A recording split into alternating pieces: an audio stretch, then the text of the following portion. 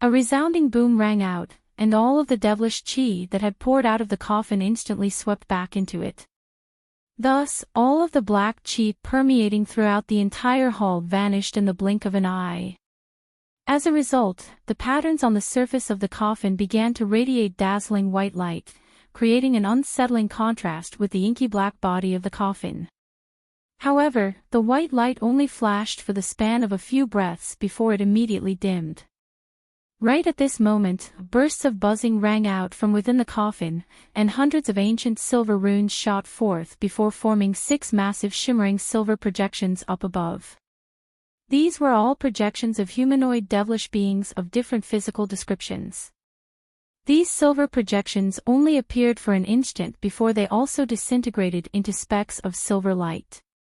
In the next instant, a faint moan rang out from within the coffin, and an arm that was encased in black armor emerged. Immediately thereafter, a slender black-armored warrior slowly rose to her feet from within the coffin. Not only was this armored warrior wearing a suit of antiquated black armor, she was also wearing a menacing visor that concealed everything aside from her clear blue eyes. "Sister Lu Ji, how much of your power can you channel through this clone?" Yuan Cha asked with a concerned look in her eyes as soon as the armored warrior emerged. "It'll still be somewhat restricted in this realm, but I'll be able to channel around 20% of my power through it, which will be enough to handle all enemies below the Grand Ascension stage," the armored warrior replied. "I see, 20% of your power will indeed be enough to dominate the human race. You awakened at just the right time, sister. I've encountered a problem that I'll require your assistance with," Yuan Cha said as the concern in her eyes gave way to elation. "Oh. What's the issue? Hold on, you don't seem to be alone here. Who's in that all-encompassing plate? Could it be that Du Long descended into the spirit realm as well?" the armored warrior asked in a slightly surprised manner as she caught sight of the giant jade plate beside the stone hole. "No, it's Shui Guang's clones who are currently using the treasure. We're currently pursuing a human cultivator who possesses the Devil's Sealing Lock, Purple Word Cauldron, and Chaotic Yin-Yang Qi," Yuan Cha revealed. A hint of surprise appeared in the armored warrior's eyes upon hearing this, but her voice remained quite calm as she said, "Devil's Sealing Lock and Chaotic Yin-Yang Qi. That's rather interesting. Give me a detailed recount of what happened." Yuan Cha nodded before explaining the situation. "So this is what happened. I originally descended into this realm at your behest to prevent a plot hatched by the humans that'll be of detriment to our holy race. However, during that process, it took Yuan Cha around 10 minutes to finally tell the full story, following which a wry smile appeared on her face as she sighed. Thus, we can only keep chasing that human brat like this. That Shui Guang clearly isn't to be trusted. It's most likely the case that he'll turn on me once we chase down that human cultivator. It sounds like Shui Guang has some other measures prepared. Otherwise, he wouldn't dare to plot against you like this, considering how this clone of yours is far more powerful than those 3 clones of his. However, there's no need to be concerned. Now that I've awakened, I'm naturally not going to just stand by idly and watch. Chaotic Yin-Yang Qi is extremely useful for us sacred ancestors. It would be a pity if it were to fall into the hands of Shui Guang. This clone of mine is carrying many devilish crystals, and they should be enough for you to replenish your magic power," the armored warrior said. "That would be great. With your assistance, I'll have nothing to worry about," Yuan Cha replied in an elated manner. A month later, a giant mountain range that was enshrouded in a vast expanse of murky gray mist appeared ahead of Hanli. Not only was this mist extremely dense, it seemed to stretch indefinitely up into the heavens with no end in sight. Hanli was currently seated in a triangular azure flying carriage with his eyes closed, meditating while holding a top-grade spirit stone in each hand. As the flying carriage was approaching the mountain range, Hanli seemed to have sensed something, and he slowly opened his eyes. "I'm finally here. This should be the legendary end of the southern sky." As expected of a super formation that has protected the human race for so many years, if it weren't for the fact that the restrictions been severely weakened by the merging of the two realms, it would most likely be very difficult to pass through this place, Hanli murmured to himself before closing his eyes again. All the while, his flying carriage continued onward, plunging into the mist without any hesitation. Half a day later, the stone hall and giant jade plate also arrived at this place. Yuan Cha and Shuaguang held a brief discussion before also entering the mist. Hanli had already been forced to such an extent that he was venturing into the perilous primordial world, so there was naturally no reason to give up on this chase. 3 months later, Hanli appeared in the air above a swamp. He swept a sleeve through the air to release countless streaks of azure sword chi, slicing a giant purple lion that had been trapped in a golden lightning net into countless pieces. He made a grabbing motion, and a ball of purple light flew out from the lion's dismembered corpse. The ball of light flew into his hand in a flash, revealing itself to be a translucent egg-sized demon core. Han Li's face was rather pale, but a faint smile appeared on his face as he murmured to himself, with the demon core of this late spatial tempering stage bright purple lion, I should be able to refine a batch of spirit conservation pills, which will replenish my magic power for some time to come. He was carrying a large supply of magic power regeneration pills, but he had been constantly consuming them during the past year, so his supply was naturally beginning to wear thin. The supply of spirit stones that he had also wouldn't be sufficient to recover his magic power, so he took a risk and sought out several high-grade ancient beasts, quickly slaying them using powerful techniques to obtain their demon cores. Using the demon cores and some other ingredients, he would be able to refine a batch of magic power regeneration pills in a short time. With the limited time that he had, he wouldn't be able to maximize the efficacy of these pills, but he couldn't afford to worry about these minor details at a time like this. This came as quite a relief to Han Li. As long as he could continue to hunt down ancient beasts and secure pill refinement ingredients, he should be able to outlast his pursuers. A day later, Shuaguang and Yuan Cha also arrived at the swamp, and all 4 of them were appraising the remains of the bright purple lion with dark expressions. They had clearly already guessed Han Li's intentions. They couldn't think of a good way to counter this course of action, but they had come too far to turn back now, so they could only continue. Thankfully, both of them were carrying large supplies of devilish crystals, so they weren't concerned about running out of magic power for now. Thus, Han Li continued to flee while slaying ancient beasts to refine pills, and he led his pursuers deeper and deeper into the primordial world. During the periods of time that Han Li failed to encounter ancient beasts that he could slay for pill refinement ingredients, he would consume some of the spirit plants he obtained from the vast glacial realm. These spirit medicines each had different effects, but they all contained extremely pure spiritual qi. Direct consumption was quite a waste, but they still served to replenish some of his magic power. However, doing this resulted in a myriad of different medicinal effects accumulating within his body, which was quite harmful. Under normal circumstances, he could just spend some time to use his magic power to expel or refine these medicinal effects, but in this situation, he didn't have any time or magic power to spare. As such, he could only temporarily repress these medicinal effects and address them later. With Han Li's current level of powers, there naturally wouldn't be any issues in the short term, but if he had to continue to consume spirit medicines directly without properly addressing their medicinal effects, then he would land himself in hot water sooner or later. Han Li was well aware of this, but he had no choice but to continue in this fashion. Thus, another half a year passed by. On this day, Han Li was meditating on his flying carriage with his eyes closed, while a woman in a white dress was controlling the flying treasure in his stead. The woman was none other than his sentient puppet, Doll. Doll's magic power was far inferior to Han Li's, so the flying carriage was traveling at a far slower speed, but it was still better than having to stop whenever Han Li needed some time to rest and recuperate. This afforded Han Li some breathing room from time to time. Otherwise, even with his supply of pills and spirit stones, he wouldn't have been able to last this long.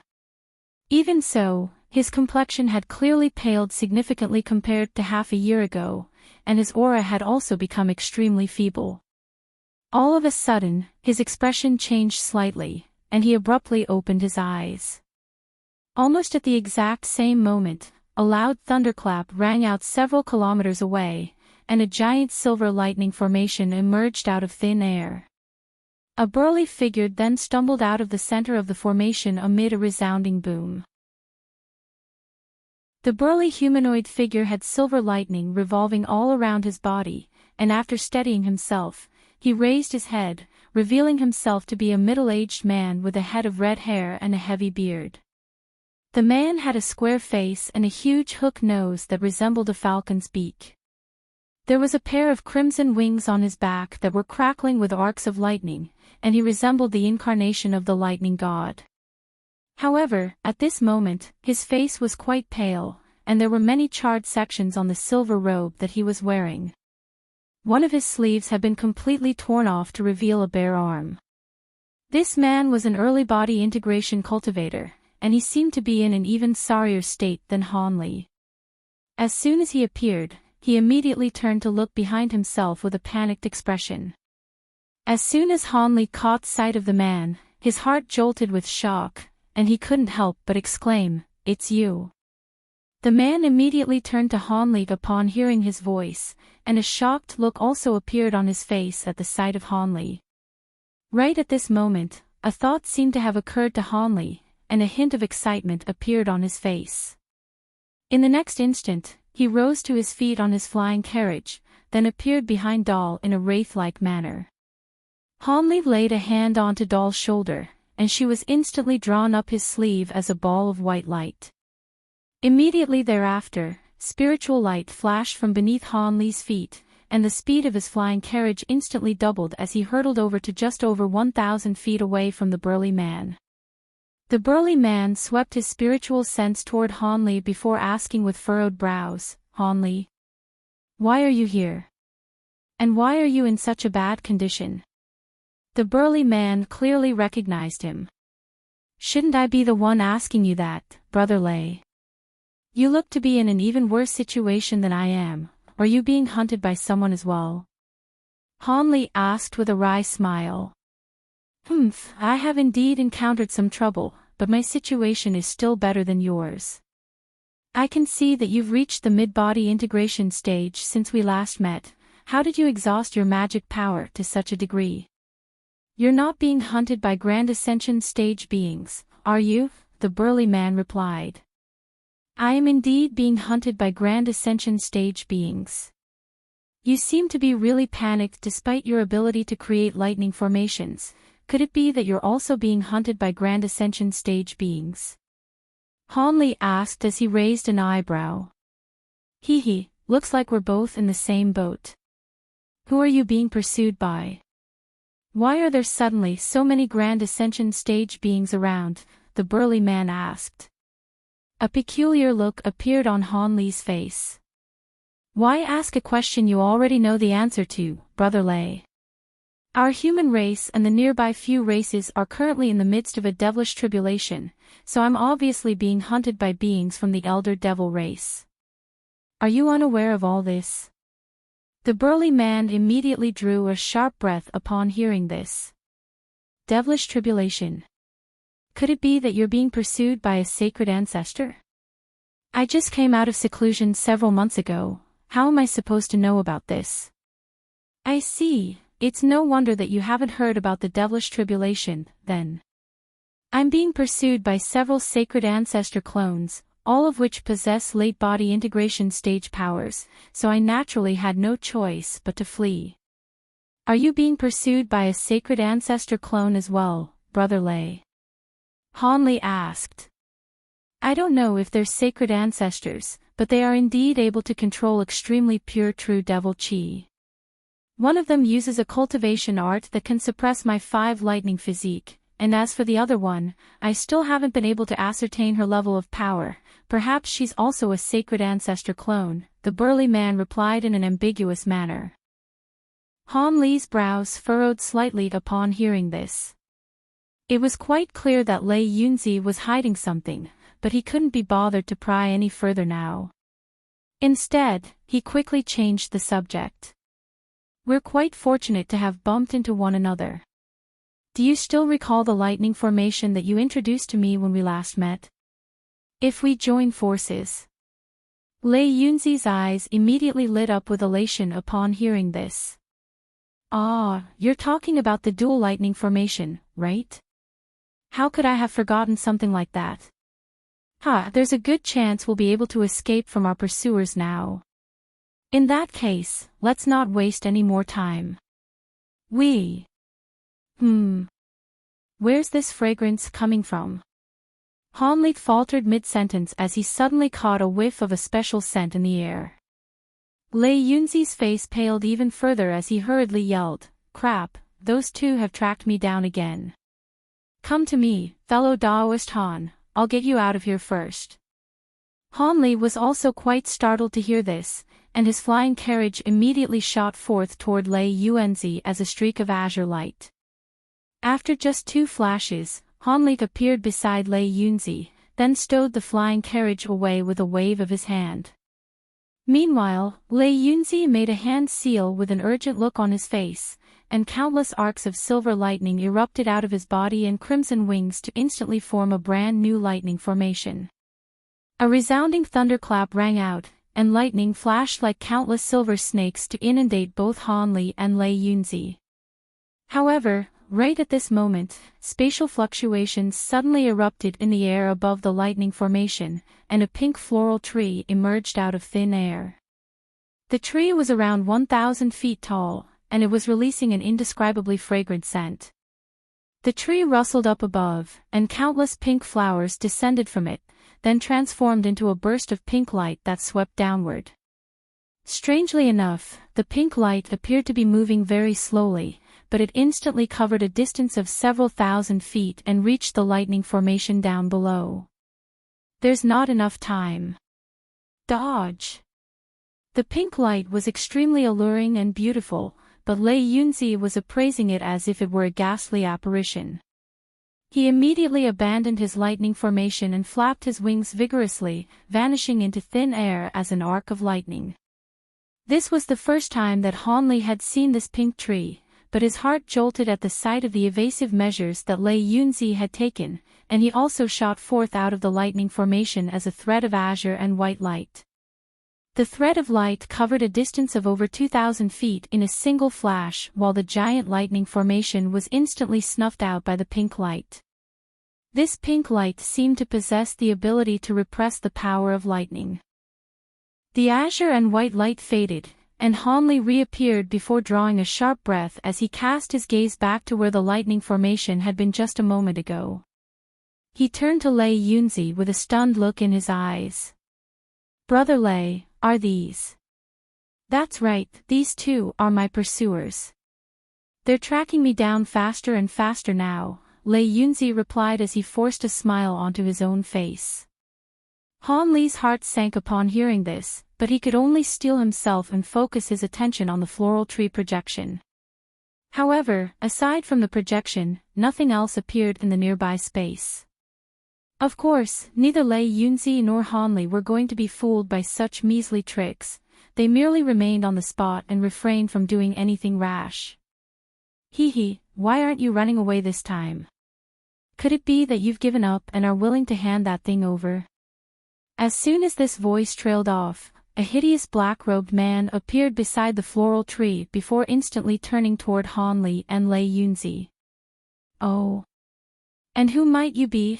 the hideous man interrogated as he appraised Hanli with a vicious look in his eyes. "You're telling me this man is making you run for your life?" Hanli asked as he raised an eyebrow. "Of course not. Aside from him, there's also me." An indifferent female voice suddenly rang out from above the floral tree projection. Immediately thereafter, pink light flashed erratically from the surface of the projection, and it crumbled away into specks of spiritual light, revealing a barefoot woman in a white dress in its place. The woman had a set of peerlessly beautiful facial features, and she was standing atop a giant pink flower.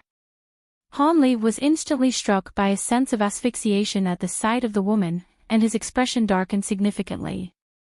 He was immediately able to ascertain that this woman was either a Grand Ascension stage being or a clone of such a being. Otherwise, there was no way that he would be struck by such a strong sense of foreboding. The woman glanced at Hanli and Lei Yunzi, and a mysterious smile appeared on her face. "Have you changed your mind, fellow Daoist? You've led me on this chase for over a month just over a mere spirit flower. That celestial cloud flower is useless to you. How about you hand it over to me, and I'll spare your life," the woman proposed, much to Lei Yunzi's rage and chagrin. The celestial cloud flower is an extremely precious spirit item. I may have no use for it now, but there will definitely come a day when it'll be useful to me. If you want me to hand it over to you, then you're going to be disappointed.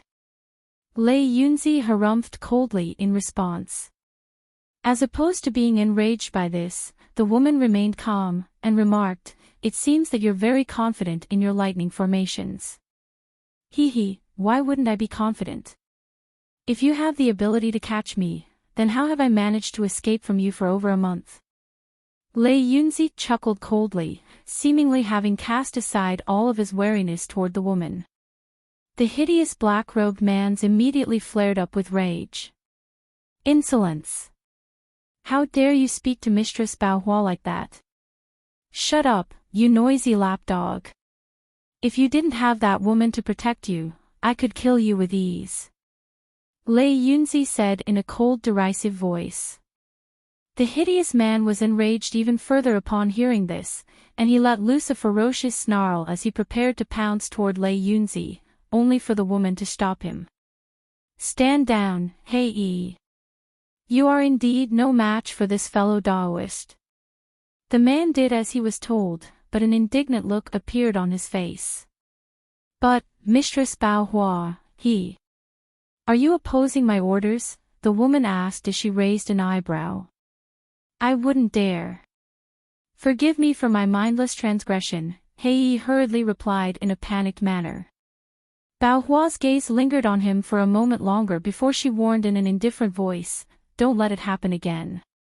Hei hurriedly gave an affirmative response. Hanli was appraising everything from the side, and a hint of bewilderment flashed through his eyes at the sight of the black-robed man. This was clearly the first time he had ever seen this man, but for some reason, his aura was rather familiar. Hanli felt as if he had sensed this aura from afar in the past, and that naturally made him rather perplexed. However, this clearly wasn't the right time to be pondering something like this. His top priority now was to escape from this place with Lei Yunzi. With his understanding of Lei Yunzi's abilities, he wasn't overly concerned.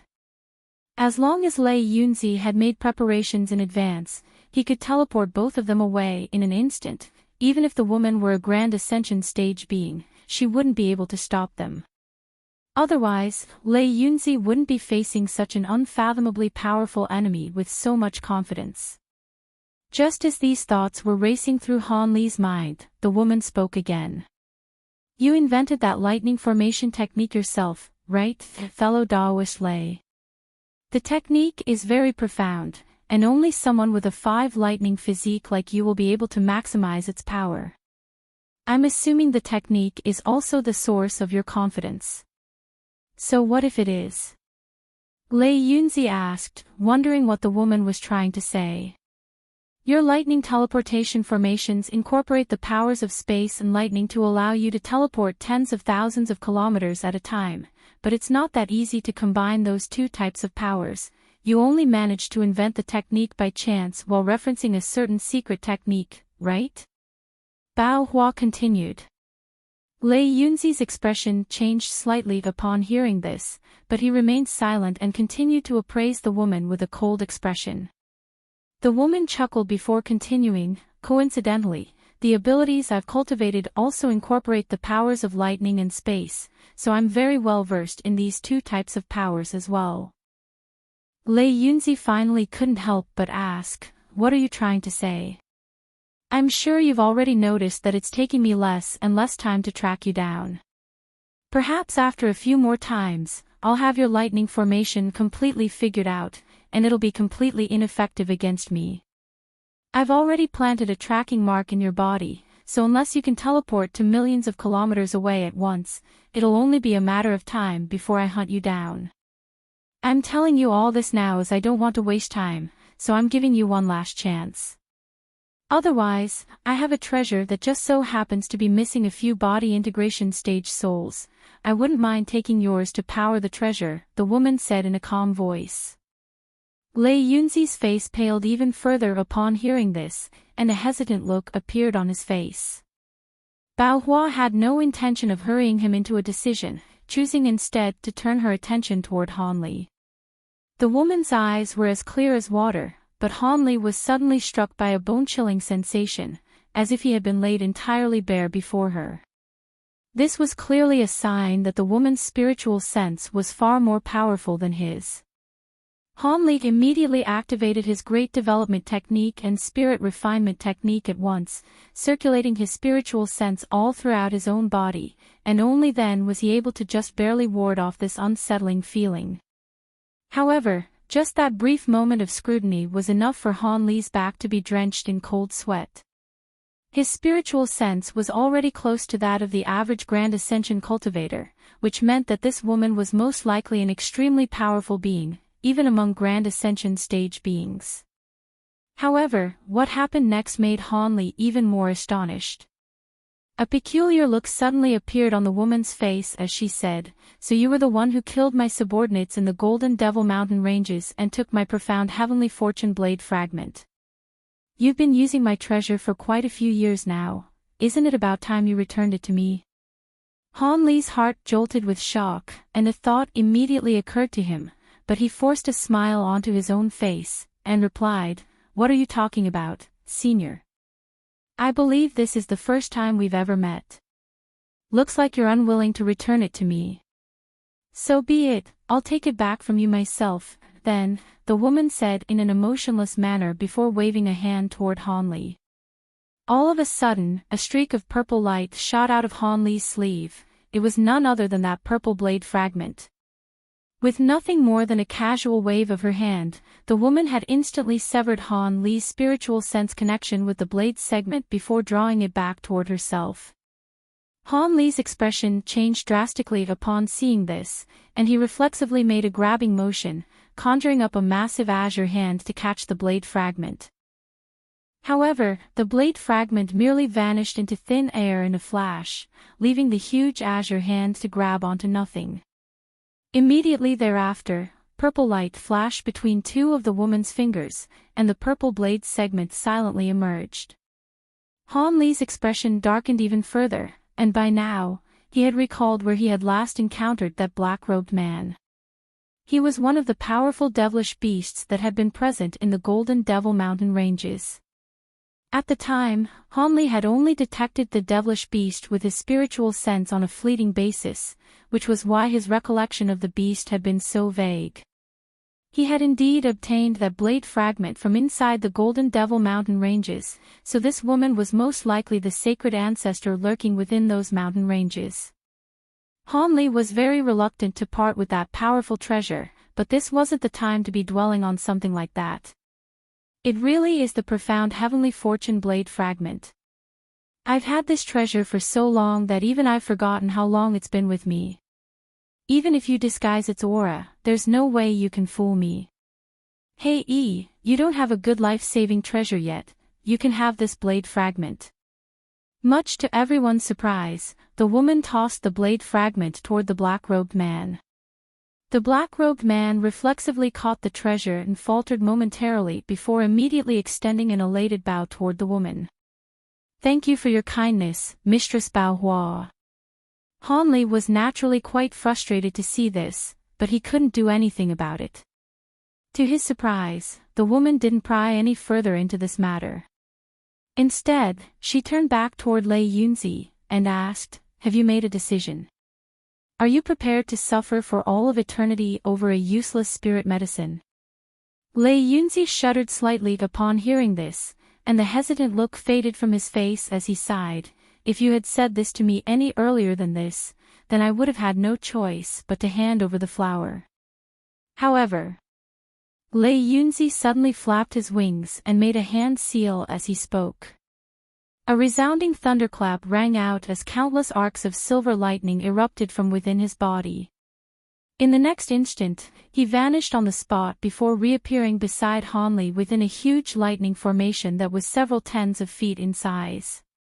"Go!" he yelled, and Hanli flew into the formation without any hesitation as soon as it appeared. The black-robed man let loose an enraged roar upon seeing this, and he made a grabbing motion to summon a giant black axe before bringing it down viciously toward the lightning formation. A huge axe projection erupted forth, threatening to tear through the space in its path as it hurtled through the air. However, it was already too late. The black axe projection was indeed very powerful, but Lei Yunzi had already seized the initiative. A cold harumph rang out, and spatial fluctuations erupted from within the lightning formation, following which he and Hanli abruptly vanished amid a flash of silver lightning.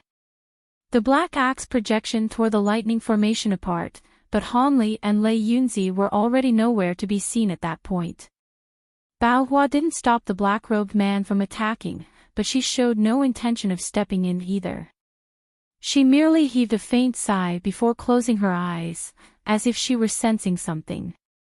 An indignant look appeared on Hei's face at the sight of his failed attack, but he didn't dare to say anything in fear of disrupting Bao Hua.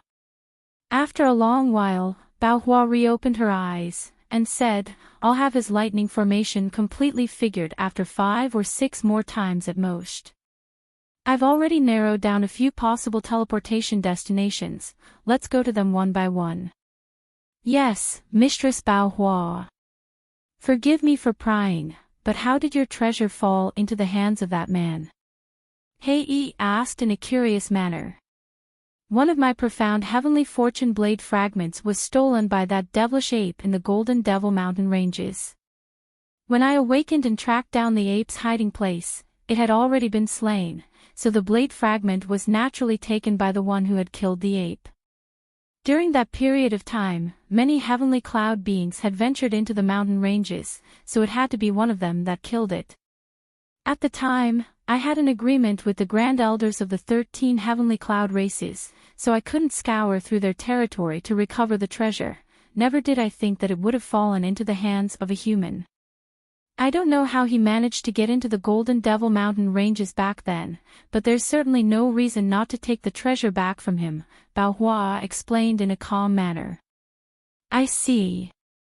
I faced some of those heavenly cloud beings in the past, but I didn't think that there was someone among them capable of killing that body integration stage devilish ape," Hei said as a hint of lingering fear flashed through his eyes.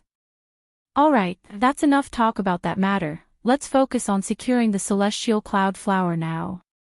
Setting aside everything else, that flower alone would be able to repress some of my injuries, so we can't let it slip away.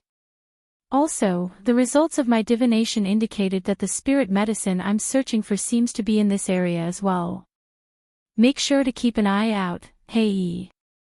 If you can help me find the spirit medicine I need so I can recover all of my powers, I'll be sure to reward you handsomely," Bao Hua promised. "Rest assured, mistress, I'll do everything in my power to help you track down that spirit medicine.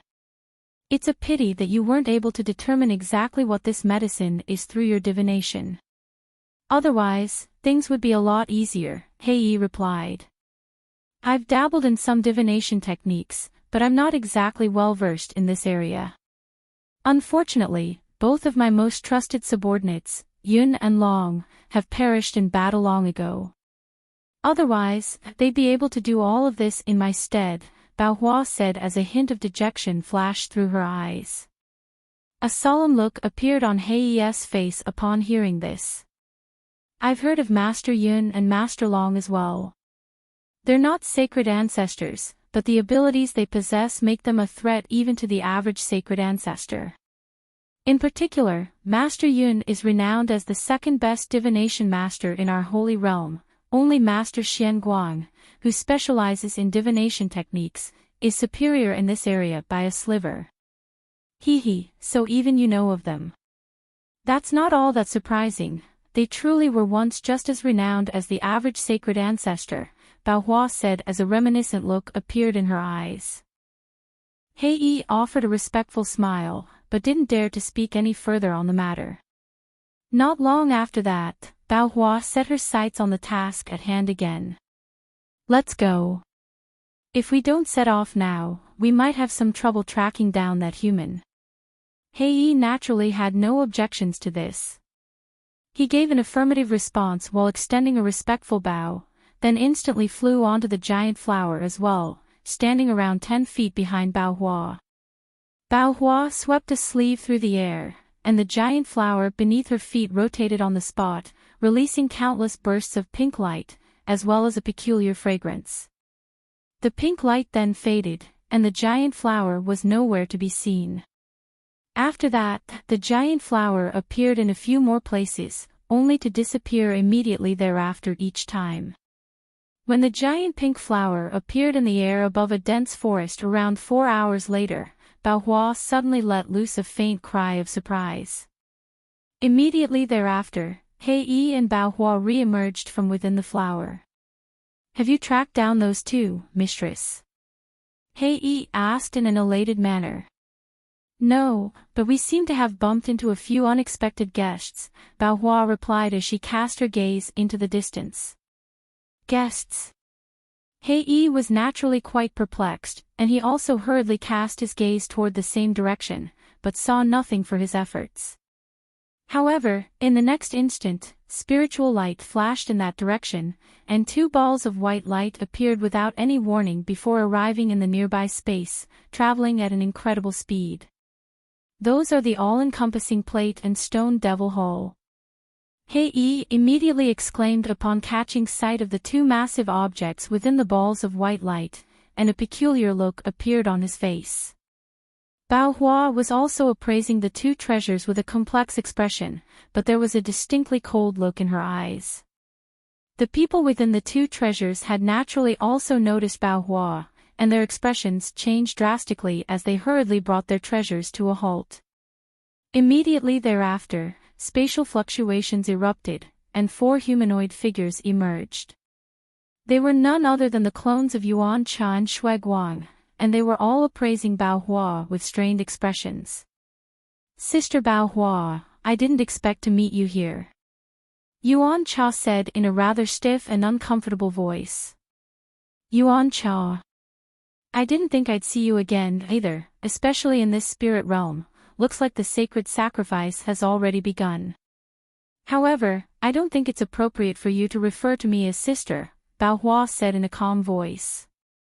Yuan Cha's face immediately turned deathly pale upon hearing this.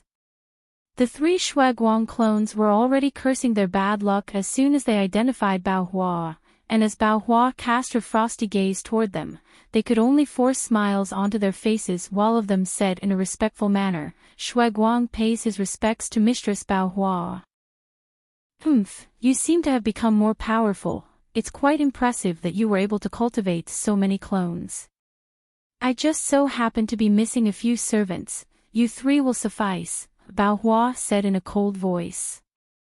The 3 Shui Guang clones' faces also turned deathly pale upon hearing this. They glanced at one another and seemed to have instantly arrived at a decision, immediately hurtling back into the jade plate as 3 bursts of black qi.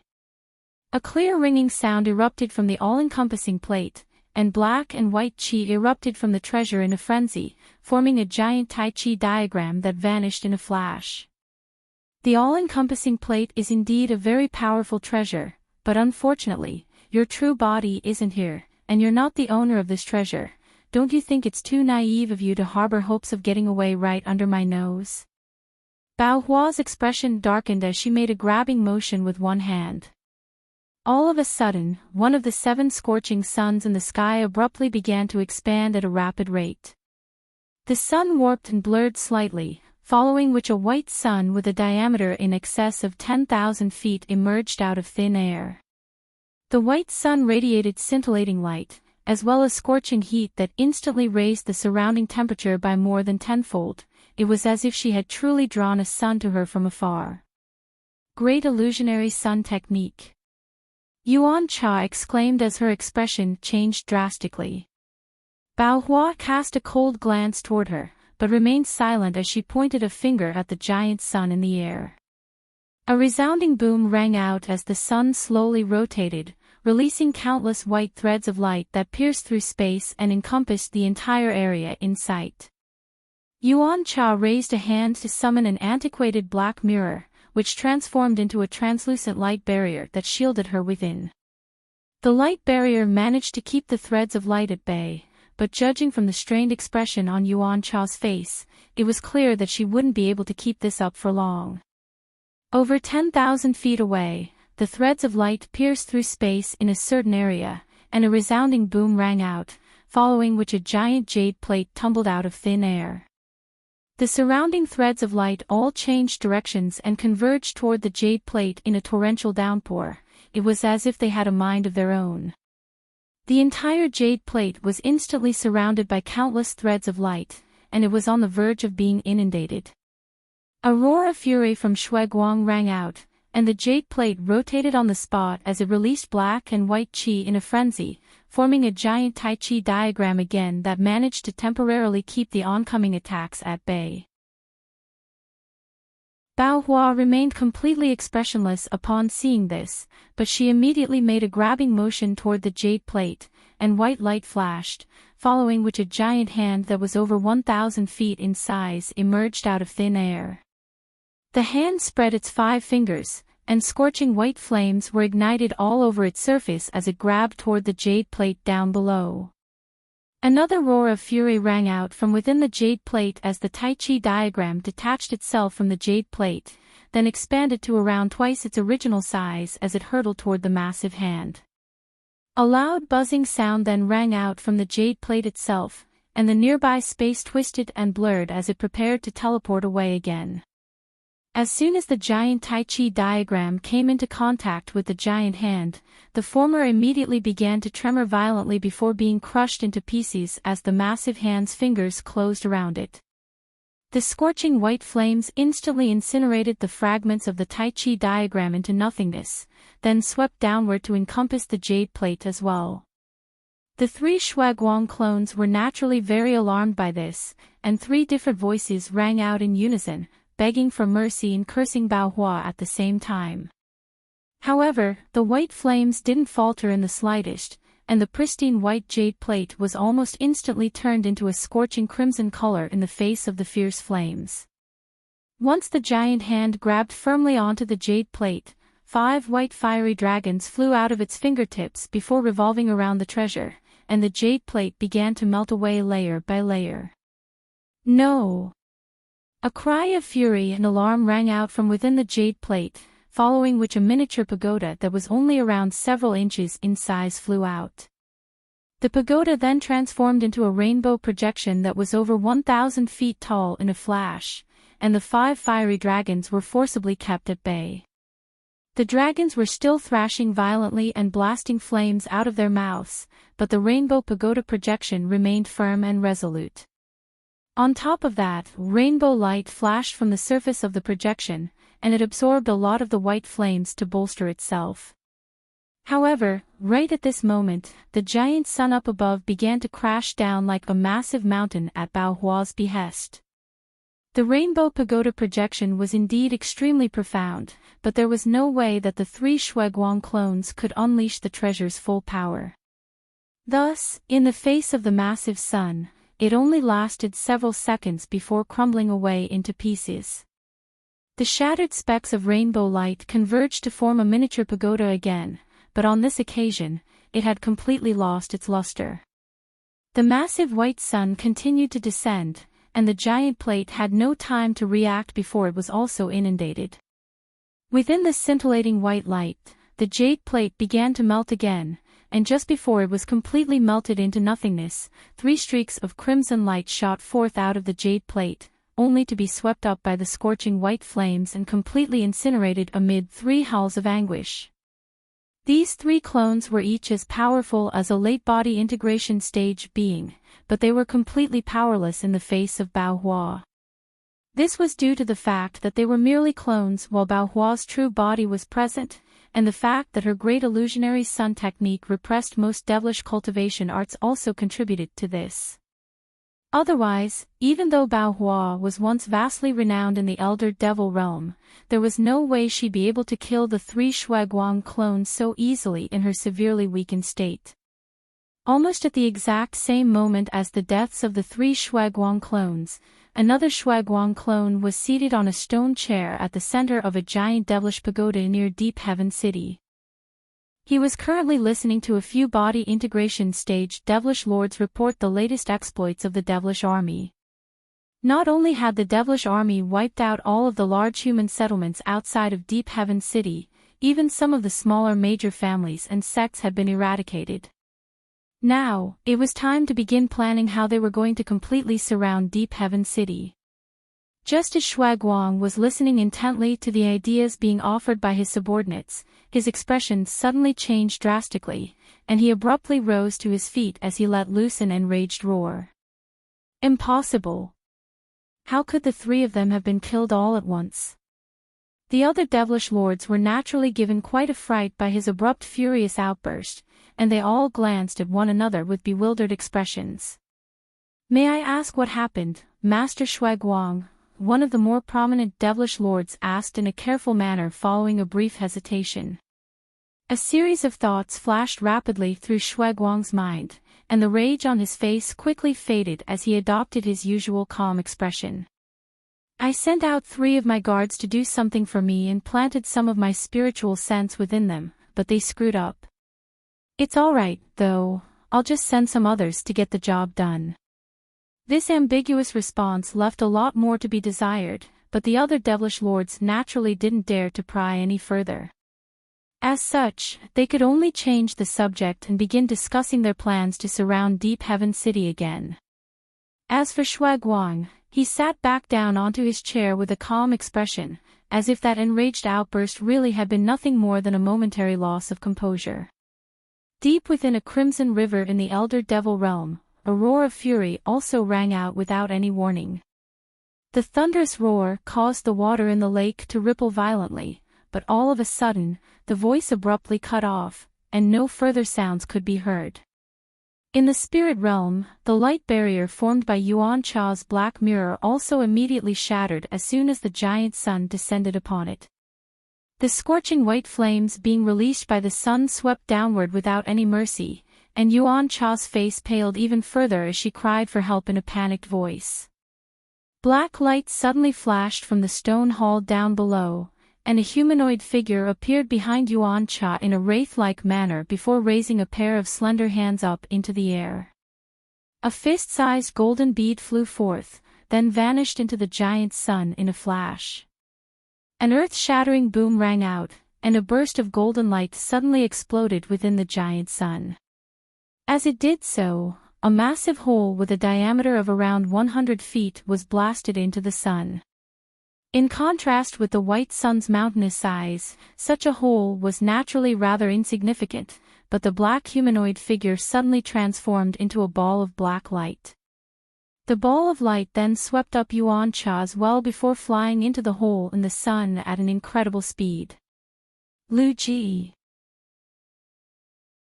Lei Yunzi rolled his eyes before hurling his 2 formation plates through the air, and they disappeared in a flash into the 2 lightning formations. Immediately thereafter, he made a hand seal and began to chant something. The 2 lightning formations were activated amid a rumbling thunderclap, and countless arcs of lightning sprang up within the formations. Lei Yunzi let loose a loud cry, and several bolts of lightning that were as thick as water tanks erupted out of the center of the lightning formation to inundate both himself and Han Li at once. The 2 of them then vanished from within the lightning formation, and around 15 minutes later, spatial fluctuations erupted nearby, following which the giant pink flower emerged out of thin air again. The petals of the flower slowly spread open to reveal Bao Hua and Hei Yi, and the former's expression changed slightly as she cast her gaze toward the spot where the dual lightning formation had once been situated. Why are the fluctuations completely different from those of his past teleportations? Even I can't sense their potential teleportation destination anymore.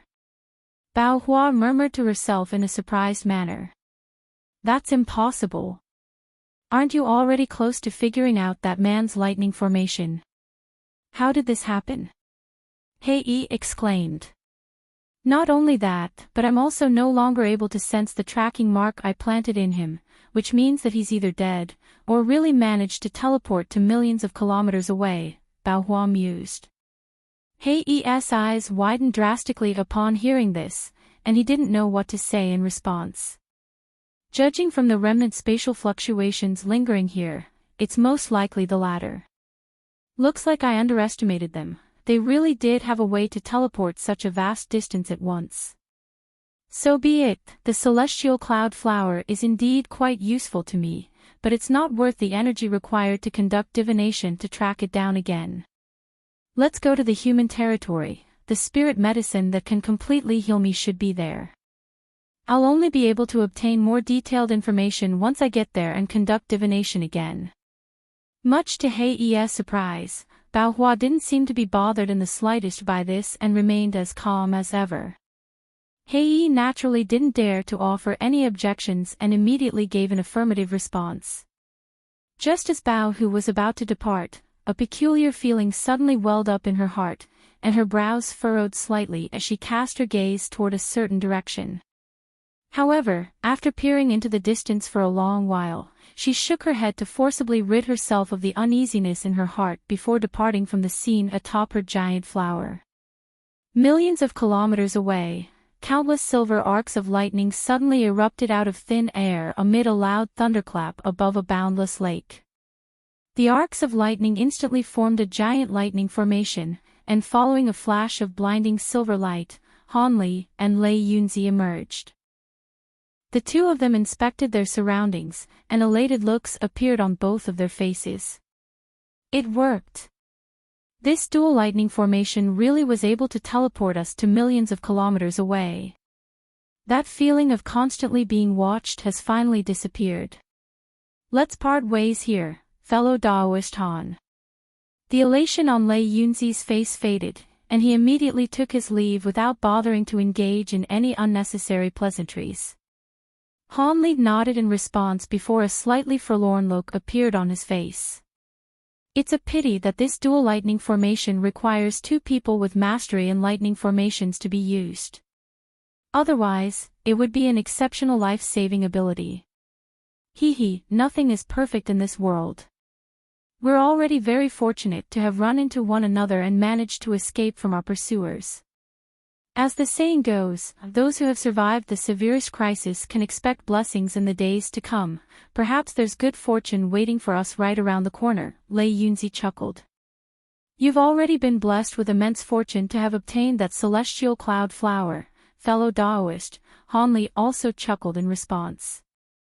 Oh. Are you interested in the celestial cloud flower as well, Brother Han? Lei Yunzi asked with a hint of a smile on his face. You've misunderstood me there, Brother Lei.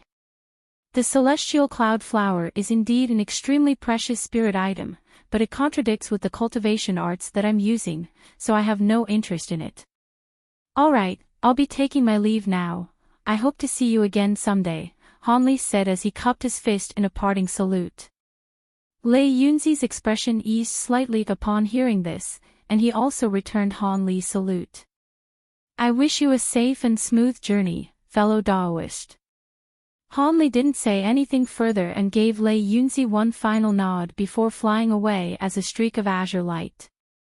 After Han Li had vanished into the distance, Lei Yunzi flew away in the opposite direction as a streak of silver light. Han Li flew in the opposite direction from human territory for 3 days and 3 nights without stopping before finally arriving at a bleak and barren mountain.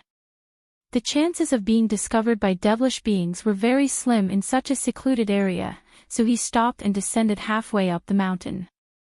He made a hand seal while chanting something, and a layer of yellow light enveloped his body before he vanished into the mountain in a flash. Moments later, Han Li reappeared within a certain cave inside the belly of the mountain, and he swept both sleeves through the air to release several tens of formation flags. The flags then all transformed into specks of spiritual light that disappeared into the surrounding space in a flash. In the next instant, a layer of faint white light appeared around the cave, and only then did Hanli heave a faint sigh of relief as he took a seat on a giant rock at the center of the cave. He flipped a hand over, and several jade vials of different sizes appeared one after another before being tossed up into the air. He tipped the jade around a dozen pills of different colors out of these vials before consuming them all at once, then closed his eyes and began to meditate. Not only did he have to recover his severely depleted magic power, he also had to refine the fierce medicinal effects of the spirit medicines he had directly consumed. It would be impossible to complete both of these objectives without spending at least 2 to 3 months. Hanli meditated for over 2 months, and when he reopened his eyes, not only had all of the potentially harmful medicinal effects been completely refined, his magic power and spiritual sense had both recovered to their peaks.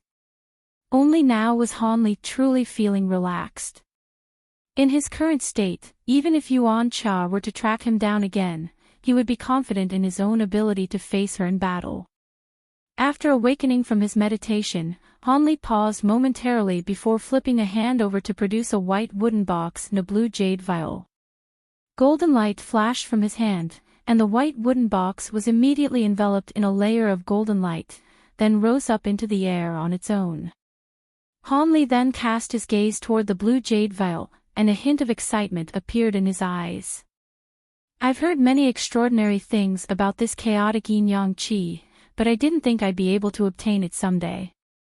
If I can refine it, my breakthrough to the late body integration stage will virtually be guaranteed, Hanli murmured to himself before flicking a finger toward the lid of the jade vial. The lid of the vial flew off on its own, and a ball of light emerged from within the vial before rising up into the air. Hanli's expression darkened slightly as his hand immediately shot forth before making a grabbing motion, releasing a burst of enormous invisible force that encompassed the entire cave. He pulled his hand back toward himself, and the ball of azure light tremored before being forcibly drawn into his grasp. Hanli cast his gaze down toward the ball of azure light and began to carefully appraise it through narrowed eyes. Within the azure light were 2 precise specks of light, one black and one white. Blue light flashed through Hanli's eyes, and the 2 specks of light that were originally slightly blurry immediately became clearer to him. However, in the instant that he got a clear look at the 2 specks of light, he immediately shuddered as a blank look appeared on his face, and he was completely rooted to the spot. After a long while, a conflicted look suddenly appeared on Hanli's face, and he gritted his before throwing up a mouthful of blood while abruptly falling backward. What a powerful illusion of reincarnation. This chaotic yin-yang qi really is just as fearsome as the legends proclaim it to be. If it weren't for the fact that I managed to snap back to reality at the final moment, I would have completely lost myself for eternity within the worlds formed by the chaotic yin-yang qi, Hanli murmured to himself with a hint of lingering fear in his eyes. In the instant that he had used his bright sight spirit eyes to appraise the chaotic yin-yang qi, he was drawn in by the essential power imbued within it and plunged into countless illusionary worlds, unable to return to reality. Thankfully, he had foreseen this in advance, and planted a burst of energy within himself that would self-detonate at a set time to forcibly awaken him. Otherwise, he would have most likely sat here in a stupor until the day he died. The ordeal was naturally a very alarming one for Hanli, but at the same time, it confirmed to him that this was indeed chaotic yin-yang qi and couldn't be anything else. If he could refine this chaotic yin-yang qi, then a breakthrough to the late body integration stage would be all but guaranteed. However, prior to that, he had to pay another visit to the 2 old devils in the Devil's Ceiling Lock. With that in mind, he suddenly pointed a finger at the azure ball of light, and a dull thunderclap rang out as a thin golden arc of lightning shot forth from his fingertip. The arc of lightning plunged into the azure ball of light in a flash, then immediately shot back. The black and white specks of light within the azure light remained completely unmoved, and it was as if nothing had ever happened. However, A content look appeared on Han Li's face, and he pointed a finger at the blue jade vial, upon which the vial expelled a burst of white light that swept up the ball of azure light before drawing it into the vial. Han Li swept a sleeve through the air to stow the jade vial away, then turned his attention to the wooden box that was hovering in midair. He opened his mouth to expel a string of beads, then laid a hand onto the top of his own head before slowly closing his eyes. A short while later, spatial fluctuations erupted within a certain mysterious space, and Han Li's spiritual sense clone appeared high up in the air. He inspected his surroundings, and his brows furrowed slightly upon discovering that he had found himself in a world of snow and ice. Before he had a chance to do anything, spatial fluctuations erupted nearby, and two humanoid figures emerged in unison. These were none other than Feng Xia and Che Qigong. The two seemed to be very elated to see Han Li, and Feng Xia chortled as he asked, "What took you so long, fellow Daoist Han? Brother Che and I were worried that you had landed yourself in some deep trouble. I was going to come and meet you much earlier than this, but during this past year, I was constantly being hunted by some powerful enemies, and only just managed to escape from them," Han Li explained with a smile. "Seeing as you're here, I assume that you're safe now. I must congratulate you, fellow Daoist Han. Did you manage to obtain the chaotic yin-yang qi?" Che Qigong asked with an expectant yet slightly nervous look in his eyes. "I'm sure the two of you are more aware than I am of whether any chaotic yin-yang qi has gone missing in the Devil's Sealing Lock," Han Li replied as he raised an eyebrow. Not only were Che Qigong and Feng Xia not enraged by this response, both of them were ecstatic to hear Han Li's answer.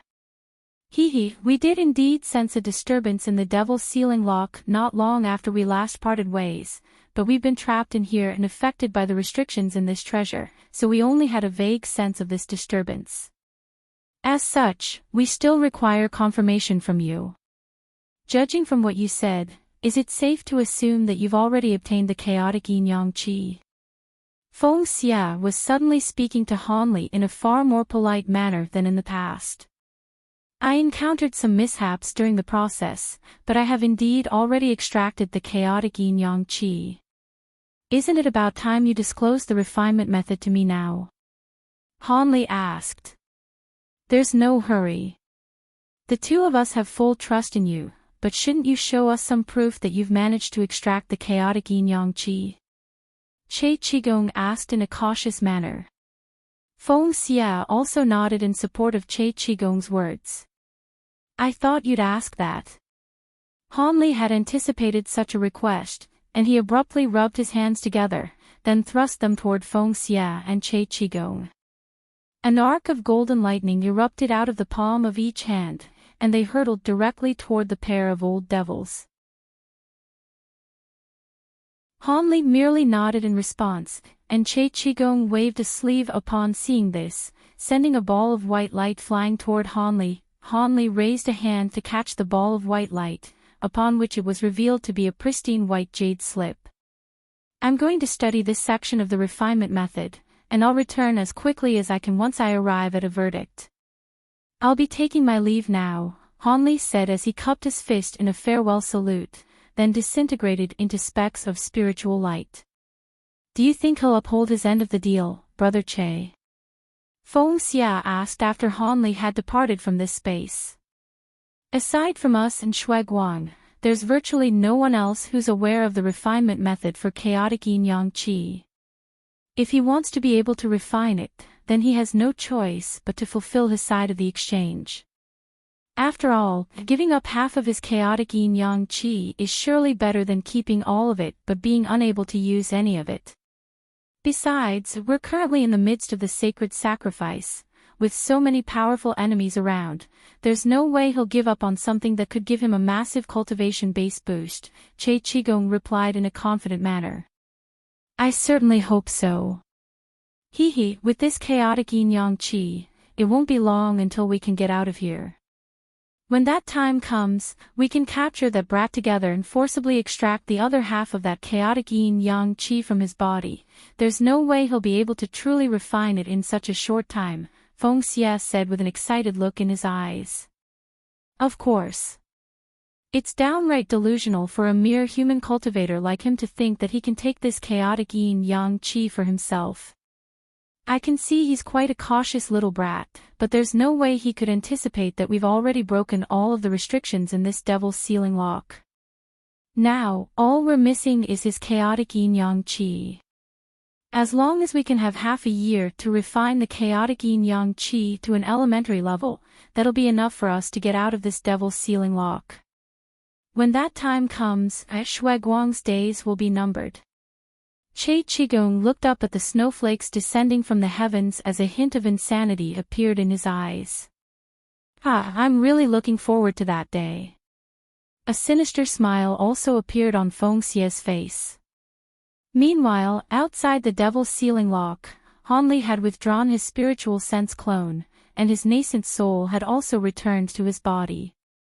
He slowly opened his eyes, then flipped a hand over to produce that white jade slip. He pressed the jade slip firmly against his own forehead, then injected his spiritual sense into it to inspect its contents. There was indeed a rather profound incomplete refinement method in there, which was comprised of around 1,000 characters. As Hanli studied the contents of this incomplete refinement method, his expression began to undergo minute changes, and he went into meditation for 2 days and 2 nights with the jade slip pressed against his forehead. On the 3rd morning, he finally withdrew his spiritual sense, and the jade slip on his forehead immediately crumbled away into dust. He had naturally already committed the contents of the jade slip completely to memory at this point. The refinement method looks to be real. Even if those 2 old devils want to try something, I'm sure they wouldn't risk ruining this exchange from the get-go, Hanli murmured to himself as a contemplative look appeared on his face. After pondering the issue for a while, Hanli arrived at a decision. I have to throw this devil's sealing lock back into the Elder Devil realm after I obtain the refinement method. Looks like I won't be able to wait until I can venture into the Elder Devil realm with Patriarch Long and the others. I'll just have to toss it into a random node where our 2 realms have already overlapped. Having made that decision, he swept a sleeve through the air to release the blue jade vial containing the chaotic yin-yang qi, then laid a hand onto the top of his own head again. While Hanli was hiding in the primordial world near human territory, exchanging for the refinement method bit by bit from Che Qigong and Feng Xie, Deep Heaven City had already been completely surrounded. A series of devilish strongholds that were each several thousand feet tall had been set up in front of each city wall, and within those strongholds were countless elite devilish armored warriors. Massive flying pagodas had also appeared in the air above the devilish army, and they were being surrounded by countless flying carriages and battle arcs. Between the strongholds were a series of stone mountains and craters of different sizes, within which were countless devilish beasts of varying power levels. On a giant platform at the top of one of the devilish strongholds, there were over 100 high-grade devilish beings appraising Deep Heaven City from afar. They were led by a crimson-robed young man who wore a frosty expression, but if one were to look closely at him, they'd discover that he seemed to be rather distracted, as if his mind were elsewhere. Meanwhile, the other high-grade devilish beings were discussing something among themselves in hushed tones.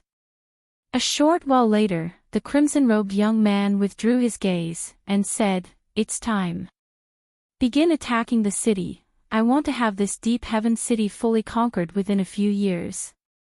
The surrounding devilish beings all adopted serious expressions upon hearing this, and they answered in unison, "We'll do everything in our power to make sure that happens, Master Shui Guang." There was a red-armored guard standing beside the crimson-robed young man, and he immediately tossed the item that he was holding up into the air. A ball of silver light instantly rose up into the heavens, climbing to an altitude of over 100,000 feet before exploding with a resounding boom. A silver rune with a diameter of around 1,000 feet then emerged in mid-air before radiating dazzling silver light. A series of other slightly smaller silver runes also rose up into the air in quick succession all around Deep Heaven City, as if to resonate with this initial giant silver rune. All of the devilish beings in the air and on the ground below immediately began to prepare for battle upon seeing this. A series of giant light formations lit up within the strongholds, following which countless black balls of light the size of small mountains emerged in the air above the strongholds, then hurtled directly toward Deep Heaven City. The space in the wake of the giant balls of light twisted and warped drastically, indicating that each ball of light was imbued with enormous power. The devilish pagodas and flying carriages within the dense devilish chi also began to unleash attacks, sending countless pillars of light raining down from above. Even before these attacks had struck the protective restrictions set up over Deep Heaven City, rows of formations appeared in the air above the city walls. Five-colored light flashed, and countless fireballs, wind blades, ice spikes, and other magic attacks surged forth in a frenzy to clash with the attacks unleashed by the devilish army. Earth-shattering booms erupted one after another as the scintillating explosions of light illuminated the dark sky. Under the illumination of this light, one could make out groups of devilish beasts charging toward Deep Heaven City like hundreds of giant pythons. Some of these devilish beasts were galloping along the ground, some were gliding along at low altitudes, and some were flapping their wings vigorously as they soared higher up in the air. At the same time, a group of flying carriages and giant arcs were also slowly advancing toward the city. All of a sudden, groups of armored devilish warriors emerged near the giant flying devilish beasts. These warriors were either standing atop devilish clouds or seated on devilish steeds. Thus, the devilish assault against Deep Heaven City officially commenced. Deep within a lush forest, a fair-skinned beauty in a suit of black armor was seated beneath a massive tree with her eyes closed in meditation. Standing beside her was another woman in a blue palatial dress, who was appraising her with a concerned expression. After a long while, the black-armored woman exhaled and slowly opened her eyes. "Have you fully recovered, Sister Lu Ji?" Yuan Cha hurriedly asked as an elated look appeared on her face. If Bao Hua's sunset true flames were that easy to recover from, then she wouldn't have been so renowned in our holy realm. "I've taken some spirit pills, but I've only just barely managed to repress my injuries. Unless I go into seclusion for at least a century, there's no way I could fully recover. However, it's pretty clear that Bao Hua is also yet to recover from her injuries. Otherwise, this clone of mine definitely wouldn't have been able to survive her sunset arrow," Lu Ji replied. "Indeed. However, the fact that our true bodies are unable to descend into this realm places us at a severe disadvantage against her," Yuan Cha sighed with a complex look on her face. "We would indeed be no match for her on our own, but the current Bao Hua is no longer the same renowned sacred ancestor she once was. We have a devilish army at our disposal, there's no need for us to face her alone. However, after we get back, make sure that you don't go anywhere by yourself unless it's absolutely necessary. Only by staying in the devilish army will we be able to ensure our own safety," Lu Ji said in a cold voice. "Thank you for your words of caution, sister, but judging from Bao Hua's personality, I don't think she'd be all that keen on hunting down a few clones of ours, and it wouldn't help her current situation anyway. She must be aware that the sacred sacrifice has already commenced, yet she still dares to appear here.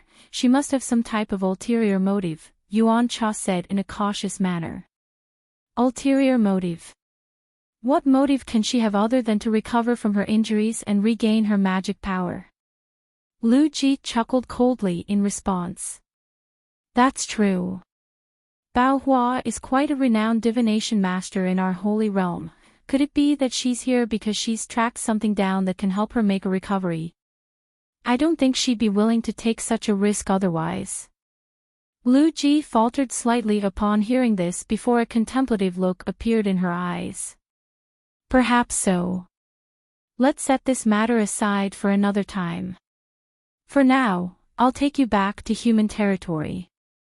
As long as we can reunite with your other clone, we'll have nothing to worry about," Yuan Cha suggested. I didn't go through all this trouble to sneak into the realm behind the backs of those old geezers just to hide somewhere like a coward. I came here to secure more benefits for the two of us. According to the agreement forged between the sacred ancestors, all of us sacred ancestors will receive ownership rights over half of the human territory we managed to conquer in this spirit realm. I can't just go into hiding and pass up such a fantastic opportunity. Lu Ji said.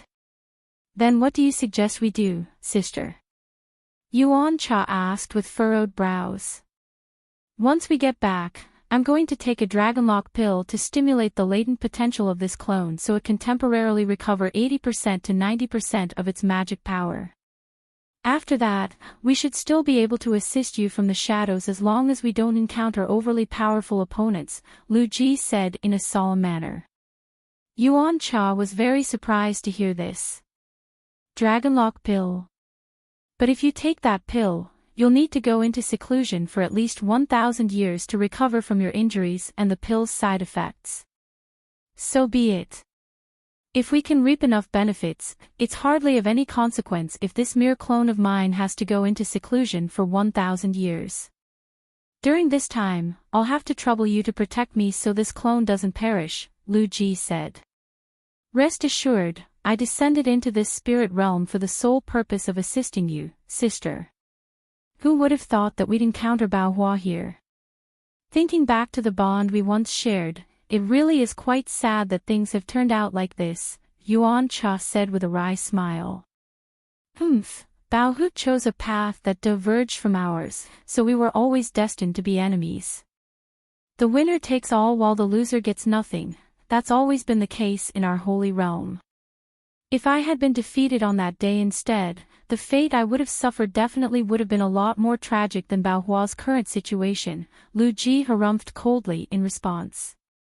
Perhaps. However, Bao Hua is one of the three great patriarchs of our holy race. It'll be very difficult to completely erase her influence. It's not very apparent on the surface, but deep down, I can tell that there are still many people who are loyal to her, Yuan Cha sighed. As a matriarch, her influence naturally far exceeds that of us sacred ancestors. However, no matter how much influence one possesses, their influence still won't be able to stand the test of time. In 30,000 or 40,000 years, there may still be people who remember her and are loyal to her, but after 100,000 years or even 1,000,000 years, her influence will definitely cease to exist. Even so, we can't just allow her to roam this area. Once my true body is able to descend into this realm, I'll organize a group of people to specifically target her. We naturally can't put an end to her life, but at the same time, we definitely can't allow her to foil our plans. Lu Ji said in a cold voice. Seeing as you've already made a decision, I naturally have no objections. Now that you've managed to repress your injuries, let's return to human territory right away. Back when we had first set off, the restrictions of the Spirit Sovereign City had already been almost completely whittled down. Perhaps we'll be able to conquer the city as soon as we get back, Yuan Cha said as a hint of excitement suddenly appeared on her face. In contrast, Lu Ji was a lot calmer. The army being led by my other clone consists of elite forces that were handpicked by me. It can rank among the top 3 of all of the armies that have descended into the spirit realm, so it would be surprising to me if it couldn't conquer a single human city. That's true. Otherwise, that clone of yours wouldn't have had the spare capacity to send me out to foil the humans' plans, Yuan Cha chuckled. Let's go. Hopefully, everything progresses as smoothly as we imagine, Lu Ji said as she looked up into the sky. It's a pity that we let that Han brat get away, Yuan Cha grumbled as a frustrated look appeared on her face. Lu Ji merely smiled and remained silent before opening her mouth to expel a ball of red light. The red light contained a translucent red flying carriage that was only several inches in size. The carriage was extremely intricate, and it instantly swelled to several tens of feet in size at her behest. Yuan Cha flew onto the carriage without any hesitation, and Lu Ji also rose to her feet before slowly drifting onto the carriage. In the next instant, the flying carriage sped away into the distance as a streak of red light.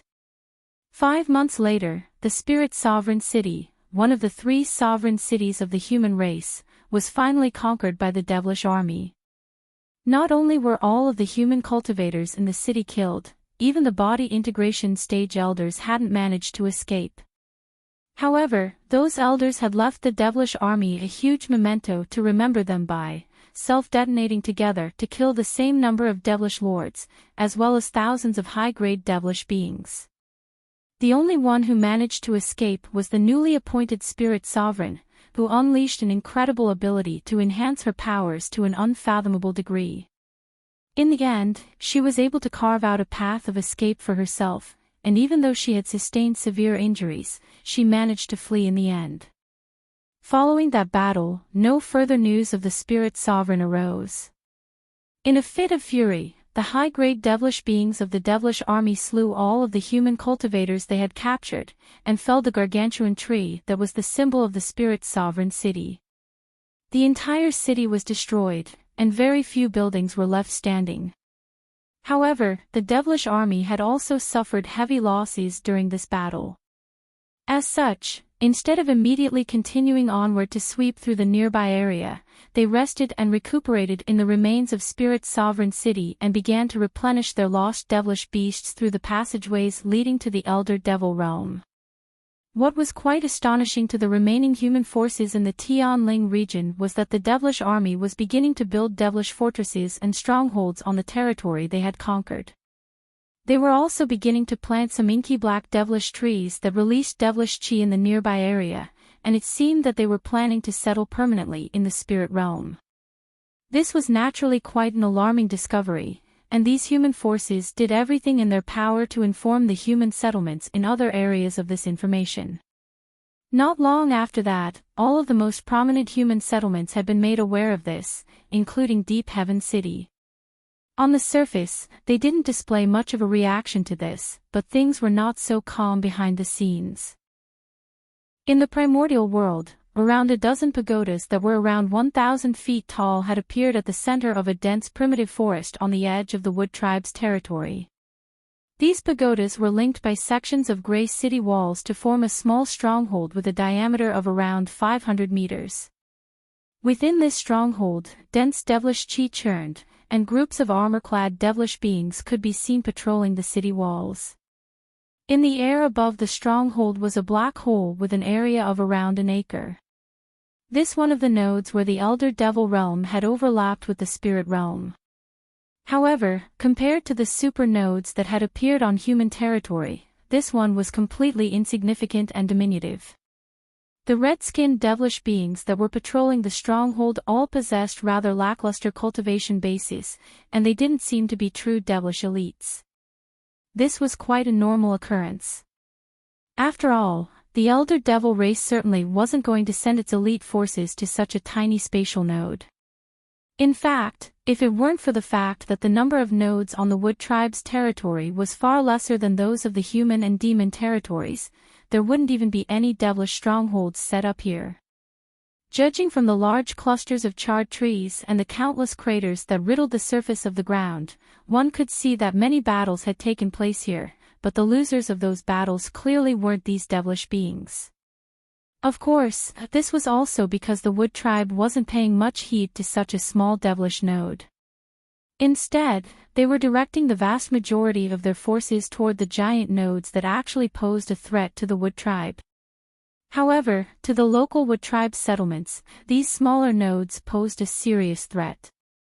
As such, every once in a while, they would organize a group of warriors to attack the stronghold, but unfortunately, their efforts had all been in vain thus far. Furthermore, this devilish stronghold was able to constantly draw power from the devilish node up above, so it was steadily becoming more powerful.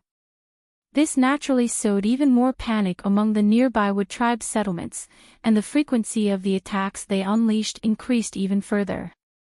On this day, a group of Wood Tribe beings appeared several tens of kilometers away from the devilish fortress. They were clad in yellow and green wooden armor, and they were slowly advancing toward the fortress using movement techniques.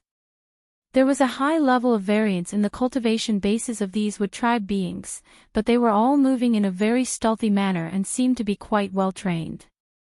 They were led by a spatial tempering stage elderly man and a late deity transformation stage middle-aged couple, and these three were also the ones with the highest cultivation bases in the group.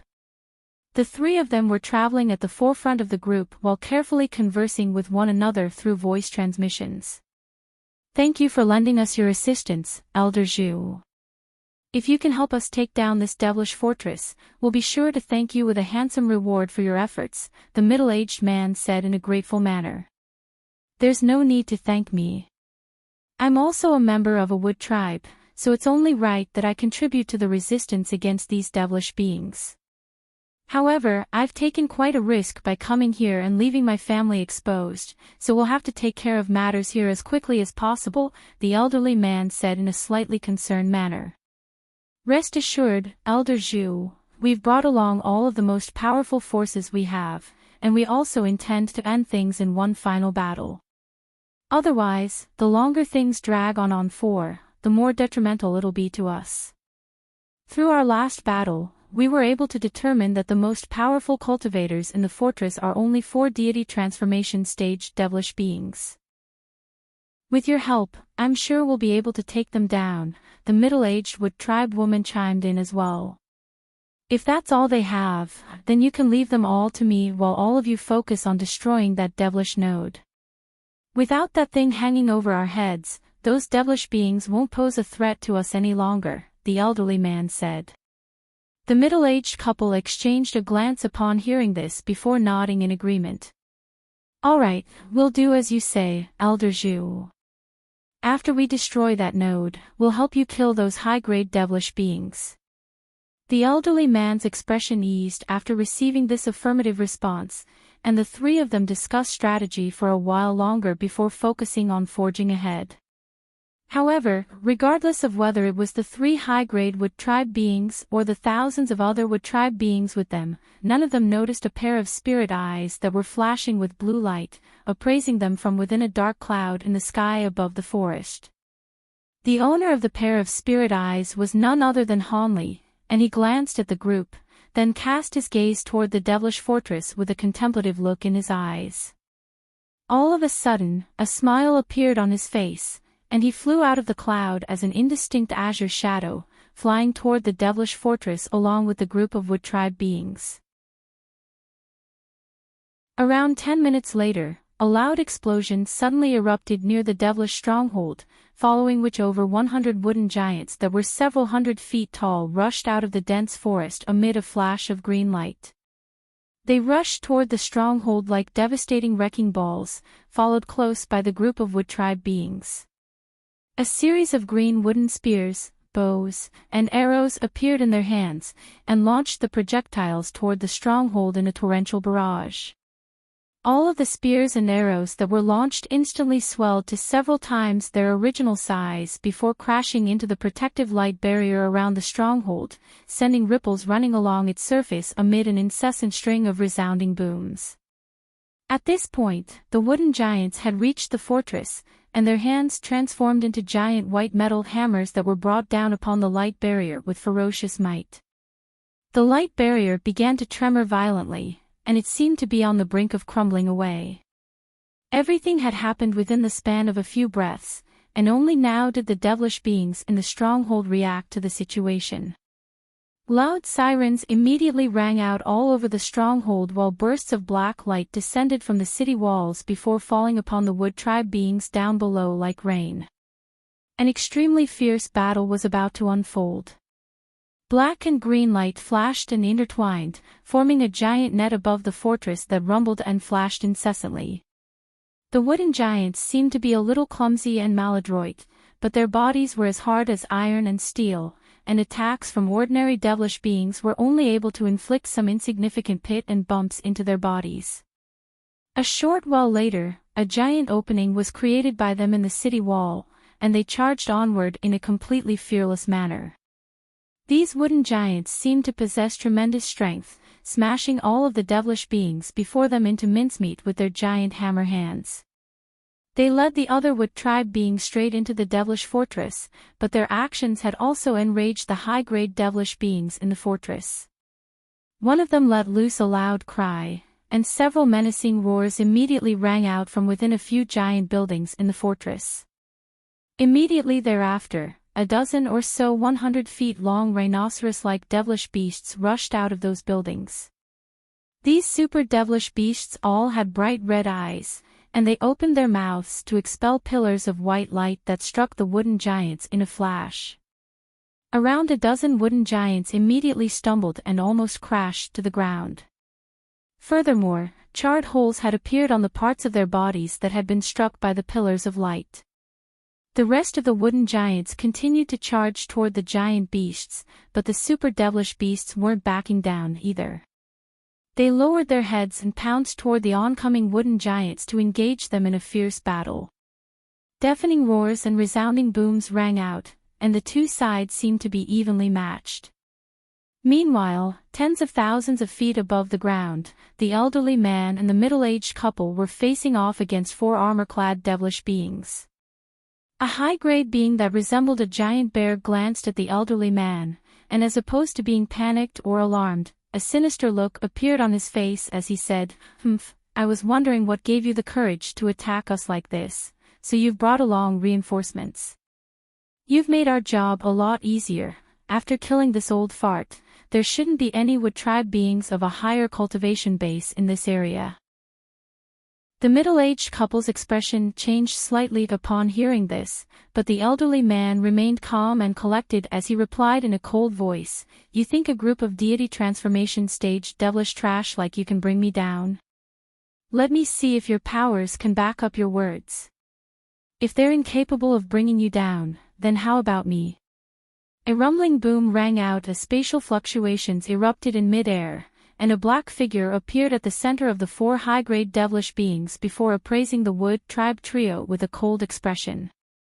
This was a man in a brocade robe with a pair of horns on his head, and there was a ruthless look in his small triangular eyes. The elderly man's heart immediately sank upon seeing this.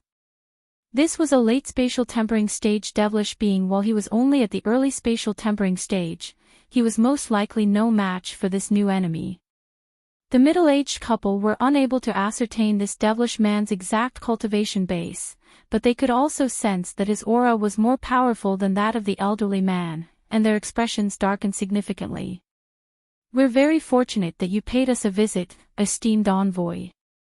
Otherwise, we would be in huge trouble here. These are the leaders of the wood tribe resistance forces in the nearby area. We'll have to trouble you to help us take care of them," the bear-like devilish being said as he extended a respectful bow toward the brocade-robed man. "Hee, these three are all that we're dealing with. I can kill them all with one hand tied behind my back.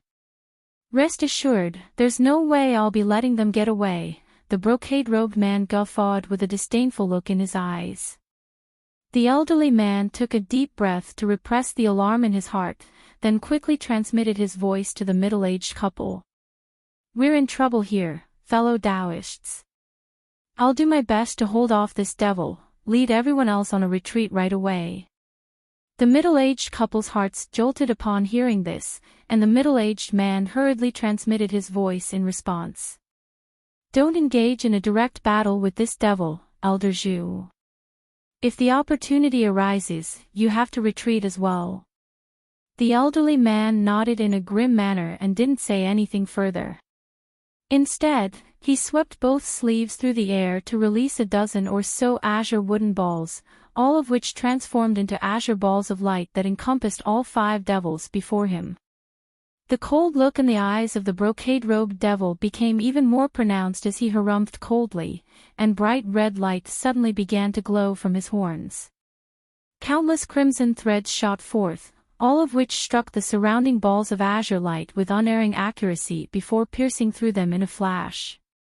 However, before the brocade-robed devil had a chance to do anything else, a crisp crack akin to the sound of shattering porcelain suddenly rang out. All of the azure balls of light exploded in unison and radiated blinding spiritual light. All five devils immediately closed their eyes as an instinctive reaction to this piercing light.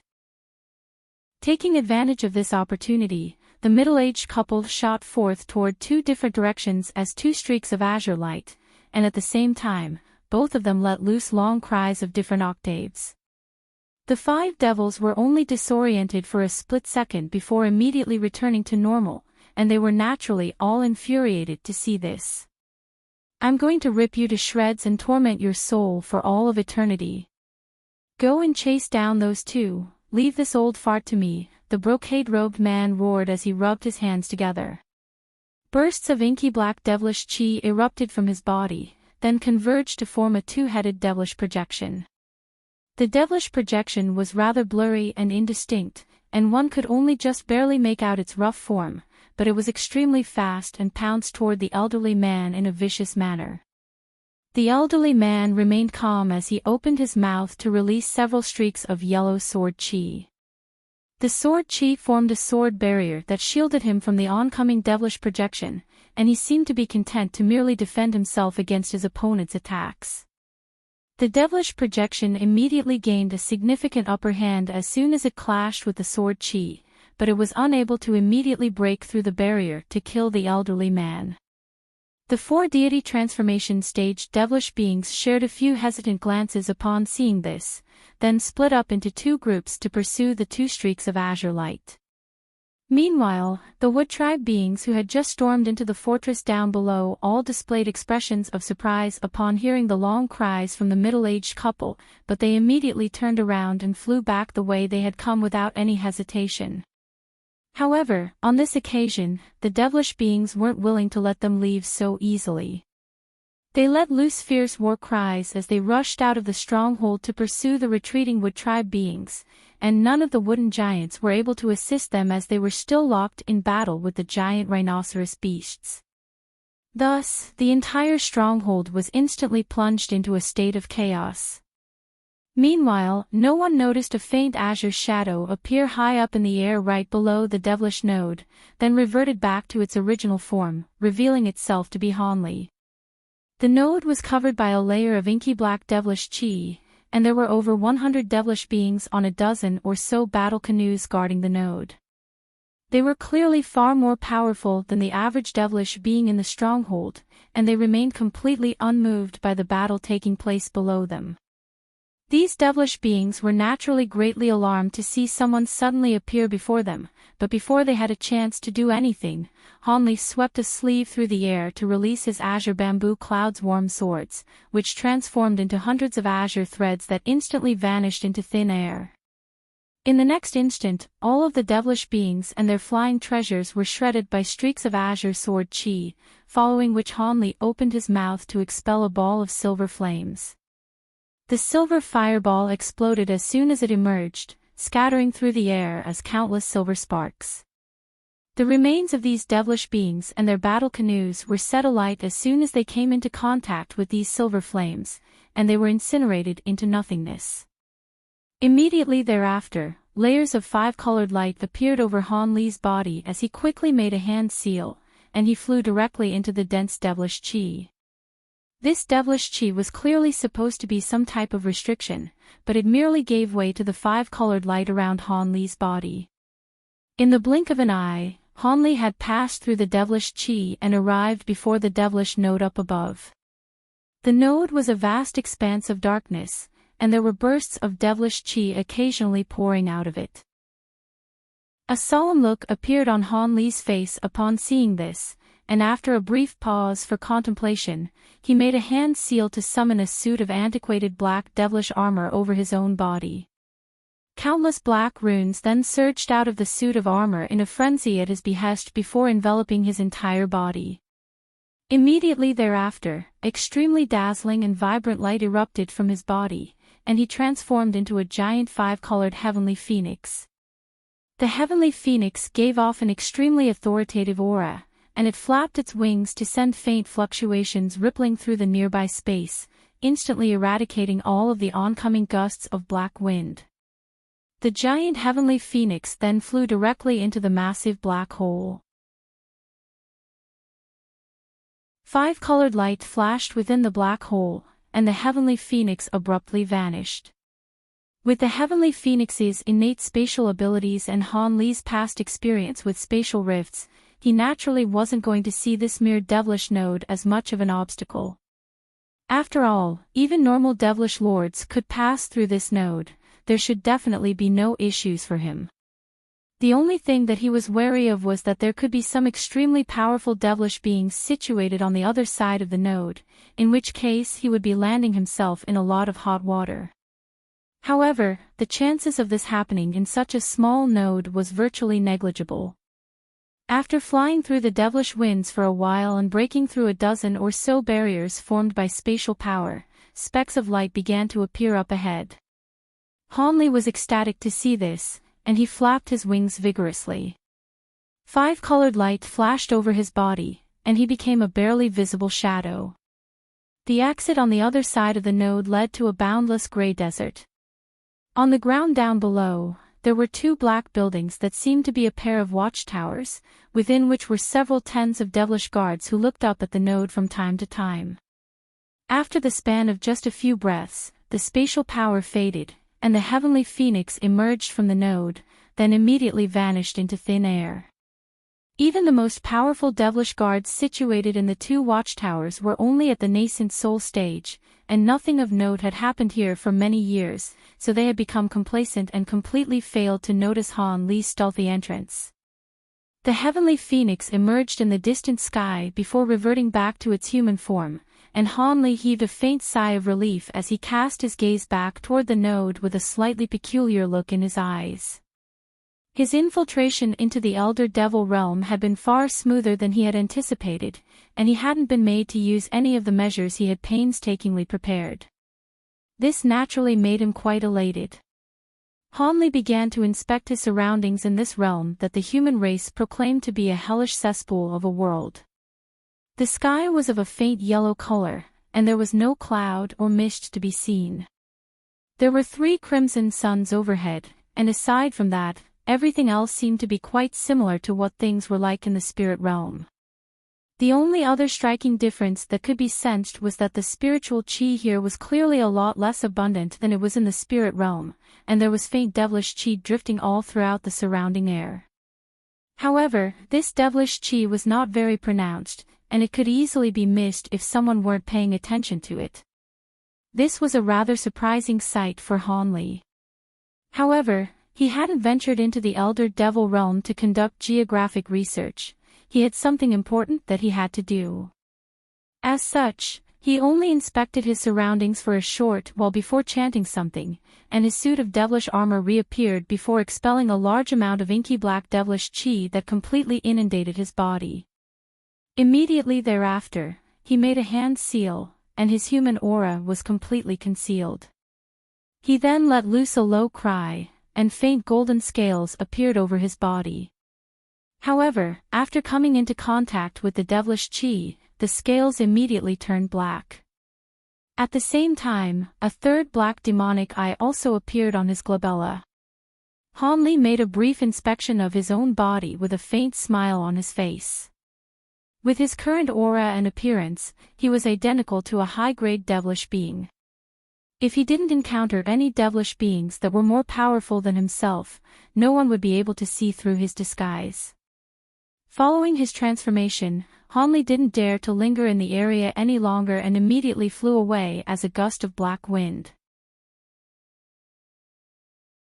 After all, Han Li had just unintentionally foiled their plan to secure the other half of the chaotic yin-yang chi through his cautious actions. The return journey proved to be a very smooth one for Han Li. Flying at full speed, he returned to the Yellow Desert in just a day, and the devilish node soon appeared up ahead. Everything was the same as when he had left the node, and Han Li wasn't all that surprised to see this. The black chi around his body faded, and he transformed into a heavenly phoenix again before flying toward the node as a faint streak of light. After just a few flashes, he flew into the node, escaping the detection of the devilish guards down below once again, and this journey through the node was also a smooth and uneventful one. A short while later, the heavenly phoenix emerged in the spirit realm as a ball of 5-colored light, but in the instant before he exited the node, he swept his spiritual sense through the surrounding area. As he had expected, devilish beings had surrounded the node, and a cold smile appeared on his face after detecting this. Bright light erupted from the heavenly phoenix's body, and it disappeared from the spatial passageway in a flash. In the next instant, spatial fluctuations appeared outside the node, and an azure figure emerged out of thin air. As soon as Hanli appeared, a loud cry of "attack" rang out nearby. Immediately thereafter, countless streaks of black light hurtled toward him from all sides, and fierce winds were swept up overhead as a dozen or so two-headed devilish birds swooped down from above. Down below, two azure battle arcs that were each several hundred feet in length emerged, and they blasted forth two pillars of black light that reached Hanli in a flash. Several hundred devilish guards had gathered near the exit of the node, and as soon as Hanli had returned, they immediately unleashed a torrential barrage of attacks. Hanli had anticipated this situation well in advance, and despite the fierce attacks being aimed at him, a faint smile appeared on his face. He abruptly swept a sleeve forward, and a burst of gray light swept forth before forming a translucent light barrier that completely shielded his body within. He then flicked his fingers casually up toward the giant devilish birds, paying no heed to the oncoming streaks of black light around him. Around a dozen streaks of azure sword chi shot forth in a flash from his fingertips, and before they even knew what had happened, each of the devilish birds had been sliced into two. Their carcasses crashed down from above amid a rain of blood, and the high-grade devilish beings appraising the proceedings from afar were extremely alarmed to see this. Those two-headed devilish birds possessed bodies that were more resolute than iron and steel. Even the average treasure wouldn't be able to harm them in the slightest, yet they had just been sliced apart by Hanli with ease. However, whatever was even more astonishing to them was that all of the streaks of black light and that pillar of light had vanished as soon as they had struck the gray light barrier around Hanli's body. It was as if they had all been devoured by the light barrier. That's a body integration stage human cultivator. Retreat at once, one of the high-grade devilish beings hurriedly commanded. Those high-grade devilish beings were none other than the 4 deity transformation stage devilish beings and that brocade-robed late spatial tempering stage devil. After they had dealt the Wood Tribe resistance force a heavy defeat, they discovered that the devilish beings guarding the node had disappeared, and this had naturally been quite an alarming discovery for them. They had no idea what had happened, but if some kind of mishap were to befall the devilish node, then they would all be held accountable. Thus, following some discussion, they contacted the other devilish strongholds nearest to them and gathered a group of elite devilish warriors to surround the node. In reality, they were doing this just for show, and they didn't actually think that they would catch anyone, but much to their surprise, Hanli had returned after staying for only a few days in the Elder Devil realm. As soon as he returned, he immediately fell into their trap, and initially, they had been ecstatic to see this, but their elation soon gave way to horror when the brocade-robed devilish being ascertained Hanli's cultivation base. The high-grade devilish beings exchanged a few horrified glances before immediately flying away as streaks of black light. In order to not alert Hanli to their escape, they didn't even notify their subordinates of what they were doing. However, with Hanli's immense spiritual sense, he had naturally already spotted these high-grade devilish beings. As soon as they attempted to flee the scene, he cast a frosty gaze toward them. "You're dreaming if you think you can get away." As soon as his voice trailed off, Hanli made a grabbing motion with his pristine white hand, and spatial fluctuations erupted in the air above the high-grade devilish beings, following which a giant 5-colored hand that was over 100 feet in size abruptly appeared before swooping downward. The high-grade devilish beings were horrified to see this, and they accelerated with all their might while releasing all types of treasures to attack the giant hand. They weren't actually expecting their treasures to destroy the hand, they were simply hoping to delay it slightly and buy themselves some time for escape. However, in the instant that the treasures struck the massive hand, the hand immediately exploded into a vast expanse of 5-colored glacial flames that encompassed an area of around an acre. The 5-colored glacial light swept downward, and the 5 high-grade devilish beings were all instantly frozen solid. Only then did the devilish beings that had surrounded Hanli realize what was happening, and they immediately flew into a blind panic. However, before they had a chance to retreat, Hanli swept his sleeves through the air to release several tens of small azure swords, all of which transformed into streaks of azure sword chi. He then let loose a low cry and made a hand seal, sending the streaks of sword chi flying in all directions. Around 10 minutes later, not a single living devilish being remained in the entire devilish stronghold. A streak of azure light circled around high up in the air, then flew back toward human territory. Several days later, the Wood Tribe scouts discovered what had happened here, and they were naturally filled with elation. After doing some further scouting to ascertain that this wasn't some kind of trap, they immediately hurried back to report the situation. 7 or 8 days later, the devilish stronghold was taken over by Wood Tribe beings, who began to set up some kind of profound formation at the exit of the node in an attempt to completely seal it off. Of course, none of this had anything to do with Hanli. He was currently refining the chaotic yin-yang qi within his body while quickly flying back toward human territory. Even though he had only refined a small portion of the chaotic yin-yang qi, his magic power had been greatly enhanced, and he had benefited immensely. He estimated that the chaotic yin-yang qi should be close to fully refined by the time he returned to the human race, and that would take him to the pinnacle of the mid-body integration stage. After that, he would be able to make a breakthrough to the late-body integration stage, but for that, he would require the Ice Phoenix's assistance. Otherwise, Hanli would have settled somewhere in the primordial world to make his breakthrough instead. After all, the human territory was rife with devilish invaders, and it certainly wasn't a very safe place. With that in mind, Hanli could only heave a resigned sigh and continue onward. Meanwhile, there were groups of human warriors and cultivators situated atop the city wall of Deep Heaven City, controlling their treasures with all their might to attack the devilish army outside of the city's restrictions.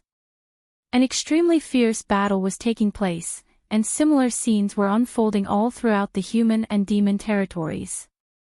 During the recent period of time, the devilish army had suddenly become a lot more ferocious and began to launch wave after wave of fierce assaults without any regard for the casualties they suffered. Countless low-grade and mid-grade human and demonic beings had perished during these intense battles, and the number of casualties among high-grade cultivators at or above the deity transformation stage was also spiking drastically. This made both races extremely nervous and apprehensive. During past devilish tribulations, these cities should be fine after withstanding a few years of attacks from the devilish army. As such, all of the cities were using everything at their disposal to ward off the attacks, eagerly hoping for the arrival of the day when the devilish army would run out of steam. Unbeknownst to everyone, there were currently around a dozen human and demonic body integration stage beings gathered on a mysterious island situated on the border of the human and demon territories. At present, all of them were discussing a secretive matter in a hall that was surrounded by layer upon layer of restrictions. So the elder devil race is planning to conquer our territory, then settle permanently in the spirit realm, an elderly man with snowy white hair mused with furrowed brows. That's not the extent of it. The scouts that we sent into the elder devil race have discovered that a huge group of low-grade elder devils have been mobilized, and they're about to force their way into the spirit realm soon, a red-haired middle-aged man said with a dark expression.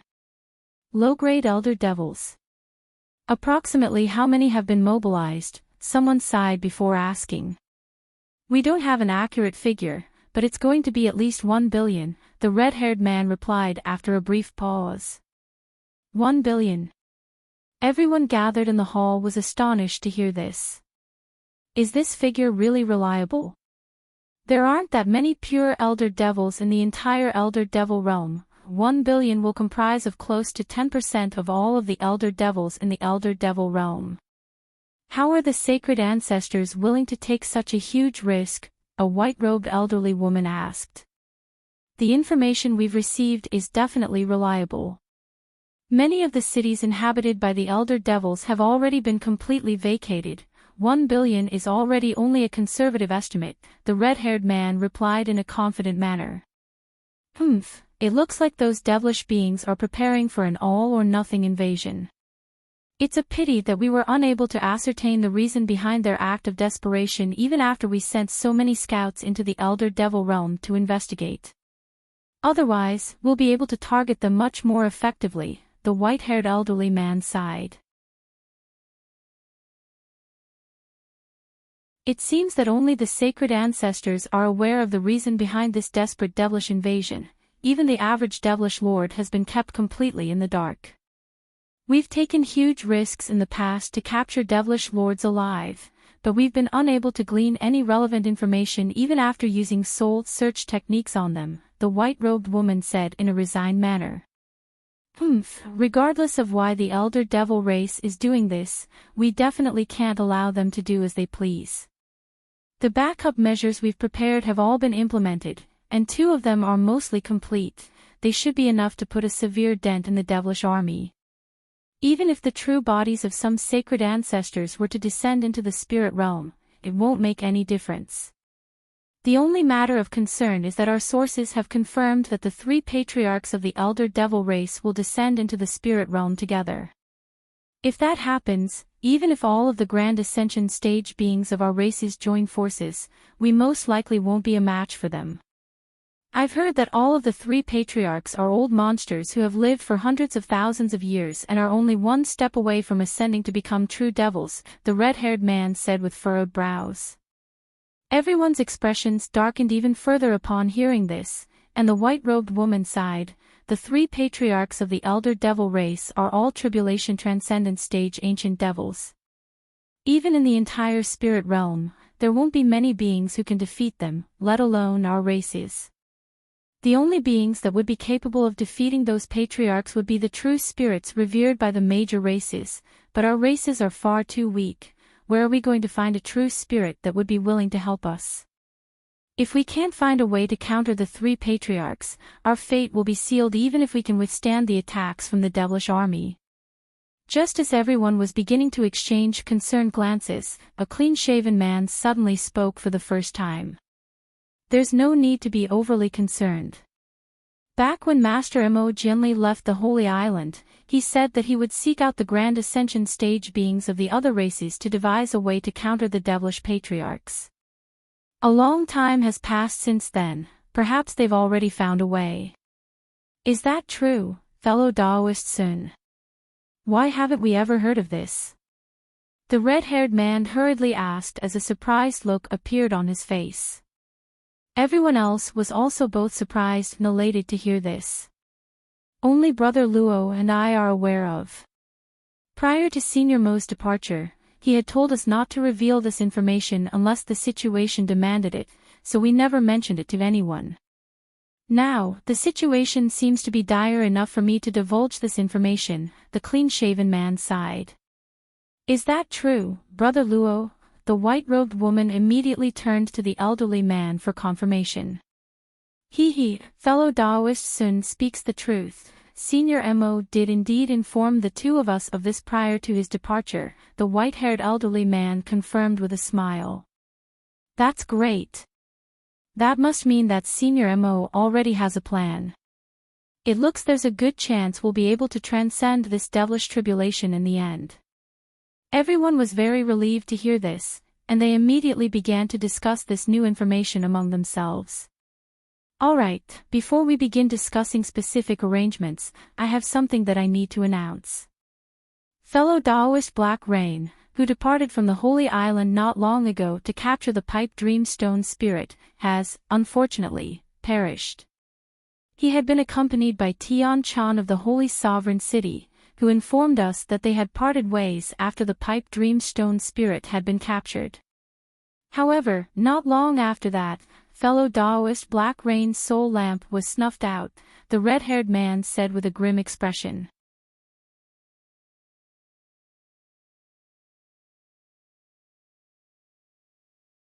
The silver-haired woman also strode into the hall and stood behind Patriarch Ao Shao, completely ignoring everyone's bewildered eyes. The white-haired elderly swept his spiritual sense toward the woman to find that she was a late spatial tempering stage demonic cultivator, and he couldn't help but ask, "May I ask who this is?" "This is my granddaughter, Ling Long. You may not have met her before, but I'm sure you've heard of her," Patriarch Ao Shao replied. A hint of surprise flashed through the elderly man's eyes upon hearing this, and he said in a polite manner, "Oh, it's Fairy Ling Long. Please forgive me for my rudeness." Indeed, this woman was none other than Silvermoon, who had parted ways with Hanli in the human world over 1,000 years ago. Of course, this Silvermoon was different from the Silvermoon of the past. She had fused the split soul and possessed the complete soul of Silvermoon. Everyone else was also rather surprised to hear who this woman was. The Holy Island held a very special status among both the human and demon races, so the beings on the island naturally paid close attention to the 7 demon monarchs that ruled over the demon race. Fairy Ling Long was Wolf Monarch Tian Kuei's concubine, and she had once been sealed in the human world for many years. All of the elders of the Holy Island had heard about how her relationship with Wolf Monarch Tian Kuei had become rather strained following her return to the spirit realm, even though this was only the first time that they had met her. Silvermoon paid no heed to this and merely stood in silence behind Patriarch Ao Shao with her head slightly lowered. "Senior Ao Shao, to what do we owe this pleasure? Have you recovered from your last tribulation transcendence?" the red-haired man asked in a respectful manner. "My last tribulation transcendence was indeed a bit of an ordeal, but after resting for so many years, I've already completely recovered. Otherwise, I wouldn't have appeared here. As for why I came to the Holy Island, I was naturally invited here by fellow Daoist Mo," Patriarch Ao Shao said with a faint smile. "Does this mean you've already met Senior Mo? That's fantastic news." He also fell completely into obscurity after leaving the Holy Island all those years ago, and we've been very concerned about him, the clean-shaven man said as an ecstatic look appeared in his eyes.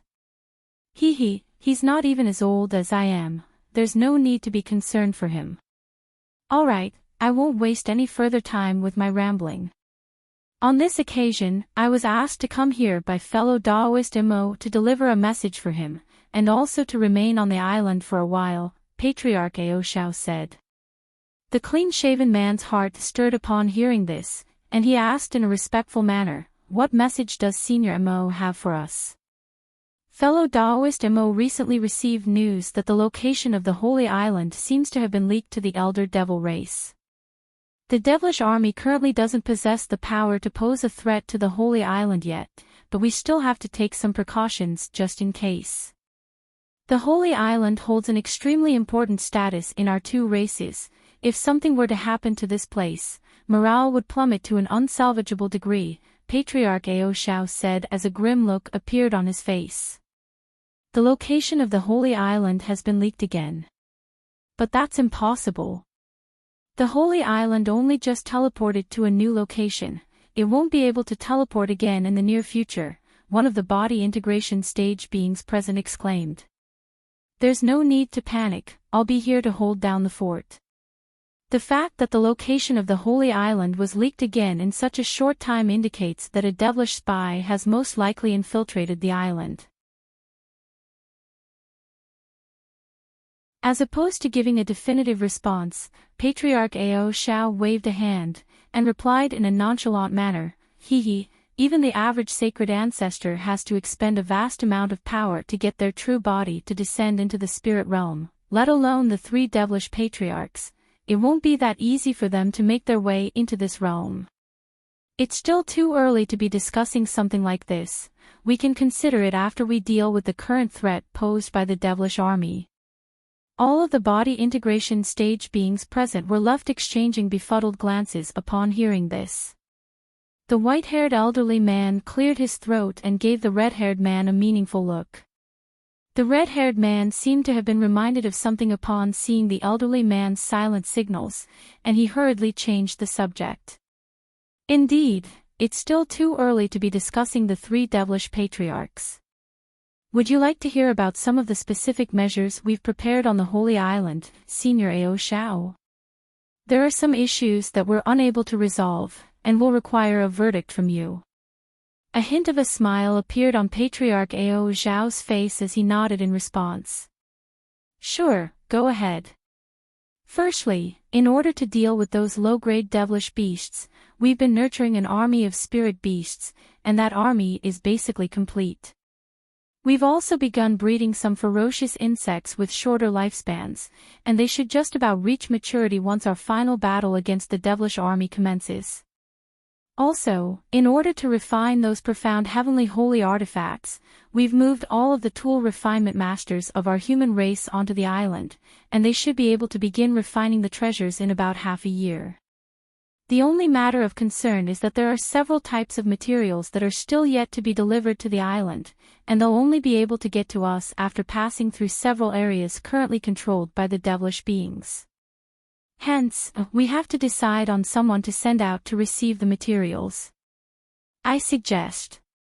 The red-haired man seemed to be responsible for taking care of all general matters on the island, and Patriarch Ao Zhao listened in silence to his report. His expression remained completely unchanged, but the contemplative look in his eyes suggested that he was considering all of the matters that were being raised. After the red-haired man finished, some of the other people in the hall also stepped forward to report some other matters. Only after 2 hours had passed did everyone finish delivering their reports. After hearing what everyone had to say, Patriarch Ao Zhao didn't make a single decision. Instead, he suddenly rose to his feet with a smile, and said, "It sounds like you've all done quite well. These are all matters that you can take care of on your own. There's no need for an old geezer like me to go around barking orders. I'm rather weary from my journey to get here, so I'll be going to rest now." Everyone else exchanged a few wide-eyed glances upon hearing this. The red-haired man was the first to react, and he hurriedly rose to his feet before extending a respectful bow. "In that case, please allow me to organize a place for you to stay, Senior." Patriarch Ao Zhao nodded before making his way out of the hall in an unhurried manner, followed closely by Silvermoon. Only then did everyone else in the hall react to the situation, and they all stood up to bid Patriarch Ao Zhao farewell. Just as Patriarch Ao Zhao had made it to the entrance of the hall, a thought seemed to suddenly occur to him, and he turned back before pointing at 2 of the people in the hall as he said, "By the way, you two, come and see me later. I have something to discuss with you." The people that he had pointed to were the white-haired elderly man and a tall and thin man who had barely spoken at all. The 2 of them faltered slightly before hurriedly giving an affirmative response. Patriarch Ao Zhao nodded before departing from the hall, and as soon as he left, a middle-aged woman who appeared to be in her 40s turned to the tall and thin man before asking, "Do you know Patriarch Ao Zhao, fellow Daoist Su?"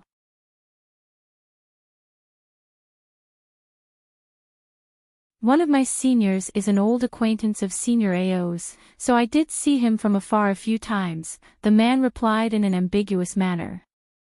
"Oh. Then do you know why Senior Ao could be looking for you?" the middle-aged woman asked. "How would I know? I'm just as confused as you are, fellow Daoist. Also, Senior Ao didn't just ask to see me on my own. He instructed both myself and Brother Luo to go and see him, so he must have something to tell us," the man replied with a shake of his head. The middle-aged woman merely smiled and didn't pry any further into the matter. Following Patriarch Ao Zhao's departure, the rest of the people in the hall didn't have any intention of staying behind either. After continuing their discussion for a short while longer, the white-haired elderly man announced the conclusion of the meeting, and everyone departed from the hall. Meanwhile, the red-haired man had already taken Patriarch Ao Zhao and Silvermoon to a secluded area on the island. Not only was this the area on the island with the greatest abundance of spiritual qi, there were 7 or 8 independent pavilions that were spaced out very far apart from one another. Not only were these pavilions extremely intricate and well constructed, they each had a designated tool refinement chamber, pill refinement chamber, and secret chamber for cultivation purposes. After leading Patriarch Ao Zhao to this place, the red-haired man asked him to choose a pavilion himself, only for Patriarch Ao Shao to merely pick a pavilion at random. The red-haired man naturally didn't dare to state any objections, and after organizing a group of servants for him and Silvermoon, he immediately departed. Patriarch Ao Shao sat on the main seat in the hall and raised a hand in an expressionless manner to dismiss the servants in the room. Thus, he and Silvermoon were the only people left in the hall. He sat on his chair in silence and narrowed his eyes slightly, seemingly contemplating something. All the while, Silvermoon stood peacefully beside him, content to remain silent as well. At your current cultivation base, there's no reason why you shouldn't have made a breakthrough to the body integration stage with all of the pills I've given to you. However, you've failed thrice in the past century. It seems that the only thing holding you back is your inability to get over your own inner demons. If you fail another breakthrough attempt, then you'll most likely find it very difficult to ever make a breakthrough, Patriarch Ao Shao suddenly said. Silvermoon lowered her head slightly, and replied, "Sorry for disappointing you with my incompetence, grandfather. Looks like it'll be very difficult for you to undo the knot in our heart. Ever since you returned from that lower realm, you've given Tian Kuei the cold shoulder and even moved in to live with me. I've never forced you to tell me the reason for this, and I haven't forced you to return to Tian Kuei either, as I wanted you to iron out your own mental state. However, not only has your mental state not improved, the knot in your heart has only grown more convoluted during these past years." Ao Shao sighed with a shake of his head, and even though the tone he was using was quite benevolent, the faint tinge of disappointment in his voice was still quite apparent. "Grandfather, Tian Kuei and I."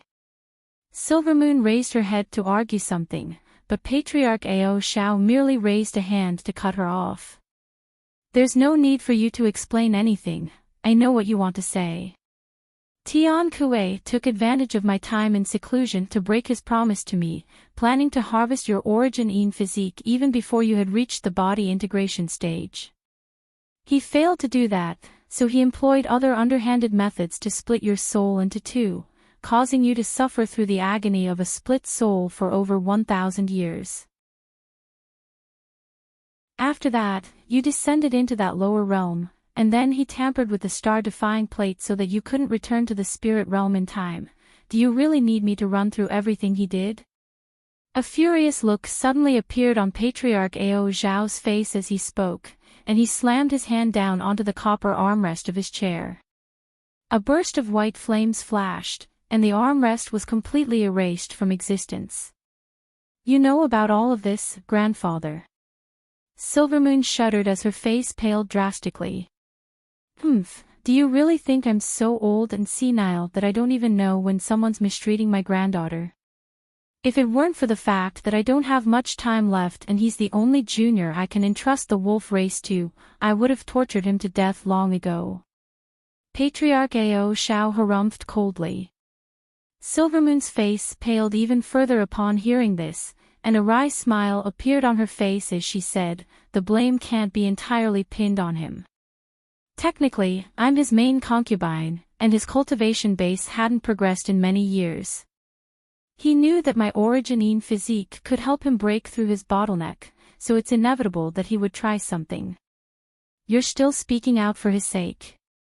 Before you married him, you were already the holy maiden of our Silvermoon race. Prior to attaining full mastery of that Silvermoon cultivation art, your lifespan would be significantly cut short if you were to lose your virginity. There's no way that he wouldn't have been aware of this. On top of that, after he married you, he took on many more concubines and never considered your feelings. It seems that ever since he became a demon monarch, he's forgotten that our Silvermoon race is the premier branch of the wolf race. If it weren't for the fact that all of my juniors possess lackluster cultivation aptitude and none of them have reached the body integration stage, there's no way I would have resorted to assisting an outsider like him to become the wolf monarch." A cold look appeared in Patriarch Ao Zhao's eyes as he spoke. Silvermoon bit down on her lower lip, but heaved a faint sigh and remained silent in the end. "However, following the ordeal that you suffered in that lower realm, you awakened your 7-star moon physique, so that's an unexpected silver lining on the situation. With your past cultivation aptitude, the spatial tempering stage would have been your limit, but with this 7-star moon physique, it's not impossible for you to reach the grand ascension stage in the future. I didn't possess exceptional cultivation aptitude in my youth either. Only after awakening the same physique was I able to reach my current cultivation base. Patriarch Ao Zhao's eyes gradually began to light up as he spoke. However, Silvermoon's face remained deathly pale as she shook her head in response. I would rather not have this physique if it means I could have avoided the ordeal I had to go through. I know you've been through a lot these past years, but seeing as you now have the potential to progress to the body integration stage, I can cast aside the inhibitions I once had. Tian Kuei had better pray that he perishes in battle against the devilish army. Otherwise, once the devilish tribulation ends, I'll subject him to a fate worse than death. Silvermoon's heart jolted with shock upon hearing this. You don't mean... Patriarch Ao Zhao continued, there's no rule prohibiting a woman from becoming one of the 7 demon monarchs. I had always been reluctant to make an outsider the wolf monarch, and Tian Kuei has betrayed my trust, so I'm naturally going to strip him of the title of wolf monarch. Silvermoon's mouth gaped open upon hearing this, and only after a long while did she murmur in response, that doesn't seem to be appropriate. Patriarch Ao Zhao reverted back to his usual calm expression, but his voice cooled significantly as he asked, why is that? I'm not plotting against Tian Kuei for no reason, he only has himself to blame for what he's done to you. Are you still harboring feelings toward him?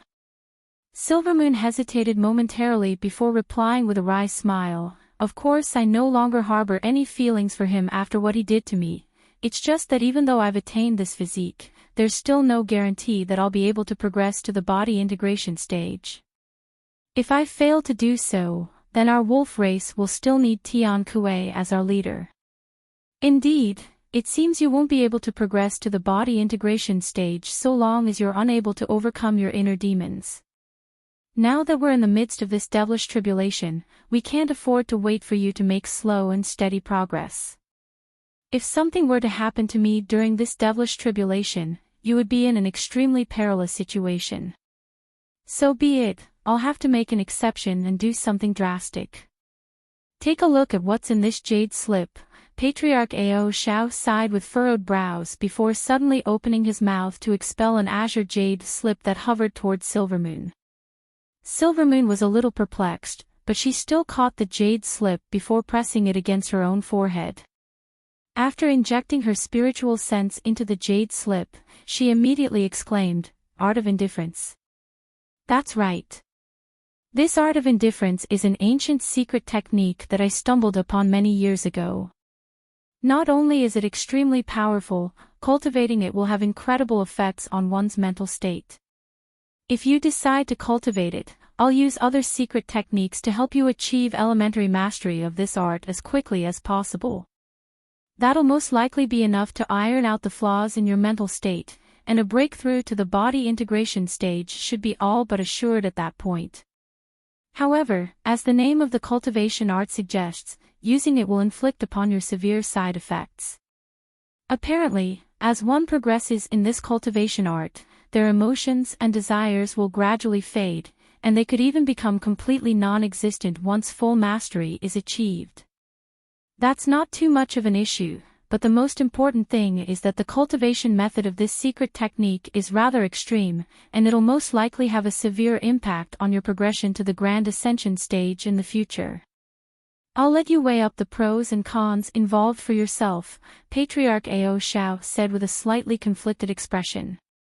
Silvermoon's expression changed several times upon hearing this, and she seemed to be rather hesitant. As for Patriarch Ao Zhao, he slowly closed his eyes and didn't say anything further, waiting patiently for Silvermoon to make a decision.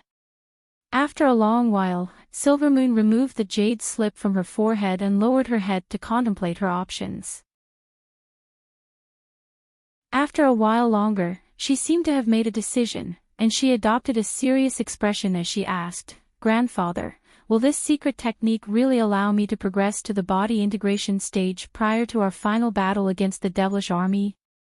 Patriarch Ao Shao reopened his eyes, and replied, I can't make any guarantees, but there's at least a 70% to 80% chance that it will.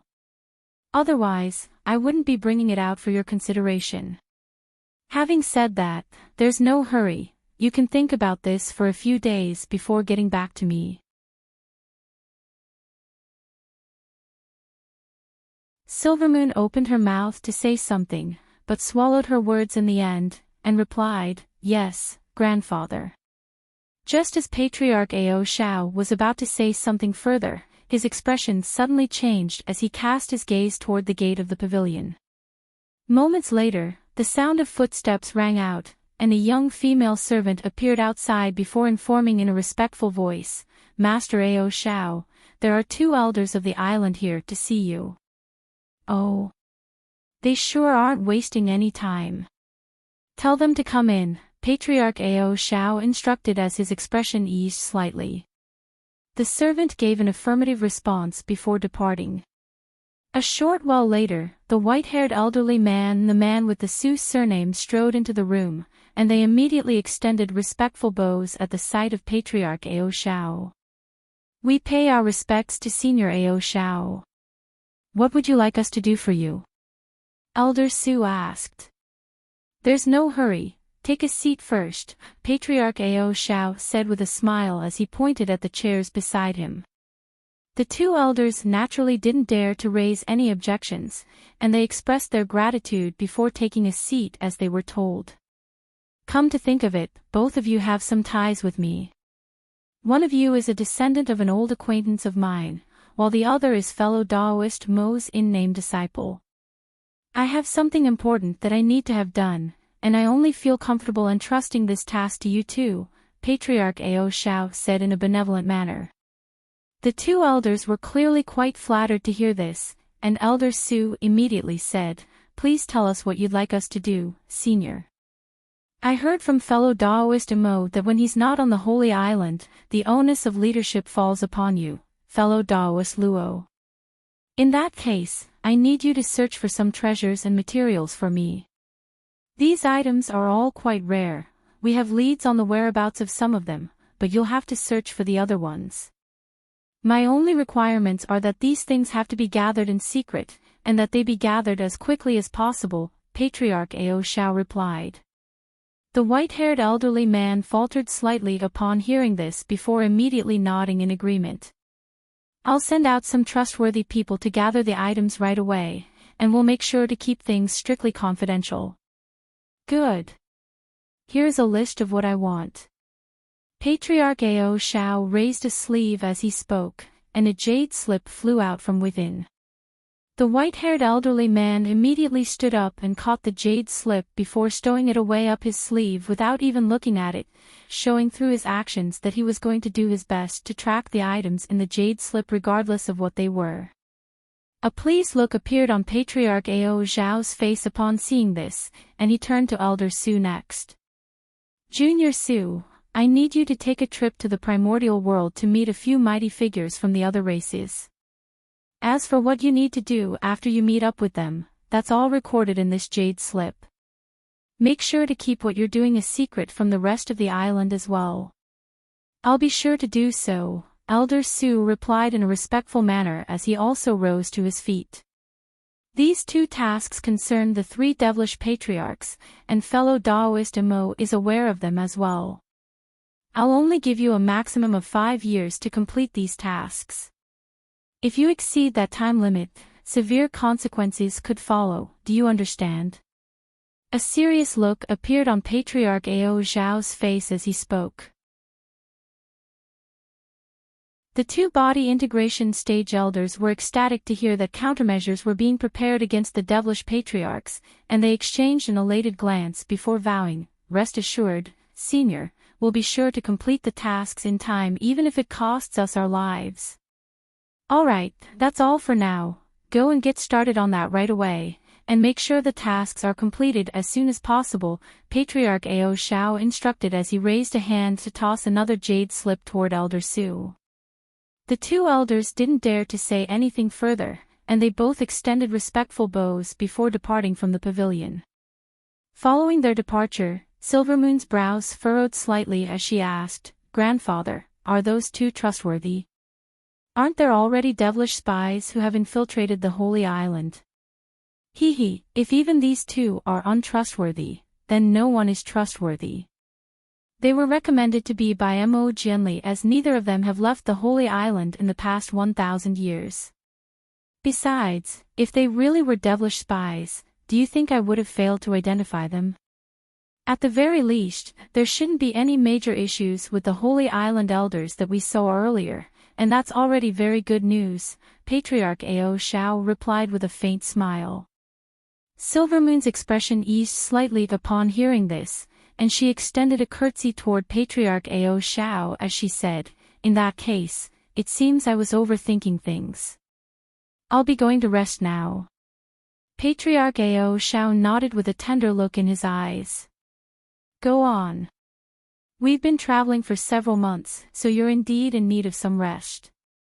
"You have some rest too, grandfather. You only just recently recovered from your tribulation transcendence.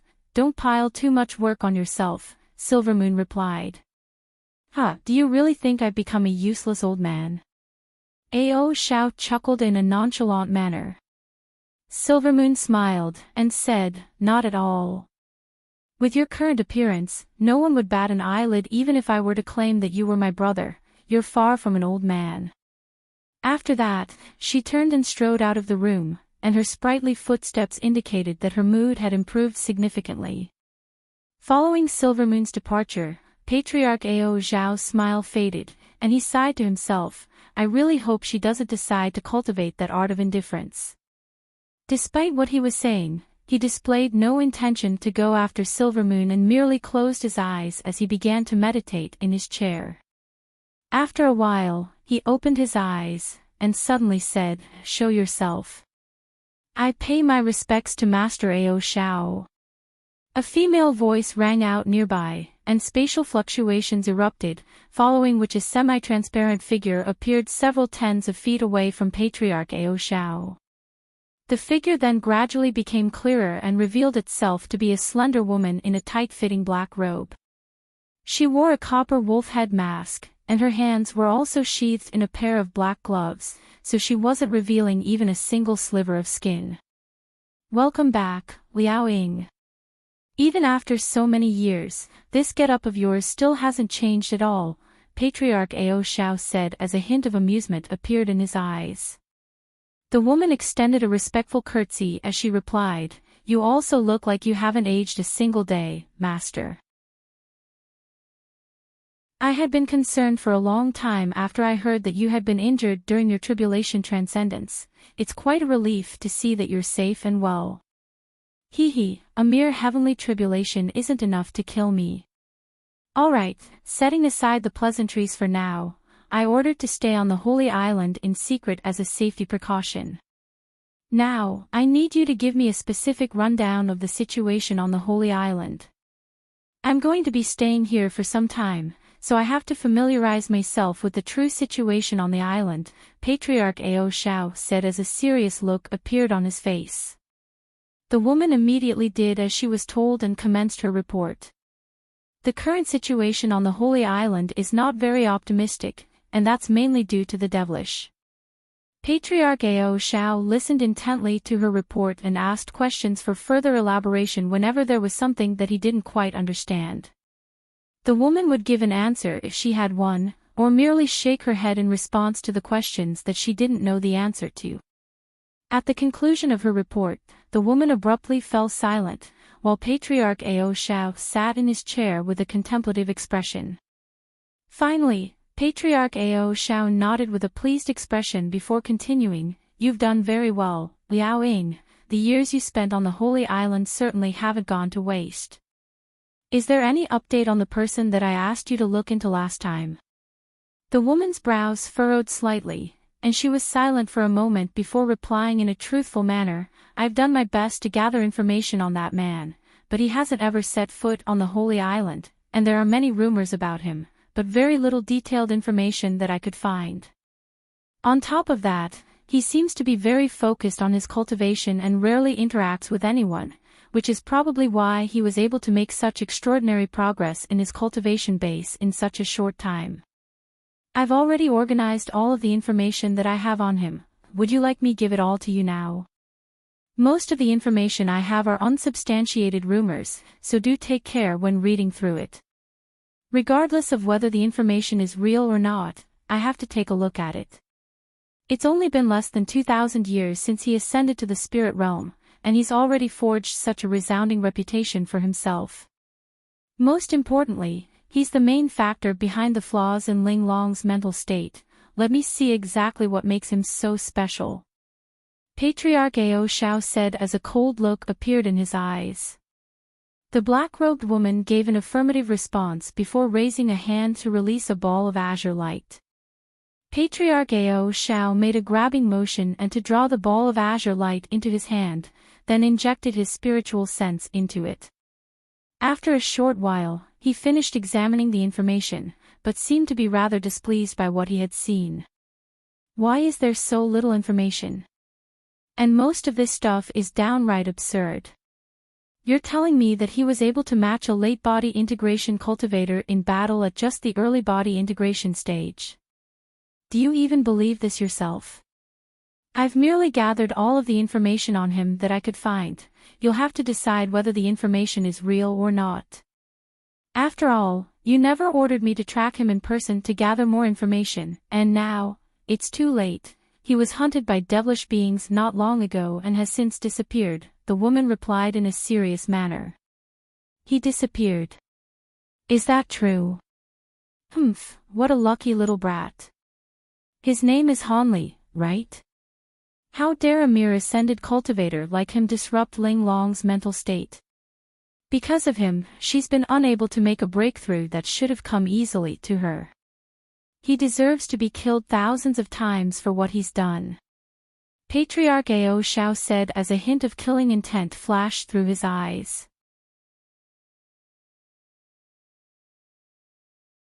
If you really want him dead and he manages to return alive, I can take him out in your stead.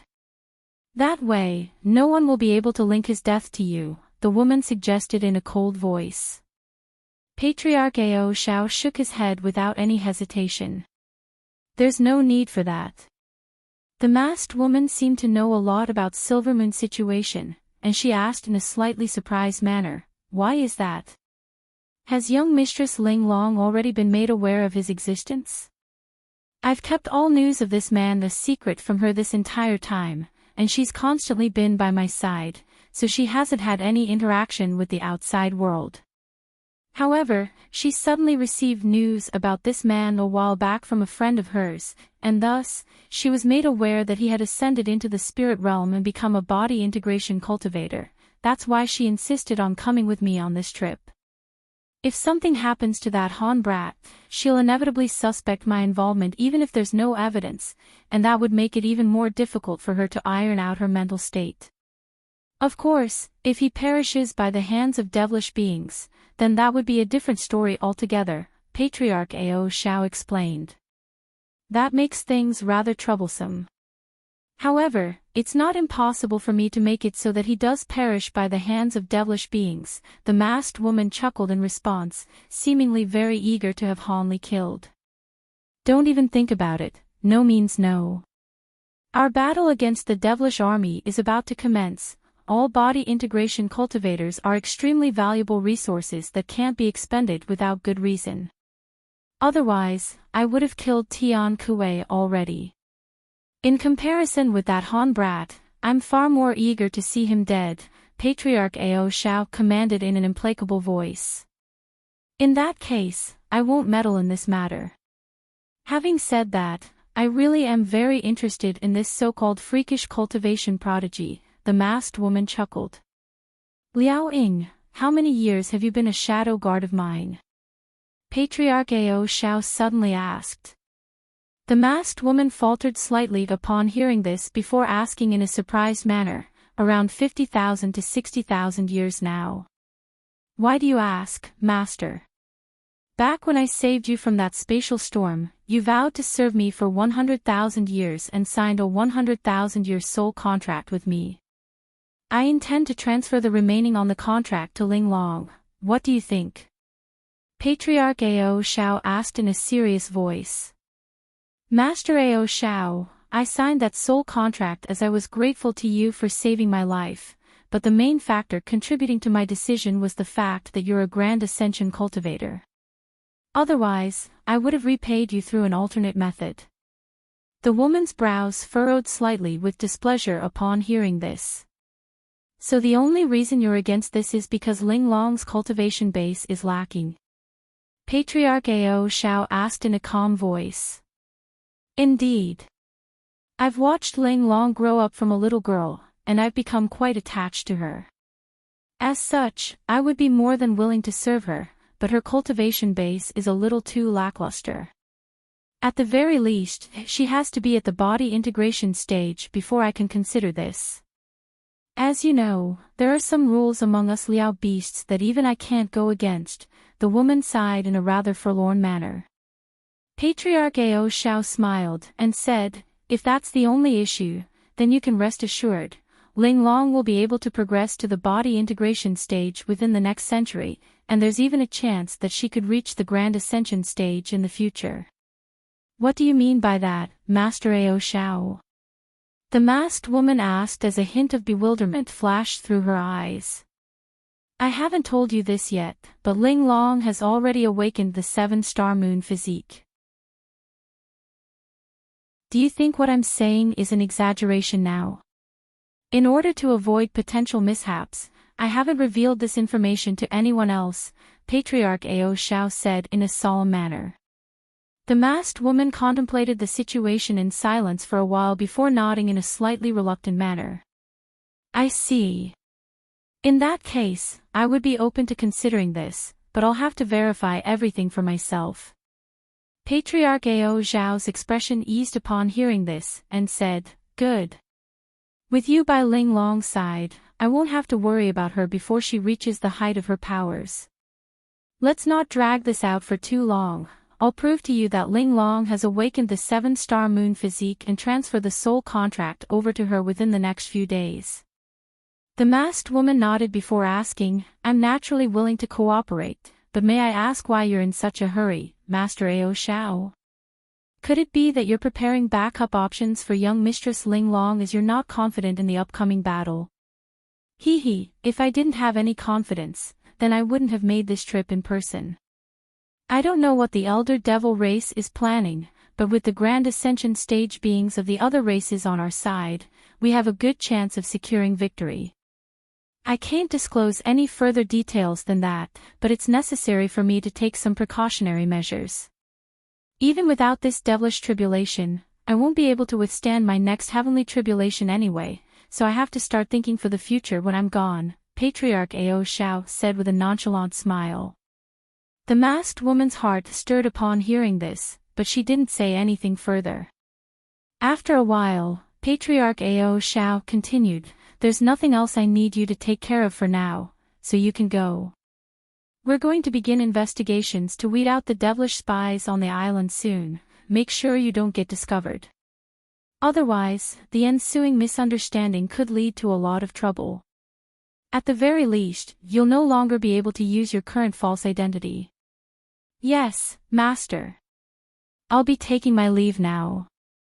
The masked woman nodded before her body gradually turned transparent again, and she vanished amid a burst of faint spatial fluctuations. Following her departure, Patriarch Ao Shao sat in silence by himself for a while longer before heaving a faint sigh and closing his eyes again. Meanwhile, in a small mountain range close to 100,000 kilometers away from Deep Heaven City, there was a group of red-robed human cultivators hiding on a mountain summit while appraising an extremely secluded small canyon in the distance. The group of cultivators was comprised of men and women of all ages, and there were a few elderly men and women among them who possessed immense magic power. However, all of them were looking rather worse for wear and seemed to have only arrived here after a long journey. An elderly man with two long swords strapped to his back withdrew his gaze before turning to an elderly man beside him with a scar on his face. Junior Marshal Brotherly, are you sure that there's a teleportation formation in that canyon that'll take us directly to Deep Heaven City? Rest assured, Senior Marshal Brother, this teleportation formation is designated for elders of Deep Heaven City, so extremely few people know about it. I only heard about it as one of my old acquaintances is a heavenly guard looking after the formation, and he unintentionally revealed its existence to me during a drunken rant, the scarred elderly man immediately replied. I wouldn't be so confident. It's been quite a long time since those devils took over this area. Even the most secluded of teleportation formations could have been tracked down by now, the elderly man said with a concerned shake of his head. The problem is that Deep Heaven City has been sealed off by the devilish beings now, and it would be nothing short of suicide to try and reach it directly. Junior Marshal Brother Lee's suggestion is our only hope, a hideous elderly woman interjected. The sword-bearing elderly man gritted his teeth and said, Indeed, Junior Marshal Sister, we have no alternatives. If we keep hiding out in the open like this, then our holy sect will inevitably be hunted down eventually. Only by making it into Deep Heaven City will we be able to ensure that the heritage of our sect gets passed on. We have no choice but to take a risk. The scarred elderly man was ecstatic to hear this. You've definitely made the right decision, Senior Marshal Brother. In the past, even the 3 sovereign cities have been conquered during previous devilish tribulations. Only Deep Heaven City has a spotless track record. If we can get into the city, then we'll be saved for sure. I'll send some disciples to scout the area right away. There's no need for that. If the devilish beings have set up traps around the area, then normal disciples most likely won't be able to discover them. It would be best if we made a trip there ourselves. Even if we do end up falling into a trap, ordinary devilish beings won't be able to stop us anyway, the sword-bearing elderly man countered. All right, we'll do as you say then, Senior Marshal Brother. Junior Marshal Brotherly and I will come along with you, the elderly woman agreed after a brief moment of contemplation. No, you stay behind, Junior Marshal Sister. Your powers are second only to mine in our sect, so we have to keep you here as a backup option. If something happens, don't wait for us, get away from here with the disciples right away. Junior Marshal Brotherly, Junior Marshal Brother Yang, you too can come with me. One of you has information about the teleportation formation, and the other is adept in the art of formations, so both of you possess useful skill sets, the sword-bearing elderly man instructed. The scarred elderly man and a refined elderly scholar immediately gave affirmative responses. Thus, after issuing a few more instructions, the sword-bearing elderly man departed for the canyon with his 2 junior marshal brothers. The remaining human cultivators looked on from their hiding spots with nervous expressions. Unbeknownst to them, there was a faint streak of azure light that was also hurtling toward the same target several thousand kilometers away. Within the streak of azure light was a young man who appeared to be in his 20s, and he was currently fiddling around with a miniature black mountain in his hands. On his shoulders sat a little girl who appeared to be around 3 or 4 years of age. She had delicate fair skin, and an adorably chubby little face. She had one hand grabbing onto Han Li's robes, and an unknown spirit that she was munching on in her other hand.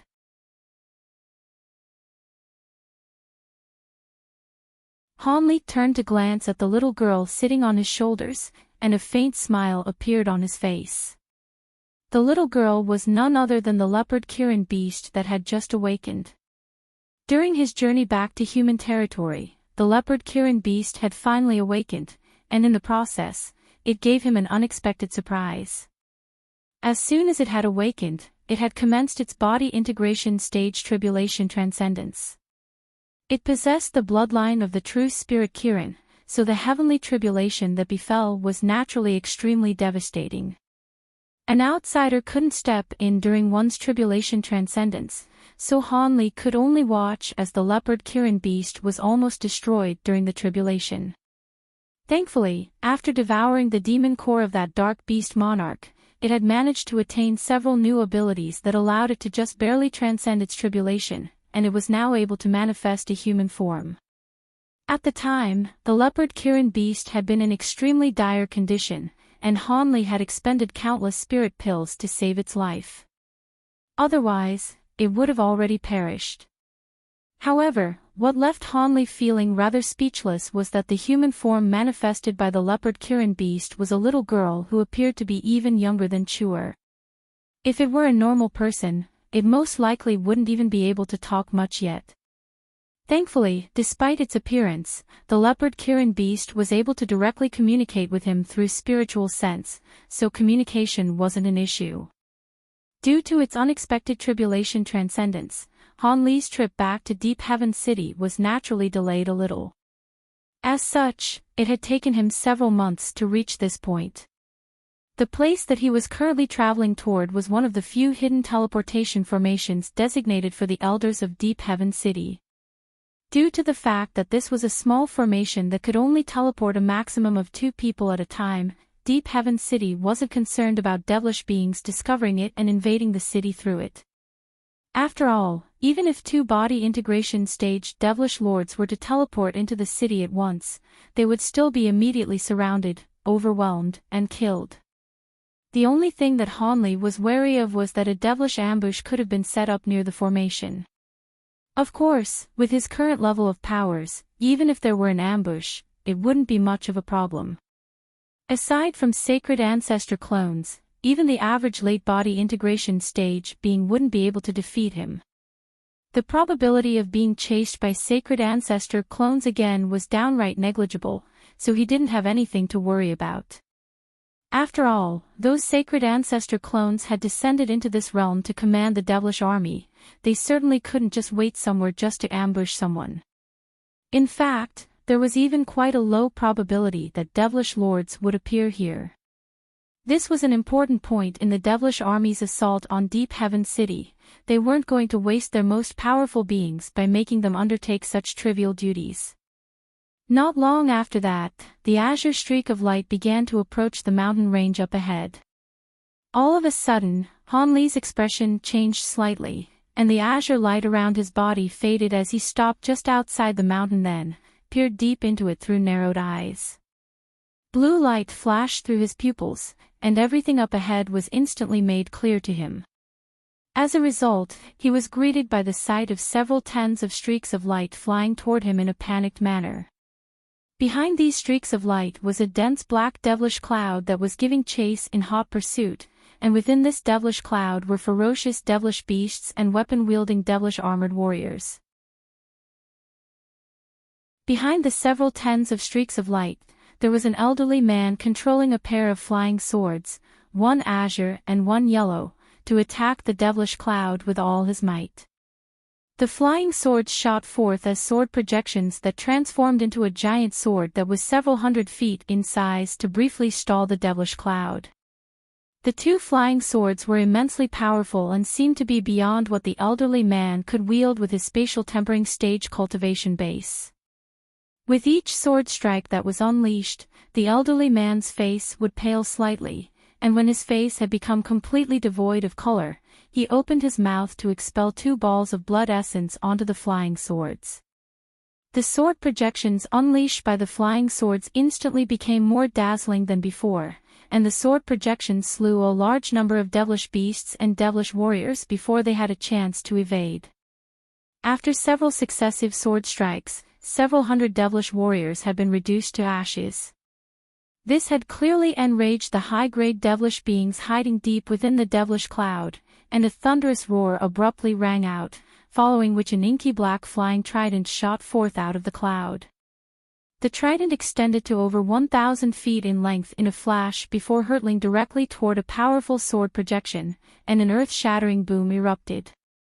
The 2 clashed violently before the sword projection faded, revealing a flying sword that flew back toward the elderly man.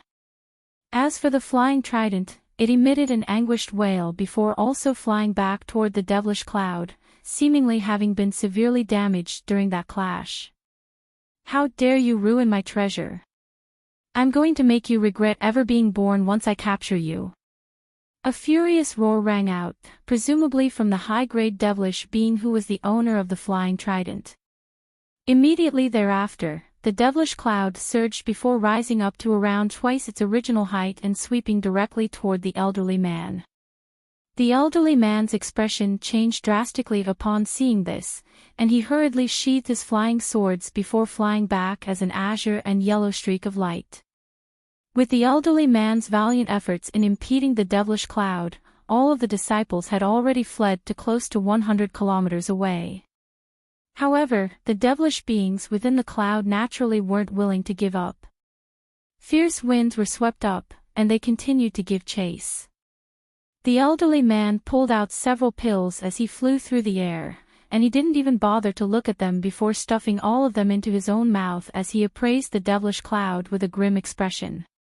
He had already been extremely cautious when venturing into the canyon in search of the teleportation formation with his two junior Marshall brothers, but they still fell into an ambush and were surrounded by 8 high-grade devilish beings. In the end, his two junior Marshall brothers had detonated their own nascent souls to severely wound several of the high-grade devilish beings. Otherwise, he would have most likely also perished at the scene. Even so, they were currently in a dire situation, and it seemed that he was only delaying the inevitable.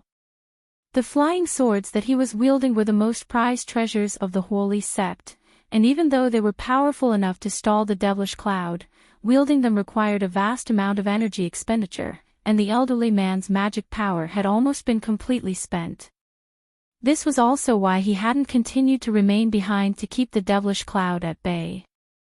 Even though most of the disciples of the sect had managed to escape, it would only be a matter of time before they were chased down.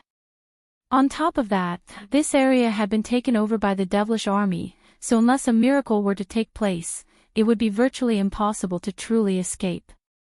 The more the elderly pondered the situation, the more his heart began to sink. He knew that they were in a virtually unsalvageable situation, but he could only hope against hope that they could somehow be saved. Thus, the group of holy sect cultivators continued to flee, and soon, the edge of the mountain range was in sight. At this point, around a dozen of the weakest disciples among them had already fallen behind and were about to be engulfed by the devilish cloud. Low roars rang out from the devilish beasts within the cloud, and menacing looks also appeared on the faces of the armored devilish warriors, while the lagging disciples' faces turned deathly pale. The sword-bearing elderly man heaved a forlorn internal sigh before turning around and hurtling directly toward the devilish cloud again. A burst of raucous laughter rang out from within the devilish cloud, following which 4 burly spatial tempering stage devilish beings emerged together. One of them was wielding a black devilish trident. It was none other than the high-grade devilish being that had just repelled the elderly man's flying sword. The other 3 devilish beings possessed powers that weren't inferior to this devil in the slightest. Just as the elderly man was about to reach the devilish cloud, the 4 devils hurtled their treasures upward in unison. A giant black trident, 2 white bone swords, a giant blue sword, and a mountainous yellow brick emerged in mid-air, then trapped the elderly man and forced him to stop.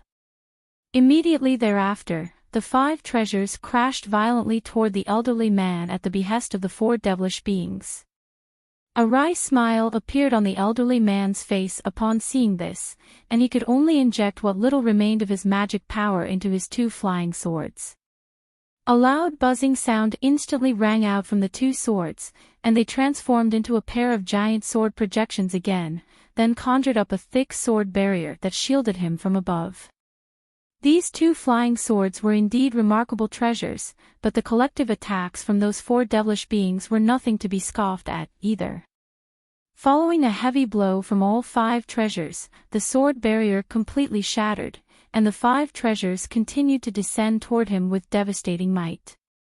The elderly man's face paled even further upon seeing this, and in his desperation, he could only open his mouth to expel a burst of azure light as one final struggle. However, right at this moment, a cold male voice suddenly sounded nearby. Humph, to think that even a few spatial tempering stage pieces of devilish trash dare to try and kill someone in my presence. Your lives will be the ones coming to an end here. As soon as the male voice trailed off, a loud thunderclap rang out, and a humanoid figure appeared no more than 10 feet away from the elderly man, then made a grabbing motion upward in a nonchalant-looking manner. The 5 devilish treasures that were descending from above abruptly shuddered before being repelled as if they had been struck by some kind of tremendous force. At the same time, the 4 high-grade devilish beings instantly lost control over their treasures, and this was naturally quite an alarming turn of events for them.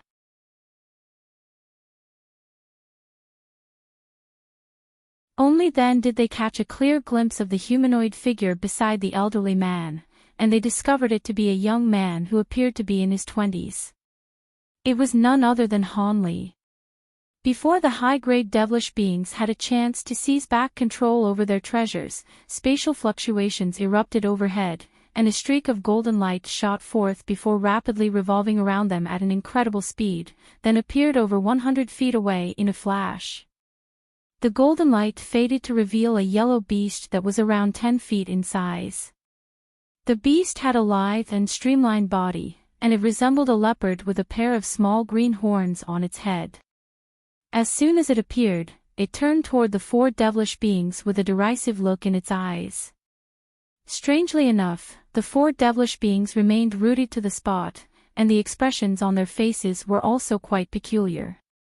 In the next instant, countless thin gashes suddenly appeared over their bodies, and they fell apart as piles of dismembered body parts right before the elderly man's astonished eyes. Their blood rained down into the devilish cloud from above, and as soon as the low-grade devilish beasts within the devilish cloud came into contact with their blood, they were immediately driven insane and began to tear viciously into one another. The armored devilish warriors were completely stunned and horrified to see this, and one of them suddenly yelled out an order for retreat, upon which all of them instantly fled the scene as quickly as they could, leaving the frenzied horde of devilish beasts behind. Han Li's expression darkened upon seeing this. There was no way he was going to let these devilish beings escape. He immediately transmitted his voice to the leopard Kirin beast. "I'll leave these devilish beasts to you. I'll take care of those devilish warriors myself." The leopard Kirin beast nodded in response, then conjured up several tens of faint golden projections of itself, all of which pounced directly toward the low-grade devilish beasts like lightning. As for Hanli, he merely remained still on the spot before extending a hand out of his sleeve. He made a casual grabbing motion, and a ball of piercing golden lightning suddenly emerged amid a loud thunderclap. Immediately thereafter, he spread his fingers open, countless arcs of lightning that were as thick as human fingers erupted forth in all directions.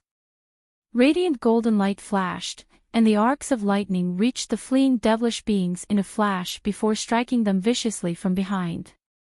These low-grade devilish beings were naturally no match for the fearsome powers of the divine devil-bane lightning, and all of them were quickly reduced to dust amid rumbling thunderclaps and flashes of golden light. The nearby devilish cloud and devilish winds were also eradicated by the golden lightning, and at this point, all of the low-grade devilish beasts had also been reduced to piles of blood and flesh by the leopard Kirin beast. Everything had transpired within the span of just a few breaths, and before the elderly man even had a chance to react to the situation, all of their pursuers had been slain. Only then did the elderly man return to his senses, and he hurriedly turned to Hanli with an ecstatic look in his eyes. "Thank you for saving us, Senior. Are you an elder of Deep Heaven City?" "I guess I technically am. Where did all of you come from? Why did you come here instead of hiding somewhere more secure? Don't you know that the area around Deep Heaven City has already been taken over by devilish beings?" Hanli asked in an indifferent manner. "We are cultivators of the holy sect.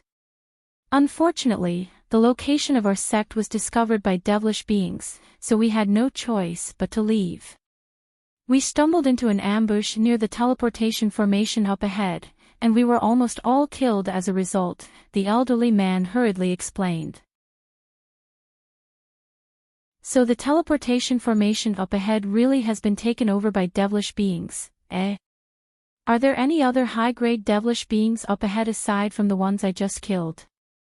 Hanli asked. There are a few more high-grade devilish beings near the teleportation formation, but all of them are injured. Otherwise, they would have pursued us as well, the elderly man replied in a truthful manner. I see. In that case, I'll have to take care of them quickly. Otherwise, if they receive news of what happened here, they could destroy the teleportation formation to prevent us from using it, Hanli murmured to himself with furrowed brows. The elderly man's expression also changed slightly upon hearing this. At this moment, the remaining Holy Sect disciples were led toward the elderly man by the hideous elderly woman, and they were all appraising Hanli with awe and veneration in their eyes. Before they had a chance to say anything, Hanli waved a hand toward the leopard Kirin beast, and azure light flashed from his body as he hurtled directly toward the canyon up ahead. The leopard Kirin beast also quickly followed along as a streak of golden light. In the blink of an eye, the two of them vanished into the distance. The elderly woman hurriedly flew over to the elderly man with a solemn look on her face. What should we do, Senior Marshal Brother? We follow that senior, of course. With him leading the way, we should be able to make it into Deep Heaven City. Follow me, everyone, this will be our final chance to make it to safety, the elderly man replied without any hesitation. The elderly woman immediately nodded in response. After quickly taking a few more pills to replenish his magic power, a slightly abnormal flush appeared on the elderly man's face, and he immediately flew toward the canyon, followed by all of the remaining disciples of the Holy Sect. In contrast with the unease and anxiety they had been experiencing before, all of them were now filled with hope and excitement. A distance of less than 1,000 kilometers naturally didn't take very long to cover for cultivators like them, and a short while later, they arrived near the canyon, but before they had a chance to descend toward it, they were greeted by an earth-shattering boom. Several streaks of azure sword chi erupted into the heavens from within the canyon, then vanished in a flash. Immediately thereafter, an anguished howl rang out, and a gust of black devilish winds swept out of the canyon, within which was a horned devilish shadow that was fleeing in a horrified manner. The elderly man and elderly woman exchanged a glance upon seeing this, and both of them could see their own elation mirrored in one another's eyes. It seemed that the senior they had just encountered had made short work of the high-grade devilish beings in the canyon as well. The elderly man immediately drew his flying swords while the woman opened her mouth to expel a remarkably thin silver flying blade. The two of them naturally intended to stop the devilish being's nascent soul from escaping. However, before they had a chance to do anything, a cold harumph rang out from within the valley, and a streak of sword chi that was over 100 feet shot forth before sweeping through the nascent soul. A cold light flashed, and the nascent soul was reduced to nothingness before it could even utter a single sound.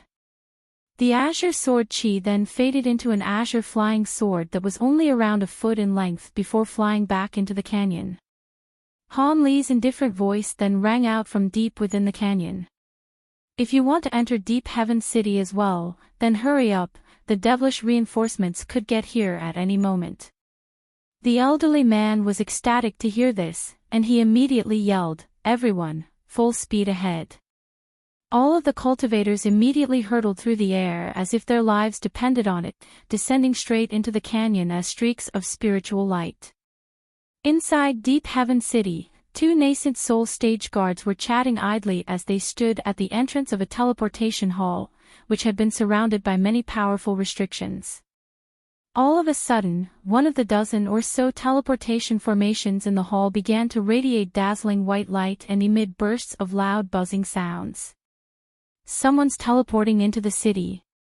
Activate all of the restrictions right away and inform our superiors of this, one of the nascent soul stage guards immediately yelled in an alarmed manner. The other guard immediately flipped a hand over to produce a palm-sized blue formation plate, then slammed his other hand onto it. A burst of five-colored light erupted from the formation plate amid a dull thump, and all types of fluctuations instantly appeared around the entire hole.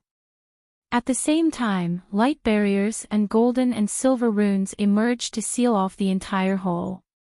In a pavilion near the hall, over 100 meditating guards abruptly rose to their feet without any warning, then flew out of the pavilion as streaks of spiritual light.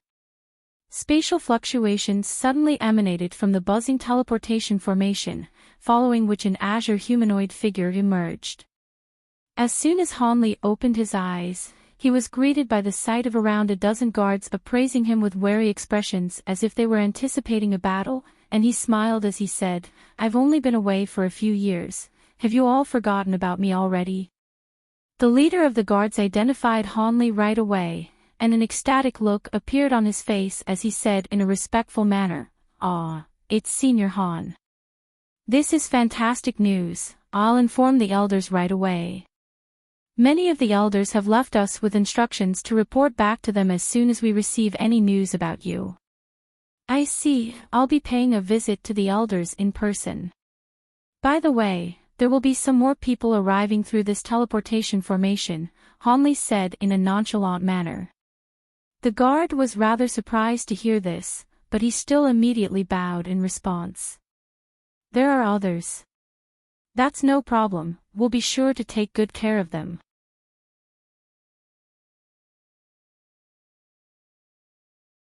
Thus, Hanli emerged from the teleportation formation and strode out of the hole. Not long thereafter, white light flashed again, and another two humanoid figures emerged within the teleportation formation. They were none other than the sword-bearing elderly man and the hideous elderly woman.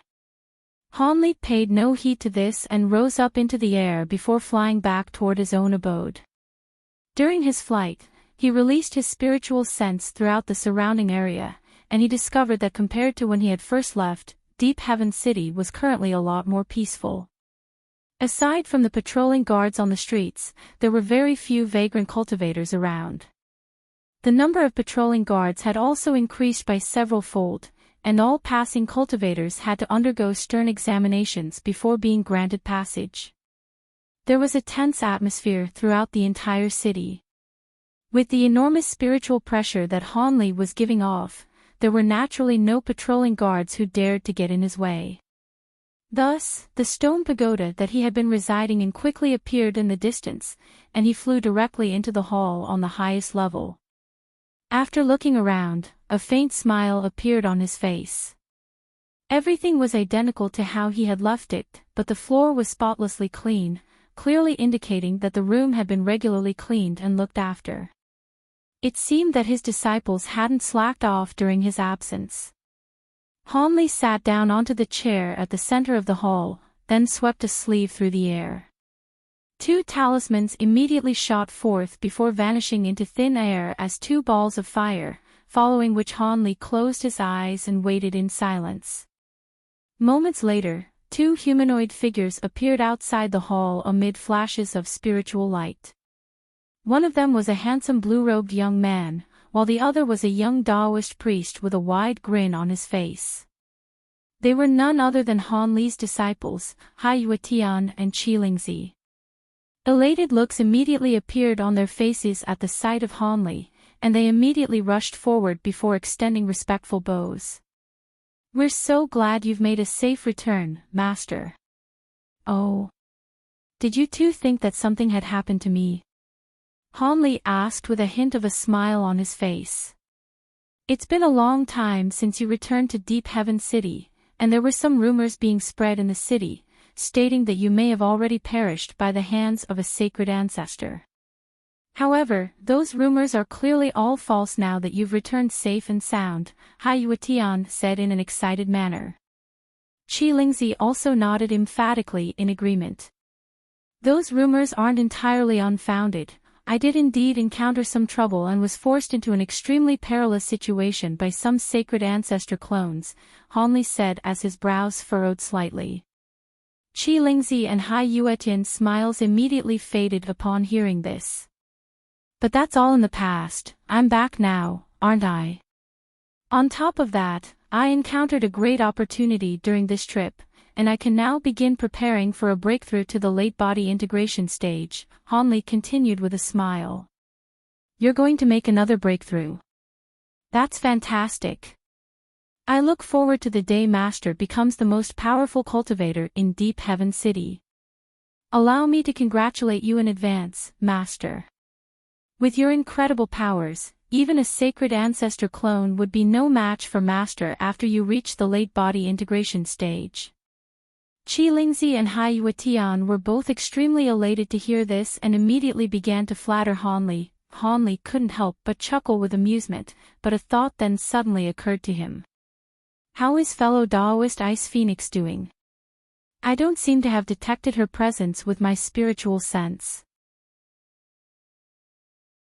Hai Yuetian and Qi Lingzi's smiles stiffened upon hearing this, and they exchanged a peculiar glance before one of them replied in a hesitant manner, Master, Senior Ice Phoenix was invited to a gathering.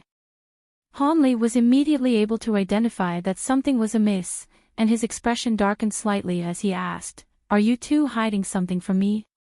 Qi Lingzi's heart stirred upon hearing this, and he hurriedly replied, We wouldn't dare, Master, it's just that we're not sure how to inform you of the situation. Truth be told, Senior Phoenix isn't attending this gathering of her own volition. What do you mean? Is she being forced by someone else? Hanli was rather surprised to hear this. It seems that someone became aware of Senior Phoenix's true form, and they've constantly been nagging Senior Phoenix during the time you've been away. Due to your absence, there was no way for Senior Phoenix to avoid his harassment, Hai Yuetian said as a resentful look appeared in his eyes. Hanli's eyes narrowed slightly upon hearing this, and after a short while, he asked in a cold voice, Fellow Daoist Ice Phoenix is a spatial tempering cultivator, who would dare to harass her? Our human and demon races have forged an alliance during this devilish tribulation, so her identity as a demon shouldn't be an issue here. I know all of the elders of the city. Even during my absence, I'm sure they wouldn't do something like this. Could it be that this is an outsider who only recently joined Deep Heaven City? Your wisdom is truly unmatched, Master. I heard from Senior Phoenix that this man is a Grand Elder of Heavenly City who only recently joined Deep Heaven City. You took such huge risk to reinforce their city, yet he's repaying your kindness by doing something like this. What an ungrateful piece of scum. Qi Lingzi grumbled in an enraged manner. Heavenly City. That's rather interesting. I've met both of the body integration stage Grand Elders of the city. Which one of the two is behind this? Hanli asked as he stroked his own chin. It's Master Azure Dragon of the 9-Star Sect. Hai Yuetian replied without any hesitation. Hanli raised an eyebrow as he said in a cold voice, I see. What reason does he have for harassing fellow Daoist Ice Phoenix? There must be some enormous benefit to be reaped for him if he dares to do something like this despite knowing the relationship between fellow Daoist Ice Phoenix and myself. Senior Ice Phoenix never mentioned this to us, but we heard through other avenues that this Azure Dragon seems to wish to engage in dual cultivation with Senior Ice Phoenix, and is willing to make her one of his concubines, Hai Yuetian replied after a brief pause. Everything immediately became clear to Hanli upon hearing this, and he chuckled coldly, dual cultivation, eh? Hee, what a sly old bastard. He didn't know how Master Azure Dragon had managed to identify the Ice Phoenix's true form, but it seemed that he was aware of the benefits of Ice Phoenix origining Qi, and that was why he was trying to court the Ice Phoenix at all costs. As for why he still hadn't achieved his objective, this was partially due to the Ice Phoenix's unwillingness to oblige, and also due to the fact that he couldn't force himself upon her as he had to maintain his reputation in the eyes of the other body integration cultivators in the city. Of course, the reason why he dared to be so reckless in the first place had to be because he had thought that Hanli had already perished. Hanli contemplated the situation for a moment before asking, what is fellow Daoist Ice Phoenix's stance on this? Is she against this? Of course she's against this. In the beginning, she constantly hid in the pagoda to avoid this Master Azure Dragon, but after that, he somehow forced her to meet him a few times outside the pagoda. Senior Ice Phoenix was very careful and made sure to meet him only in places where there were many people around, but I heard that this Master Azure Dragon is becoming quite impatient and has threatened on multiple occasions to use force if Senior Ice Phoenix continues to resist. We've always been very concerned about this, but we know that the Elder of the city won't step in unless that Master Azure Dragon actually does something out of line. I'm assuming this is also why Master Azure Dragon had refrained from taking drastic measures up to this point. Qi Lingzi was clearly smarter than Hai Yuetian and offered his own analysis. Han Li nodded in response as a hint of killing intent flashing through his eyes. Perhaps so. Do you know where this gathering is being held? I heard that it's going to be a small exchange convention held at the Origin Pocket Pavilion. However, only cultivators at or above the spatial tempering stage can attend the convention, so we were unable to accompany Senior Ice Phoenix, Hai Yuetian replied in a resigned manner. You two wouldn't be able to make any difference even if you had accompanied her. So be it, I'll make a trip there myself and bring her back, Han Li said with a dark expression before rising to his feet. He then flew directly out of the stone pavilion, and Qi Lingzi and Hai Yuetian were both quite startled by Han Li's abrupt departure as they hurriedly extended respectful parting salutes. When the two of them raised their heads again, Han Li was already nowhere to be seen. The two of them couldn't help but exchange a glance upon seeing this. Master normally doesn't interact much with Senior Ice Phoenix. I didn't think he cared that much about her. Do you think Master has feelings for her? Perhaps we'll have to start referring to Senior Ice Phoenix as Mistress soon. Hai Yuetian said as a suggestive smile appeared on his face. Hee, it's best for us not to discuss our seniors like this, but it's certainly a possibility. Qi Lingzi was giving quite a straight-laced response, but the look on his face clearly indicated that he was very curious as well. Hai Yuetian naturally rolled his eyes at him upon seeing this. At this point, Han Li was already several tens of kilometers away. He had stayed in Deep Heaven City for quite some time, and during that time, he had visited the renowned Origin Pocket Pavilion on 2 or 3 occasions. The pavilion was rather far away from his stone pagoda, and he couldn't fly at full speed in the city, so it would take him some time to get there. As he was flying through the air, there was a contemplative look in his eyes, indicating that he seemed to be pondering something.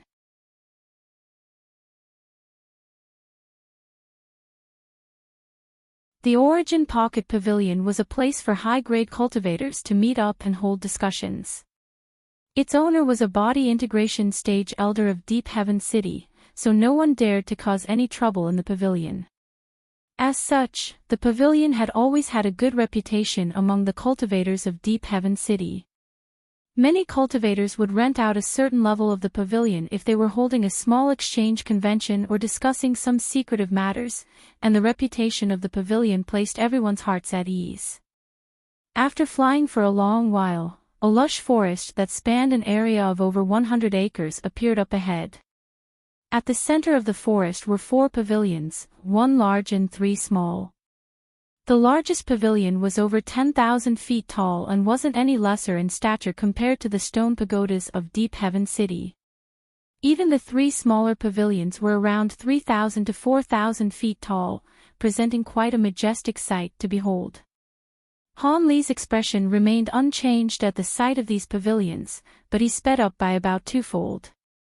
At this moment, there were several yellow-robed nascent soul cultivators standing guard at the entrance of the first level of the tallest pavilion, chatting idly among themselves. All of a sudden, a blur flashed past their eyes, and something seemed to pass right by them and entered the pavilion.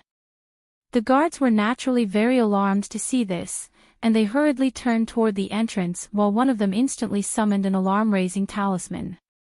Right at this moment, a cold harumph rang out from the entrance, and a powerful burst of spiritual pressure swept forth from within. The air around the guards instantly tightened, and they were completely immobilized. Only then did they catch a glimpse of an azure-robed figure who had appeared in the hall on the first floor of the pavilion. Even though he had his back facing them, the spiritual pressure emanating from the azure-robed figure's body was completely unfathomable to them, and sweat began to pour down their faces. "Don't raise the alarm, I'm here for a friend. Once I find the person I'm looking for, I'll leave," the azure figure said in a calm yet implacable voice. In the next instant, the azure figure blurred and vanished into thin air, completely disregarding the restrictions in the pavilion. As soon as he vanished, the enormous spiritual pressure faded, and all of the guards regained their mobility. Who was that? How dare he barge straight into the Origin Pocket Pavilion? Does he not know who the owner of the pavilion is? A young guard yelled in an enraged manner as soon as he recovered his freedom. The other guards didn't say anything, but they also wore extremely dark expressions. "Humph, you should shut your mouth if you don't want to die," a blue-haired elderly man suddenly interjected in a low voice to cut off the young guard. The young guard faltered slightly upon hearing this before turning to the elderly man. "What do you mean by that, fellow Daoist? Do you know who that was?" "I do. All of you only recently joined this pavilion, so it's no surprise that you don't recognize him. I once had the honor of seeing this senior Han from afar, and he's a mid-body integration cultivator, so his cultivation base outstrips even that of the pavilion's owner," the elderly man said in a grim voice. "What? A mid-body integration cultivator?" The other guards all drew a sharp breath upon hearing this, and the young guard who had just spoken instantly turned deathly pale. For a mid-body integration cultivator, killing them wouldn't be much more difficult than crushing ants. If he were to be one to hold grudges. The young guard's back was already drenched in cold sweat. A thought suddenly occurred to one of the other guards, and he exclaimed, "A mid-body integration stage senior with the Han surname? Could it be?" "Hee, that's right, he's none other than the senior Han who was rumored to have perished 2 years ago. Seeing as he's appeared here, those rumors are all clearly false," the elderly man confirmed with a nod. "I could sense a powerful baleful aura emanating from his body. It doesn't seem like he has very peaceful intentions. Is he really just here to look for a friend? If something happens, the reputation of the pavilion will be damaged," the young guard murmured. Hints of fear flashed through everyone's eyes again upon hearing this. "We have no power to dictate what Senior Han does here. Even if he completely destroys the Origin Pocket Pavilion, the pavilion owner won't pin the blame on us. The pavilion's rules only apply to normal cultivators. You can't expect to enforce them on someone like Senior Han," the blue-haired elderly chuckled before falling silent. All of the other guards nodded in agreement, and they no longer discussed this matter, treating it as if it had never happened. Only that young guard was still clearly very concerned and occasionally peeked into the pavilion through the entrance. Meanwhile, on a level of the pavilion that had been sealed by many layers of restrictions, there were 7 or 8 people sitting around a white-robed woman, seemingly trying to persuade her about something. The white-robed woman had skin as fair as snow and a set of beautiful facial features, but she wore an extremely cold expression. It was none other than the Ice Phoenix who had been invited to this gathering. Upon arriving here, she discovered that there wasn't any exchange convention taking place. She immediately sensed that something was wrong and tried to leave, only to be trapped by the restrictions on this level of the pavilion. Immediately thereafter, the people attending the gathering took turns to try and persuade and coerce her. They had clearly all been bribed by Azure Dragon to do so. "Come to think of it, you're an Ice Phoenix, so you have some connection with our Black Phoenix race. Otherwise, I wouldn't have been constantly corresponding between you and Senior Azure Dragon during this past period of time. If you continue to stall like this, Senior Azure Dragon's patience is eventually going to run out. With his mid-body integration stage powers, you would be completely powerless to resist if he were to try and take you by force, so you may as well agree. Senior Azure Dragon's powers and status are not inferior to that Han Brat's in the slightest, so why continue to resist? The person who was speaking was a young beauty in a black dress. It was none other than Xiao Hong of the Black Phoenix race. After being forced to go into seclusion for a while by the Black Phoenix demon monarch, she seemed to have made significant strides in her cultivation base.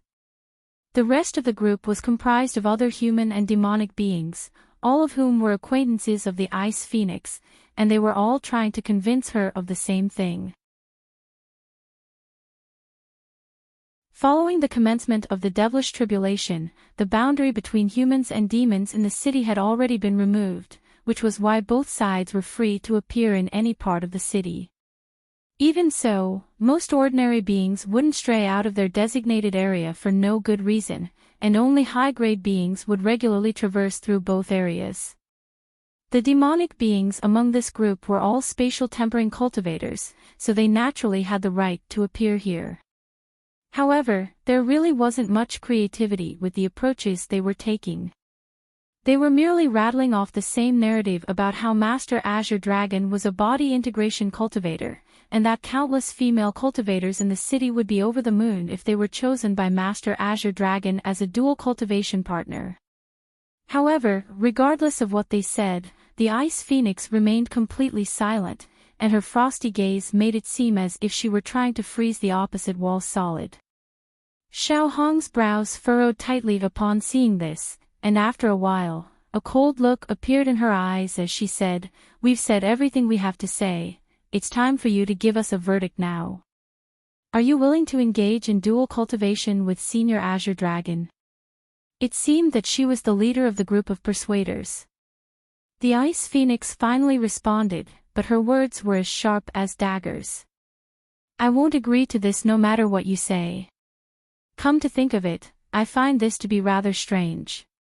As a member of our demon race, shouldn't you be aware that engaging in dual cultivation with humans is strictly prohibited in our race? Are you not afraid that the Black Phoenix demon monarch will punish you for trying to extort me in Master Azure Dragon's stead in such a blatant manner?" Xiao Hong's expression changed slightly upon hearing this, but her expression quickly returned to normal as she chuckled. "How silly of me to have forgotten to mention this. Senior Azure Dragon possesses a demonic bloodline, so he's a half-demon. It's just that he chose to remain in the human race and eventually became the Grand Elder of the Nine-Star Sect. As such, I'm not concerned about that at all. Besides, even if Senior Azure Dragon weren't a half-demon, our human and demon races must unite against the devilish army, so the demon monarchs and body integration stage elders will all turn a blind eye anyway. Having said that, your answer has been quite disappointing. You leave me with no choice but to defer you to someone else." "Someone else?" The Ice Phoenix's face immediately paled upon hearing this, and she seemed to have already guessed whom Xiao Hong was referring to. Sure enough, Xiao Hong immediately rose to her feet before turning to one of the side doors of the hall in a respectful manner. "Senior Azure Dragon, we've done everything in our power, but it seems you'll have to convince fellow Daoist Ice Phoenix in person." "I see. It seems I'll have to tame this disobedient little Ice Phoenix myself, even though I'm very reluctant to have to resort to something like this." A male voice rang out from the other side of the door, following which the door was opened, and a brocade-robed man strode into the room in an unhurried manner.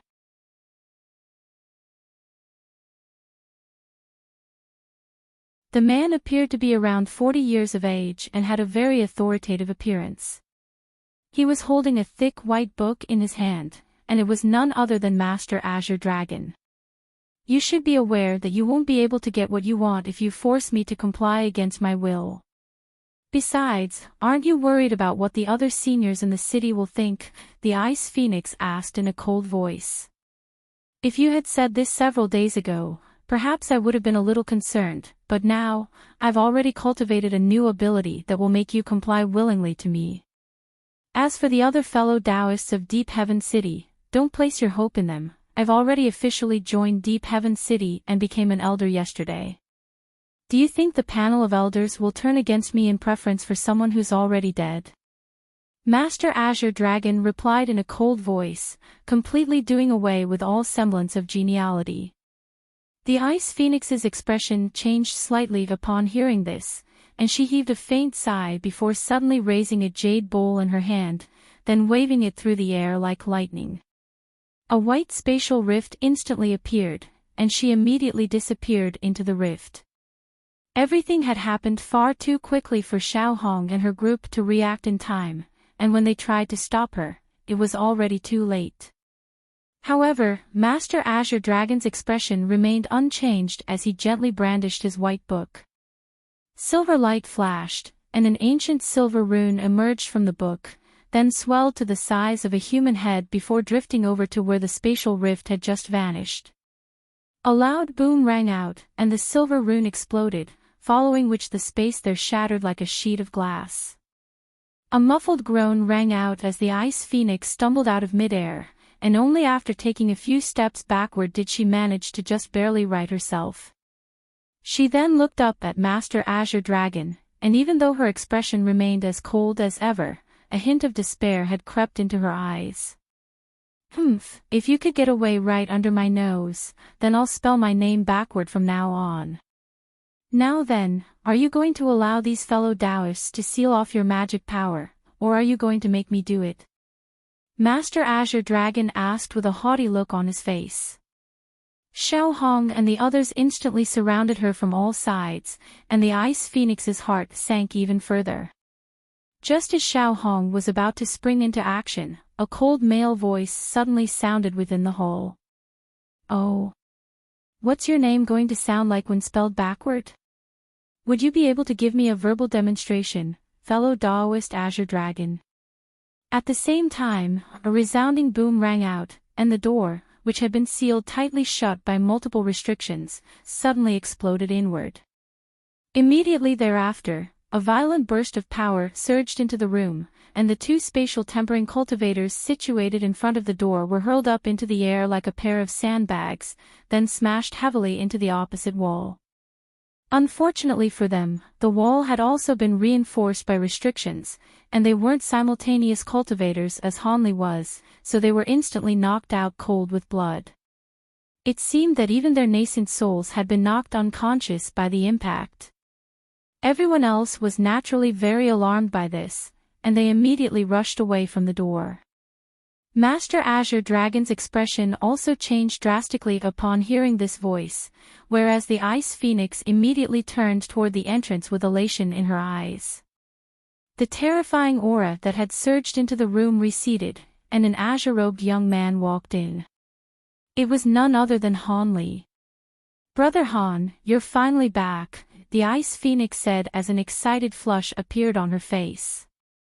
Hanli nodded in response as he turned to the Ice Phoenix with a faint smile on his face. "I encountered some trouble along the way, but thankfully, I was able to make a safe return."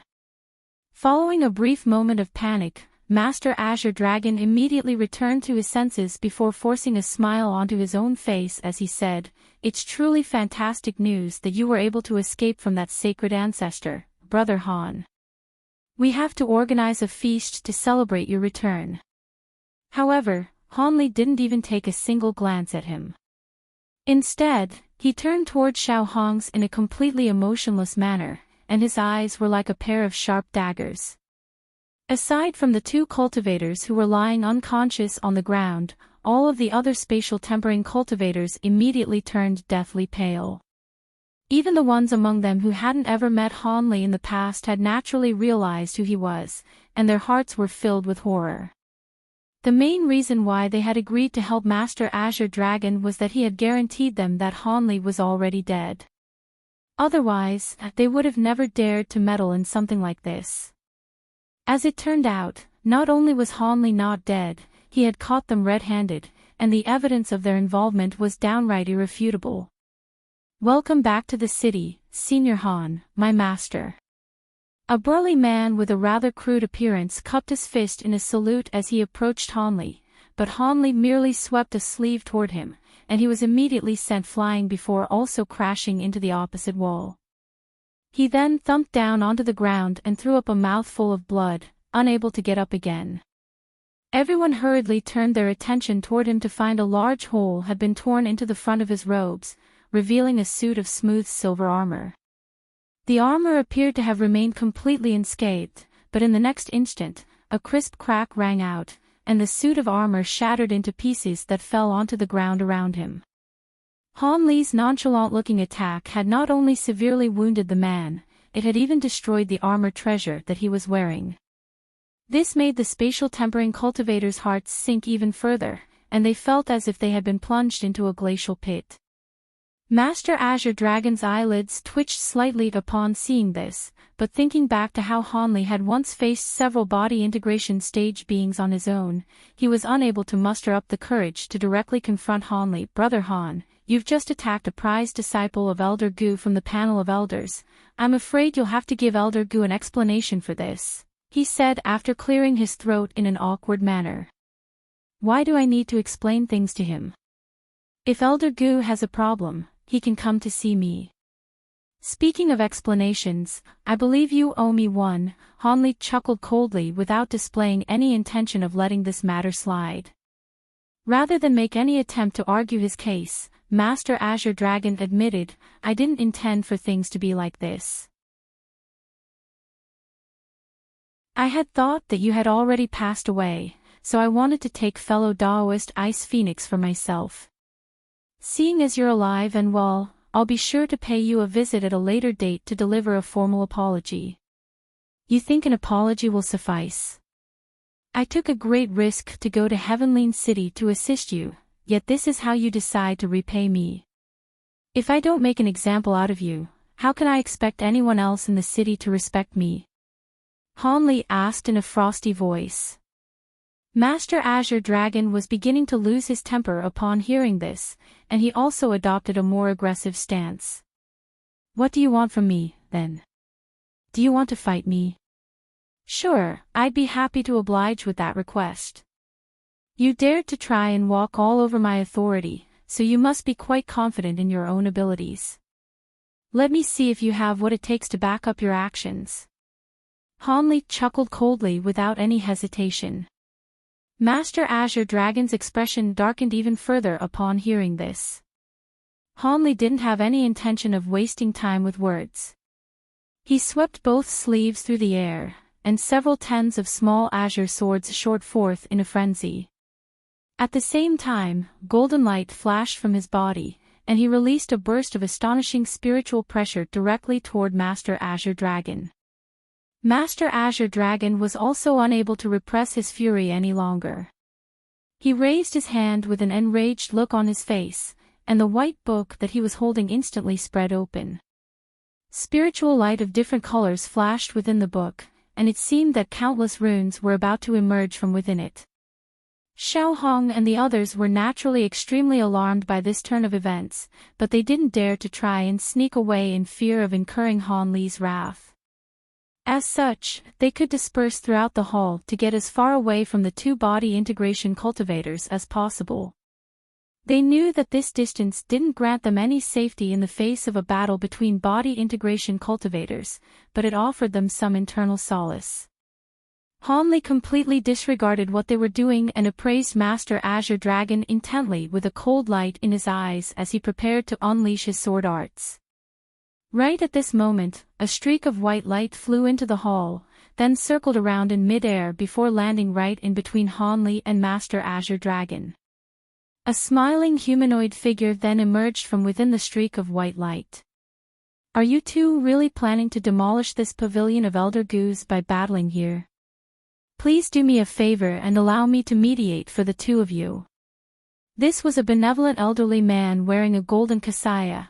It was none other than Buddhist monk Jin Yu.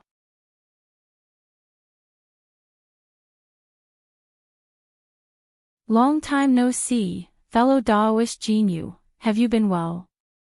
Han Li fully intended to continue in his assault, but he could only forcibly repress his fury for now.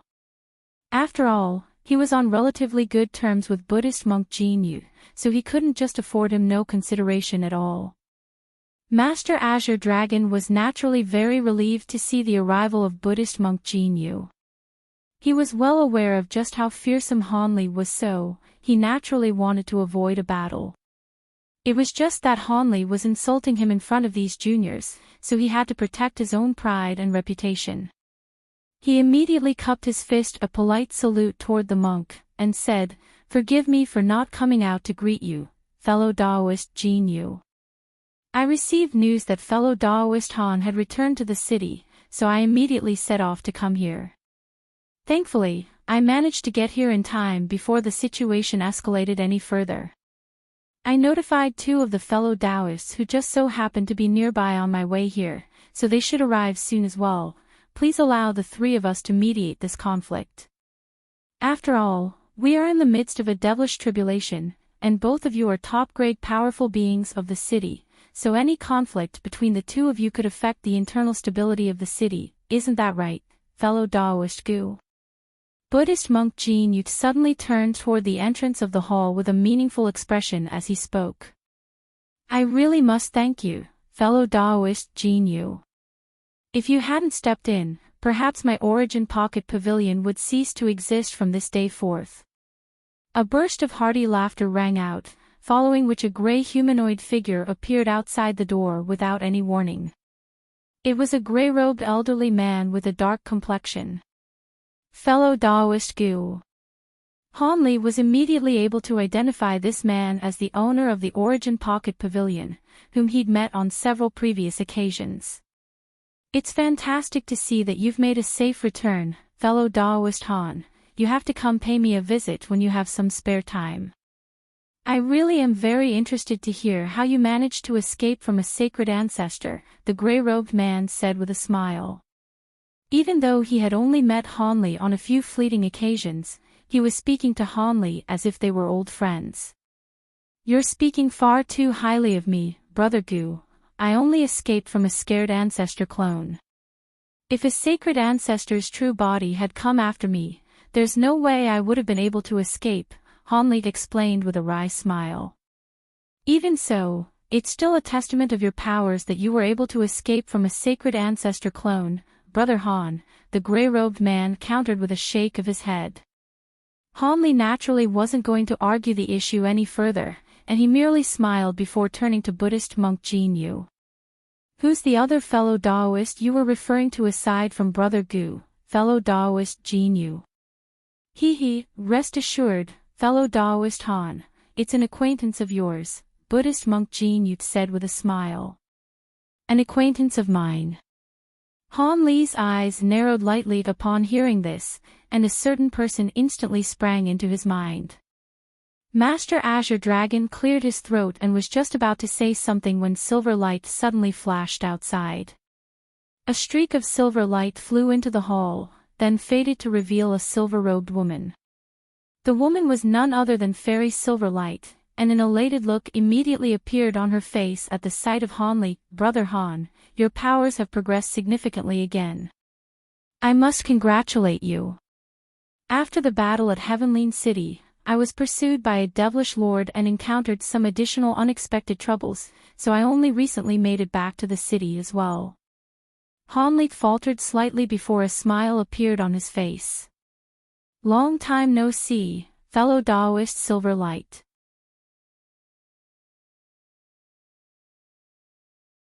I only recently returned to the city, but I've heard some things about this, and I also think that fellow Daoist Azure Dragon has gone too far. However, every body integration cultivator is an extremely precious resource to the city, so I wouldn't want to see a battle between you two either. Having said that, I don't think spirit stones alone will be enough as compensation. I suggest fellow Daoist Azure Dragon offer fellow Daoist Ice Phoenix some additional treasures or materials that she requires as well," Fairy Silverlight suggested, and it was quite clear that she was taking Han Li's side. "Humph, so all 3 of you are convinced that I'm in the wrong here," Master Azure Dragon harumphed coldly. "I'm sure you know better than anyone else whether you're at fault, fellow Daoist. Are you going to make us find evidence against you? If so, we have some right here." Buddhist monk Jin Yu's expression also darkened slightly as he turned toward Xiao Hong's group in a calm manner.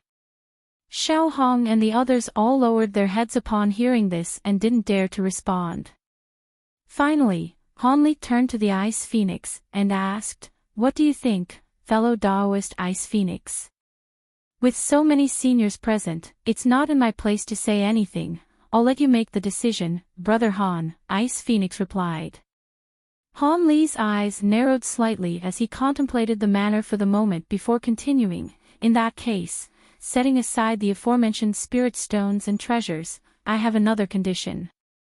If he agrees, then I'll let things slide for now." "What's your condition, fellow Daoist Han?" Buddhist monk Jin Yu asked.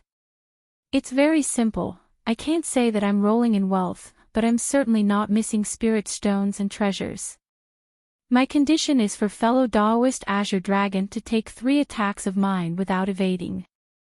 After that, I'll let things slide," Han Li said as a cold look flashed through his eyes. "What?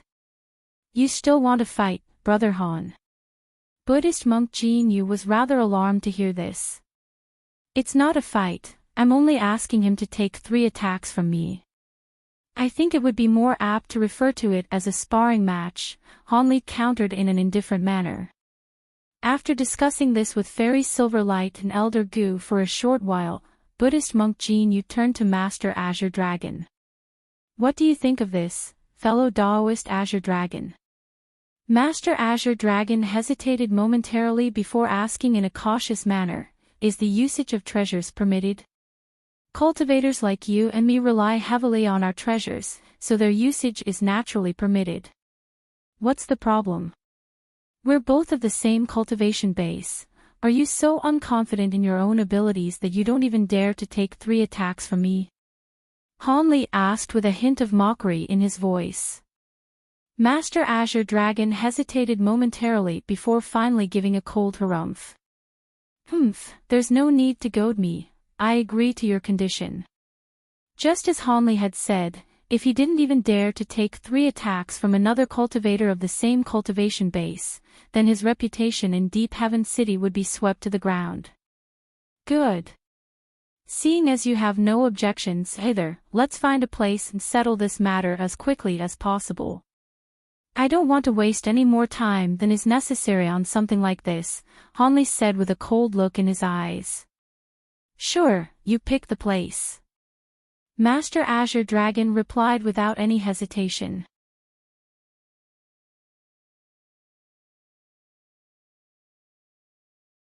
"There should be a designated sparring venue here, right, fellow Daoist Gu?" Han Li asked as he turned toward the gray-robed elderly man. "Of course. Our Origin Pocket Pavilion has a private space established in a spatial rift. Even a body integration stage battle in the rift wouldn't affect the outside world, so it'll be perfect to facilitate your sparring match," Elder Gu replied.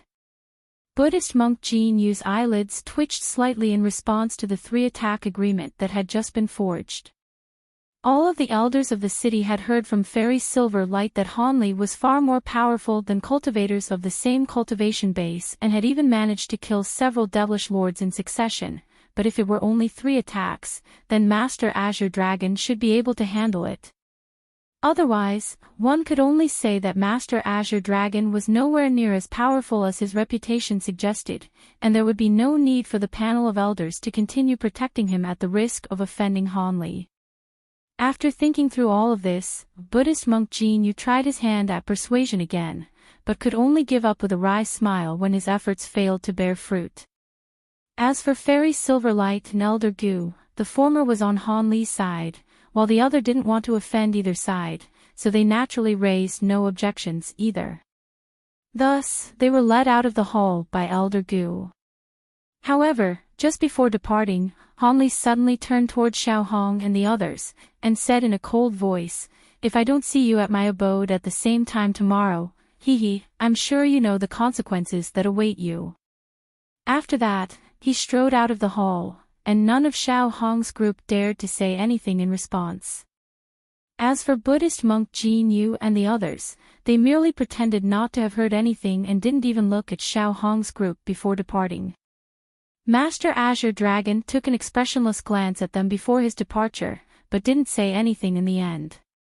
Following the departure of Han Li and the others, a demonic cultivator with dense black fur all over his face immediately turned to Xiao Hong with a depressed expression. "What do we do, Fairy Xiao? Senior Azure Dragon seems to have no intention of standing up for us. This is not what we agreed upon initially, fellow Daoist. You told us that Senior Azure Dragon had assured you that Senior Han had already passed away, and that Senior Azure Dragon would stand up for us, so there's no risk involved. I believe you owe us an explanation." Another human cultivator chimed in an urgent manner. The other remained silent, but all of them were also looking at Xiao Hong. Do you think I can be exempt from all of this? I merely passed on Senior Azure Dragon's promise to all of you. How would I know that he would be so wary of Senior Han that he doesn't even dare to stand up for us? It's a good thing that all of us have powerful backers so that man couldn't just kill us on the spot. Having said that, we're definitely going to be punished tomorrow, Xiao Hong snapped in the face of all of the accusatory eyes being directed at her. So you're saying we really do have to visit Senior Han tomorrow, someone said in a hesitant manner. I suggest you don't try to run away. If you do that, Senior Han really will have a reason to kill us. When that time comes, even our seniors won't be able to protect us, Xiao Hong harumphed coldly. You're right, fellow Daoist Xiao. Senior Han has most likely already planted spiritual sense marks within our bodies without our detection, so trying to escape would be akin to committing suicide. Besides, the devilish army has already surrounded Deep Heaven City. Where can we even go? I suggest you all set aside any funny ideas you're hatching and do as Senior Han instructs tomorrow. I have to inform one of my seniors of this, so I'll be taking my leave now. One of the more mature cultivators sighed before departing with a concerned look on his face. The rest of the group couldn't think of any alternatives either, so they could only depart in a gloomy manner as well. Thus, Xiao Hong was the only one left in the hall.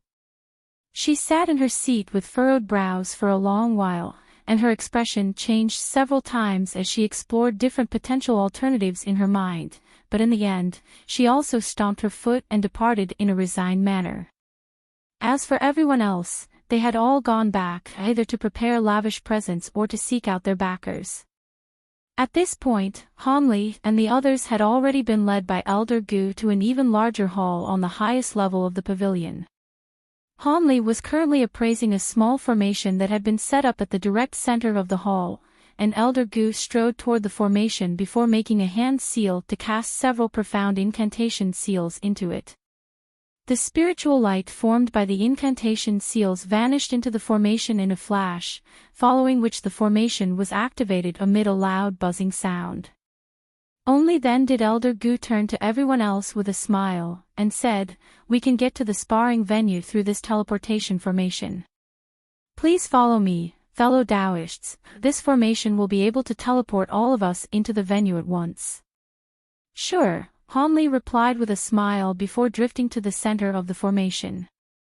With his current level of powers, a spatial rift wasn't going to be enough to trap him, so he naturally had no inhibitions. Master Azure Dragon was unwilling to display any weakness, and he also flew into the formation as a ball of azure light. Buddhist monk Jin Yuk shook his head in a resigned manner before following suit, and he was followed by the Ice Phoenix, whose brows were tightly furrowed. Elder Gu and Fairy Silverlight were the last ones to enter the formation, and as soon as the former stepped into the formation, he immediately made a hand seal. Five-colored light was instantly released by the formation before enveloping everyone, and Hanli felt his surroundings blur before he appeared in an unfamiliar place. He swept his gaze through the surrounding area to find that this was quite a large space that spanned several thousand acres in area. As was the case with all spatial rifts, the area was surrounded by murky gray spatial walls.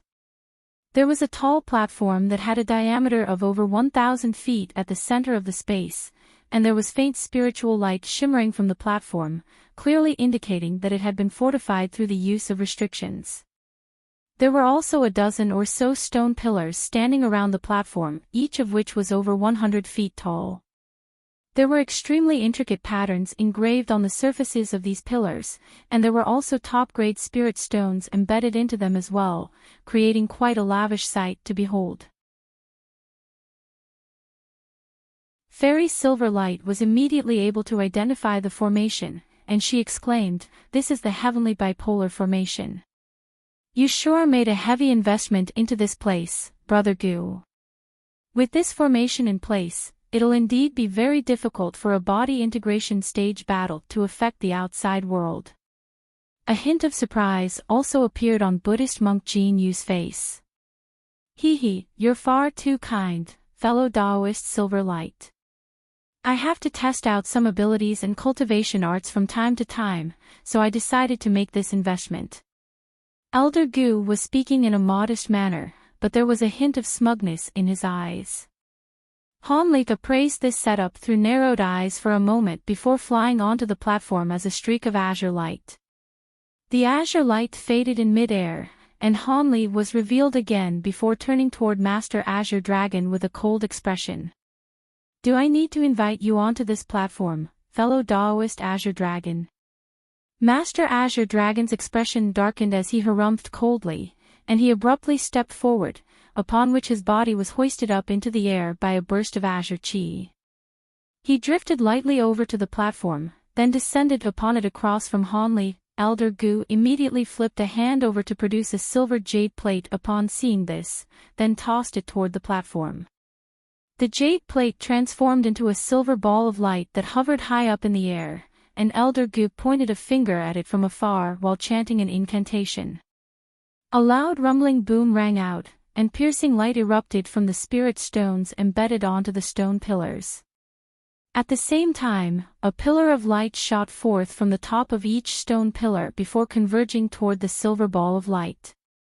In the next instant, the silver ball of light exploded, releasing specks of silver light that transformed into a dense light barrier that encompassed the entire platform.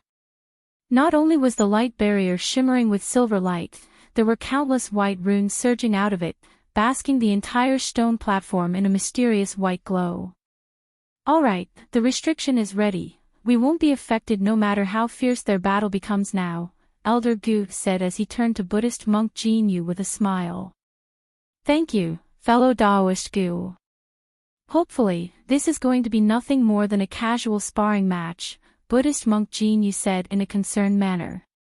"Rest assured, fellow Taoist, if it's only 3 attacks, then fellow Taoist Azure Dragon will definitely be able to endure it.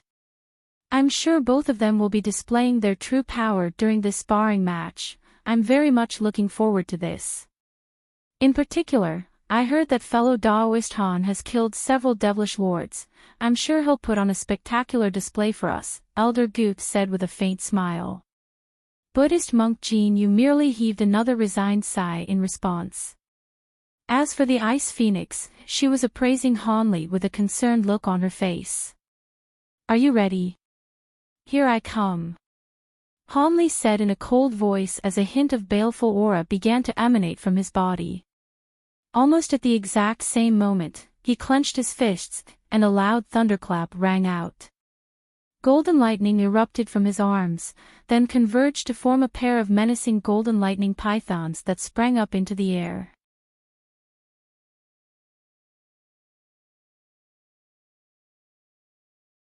Divine Devilbane Lightning. I'm not a Devil Dao cultivator. What is that lightning going to do to me? Master Azure Dragon harumphed coldly as he raised his hand, and a clear ringing sound erupted from the book that he was holding. It then transformed into a 5-colored light barrier before him, and immediately thereafter, he flipped his hands over to summon a pair of giant brushes, one golden and one silver, each of which was around 10 feet in length. Despite what he was saying, he didn't dare to treat Han Li with any complacency and immediately summoned his bonded treasures.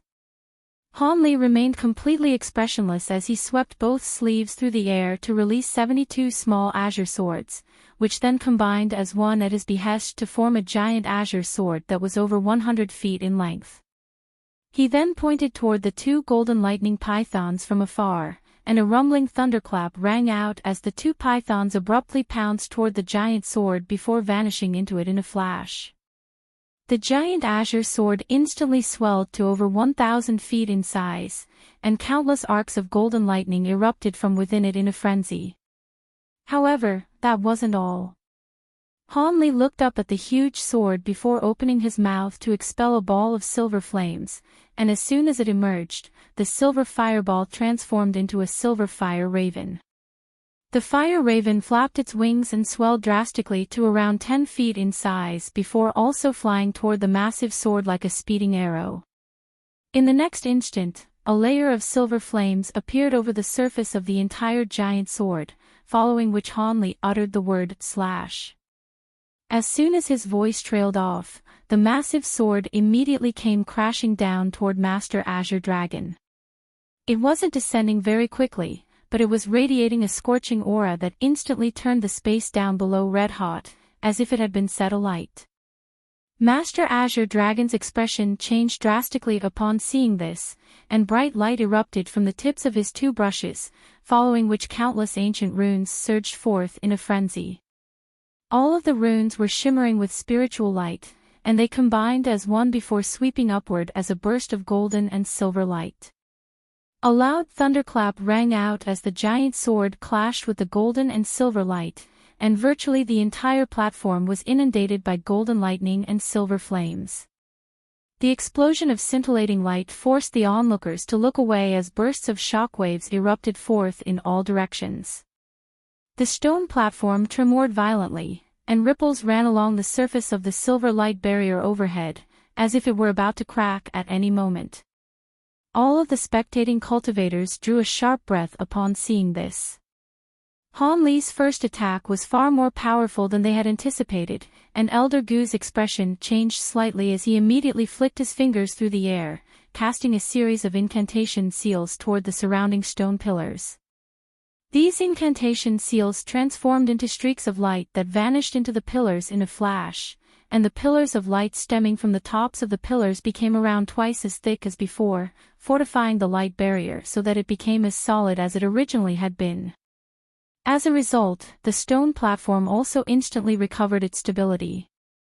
Moments later, the scintillating light encompassing the entire stone platform finally faded, and Hanli and Master Azure Dragon were revealed again.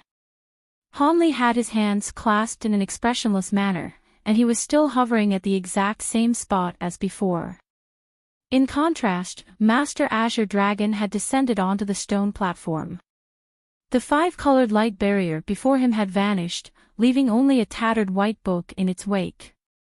At the same time, his two brushes had also dimmed significantly and seemed to have lost a lot of their spiritual nature. As for Master Azure Dragon himself, he appeared to be completely unscathed, but his face had turned quite pale, and it was clear that Hanli had gained the absolute upper hand. Buddhist monk Jin Yu and Elder Gu couldn't help but exchange a glance upon seeing this, and both of them could see their own astonishment mirrored in one another's eyes. They knew that Hanli was supposed to be more powerful than Master Azure Dragon, but it still came as quite a shock to them that he was able to force Master Azure Dragon down onto the ground with just a single attack. They couldn't help but wonder if Hanli were truly that unfathomably powerful, or if Master Azure Dragon were simply too weak. Hanli chuckled coldly as he waved a hand through the air, and spatial fluctuations erupted nearby, following which countless small azure swords emerged out of thin air before flying back into his body. He had gained the upper hand during that last clash, but the giant azure sword had been shattered, and he had no intention of using his flying swords for the second attack, so he naturally recovered all of them. Immediately thereafter, he made a hand seal, and his body began to swell drastically in size as a layer of golden fur appeared over his skin. In the blink of an eye, he had transformed into a giant golden ape that was several tens of feet tall. The giant ape was extremely menacing in appearance, and it let loose a thunderous roar as it thumped its own chest with its fists, then swelled even further to several hundred feet in stature. It turned toward Master Azure Dragon with a bone-chilling gaze, and Master Azure Dragon's expression changed slightly before he yelled in an enraged manner, "Do you think you're the only one with a transformation technique? Have a taste of my Azure Dragon avatar." As soon as his voice trailed off, he laid a hand onto the top of his own head, and a pillar of azure light erupted from his head before transforming into an Azure Dragon projection. He then swept a sleeve through the air to release 7 small black swords, all of which plunged into various parts of his body like lightning. Immediately thereafter, he opened his mouth to expel 7 balls of blood essence, all of which disappeared into the 7 swords. In the next instant, the 7 swords vanished, but countless crimson threads suddenly erupted from all over his body, binding around the Azure Dragon projection in a flash before abruptly pulling it downward. The Azure Dragon projection instantly combined as one with Master Azure Dragon, and he let loose a low roar as azure scales appeared all over his limbs and face. White light flashed above his head, and a pair of green horns emerged, while a giant azure tail sprouted out of his back.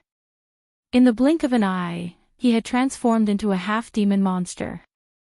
I had heard that fellow Daoist Azure Dragon was a half-demon, so this transformation isn't all that remarkable, but what's this transformation technique that fellow Daoist Han is using?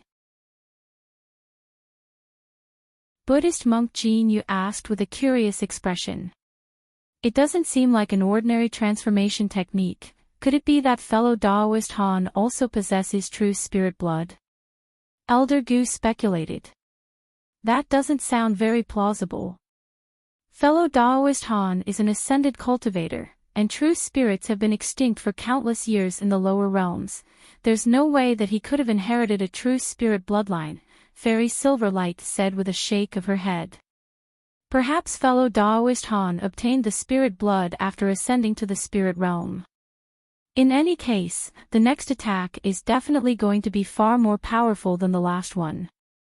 Fellow Daoist Gu, will the restriction be able to withstand the impact?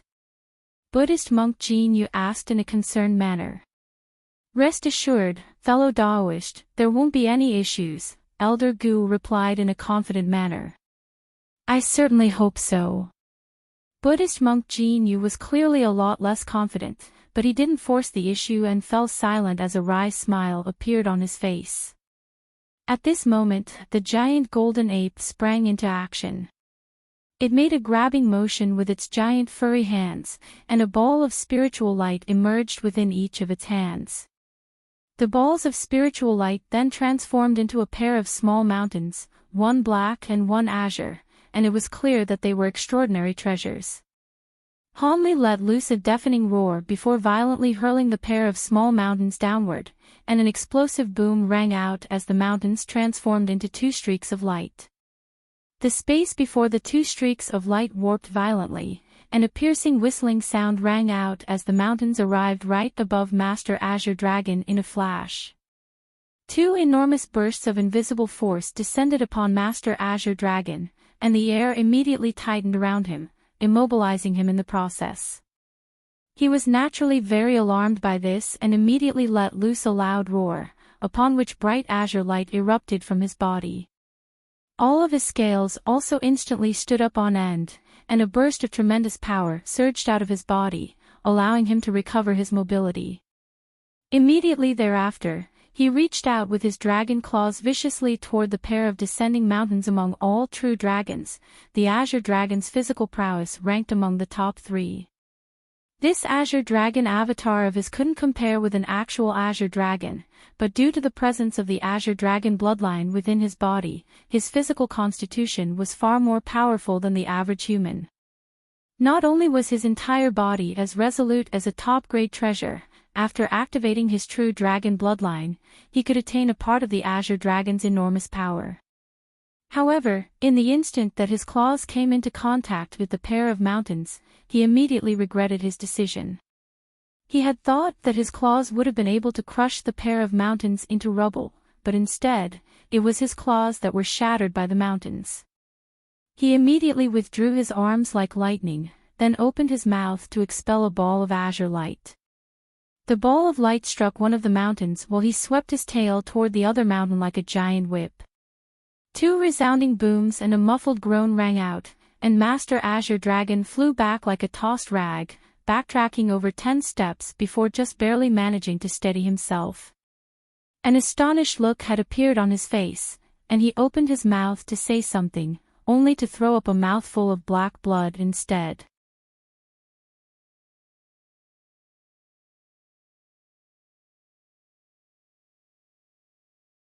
What everyone had failed to notice was that a hair-thin object had shot forth out of the golden fist and instantly vanished into Master Azure Dragon's ear just as it was passing by his face.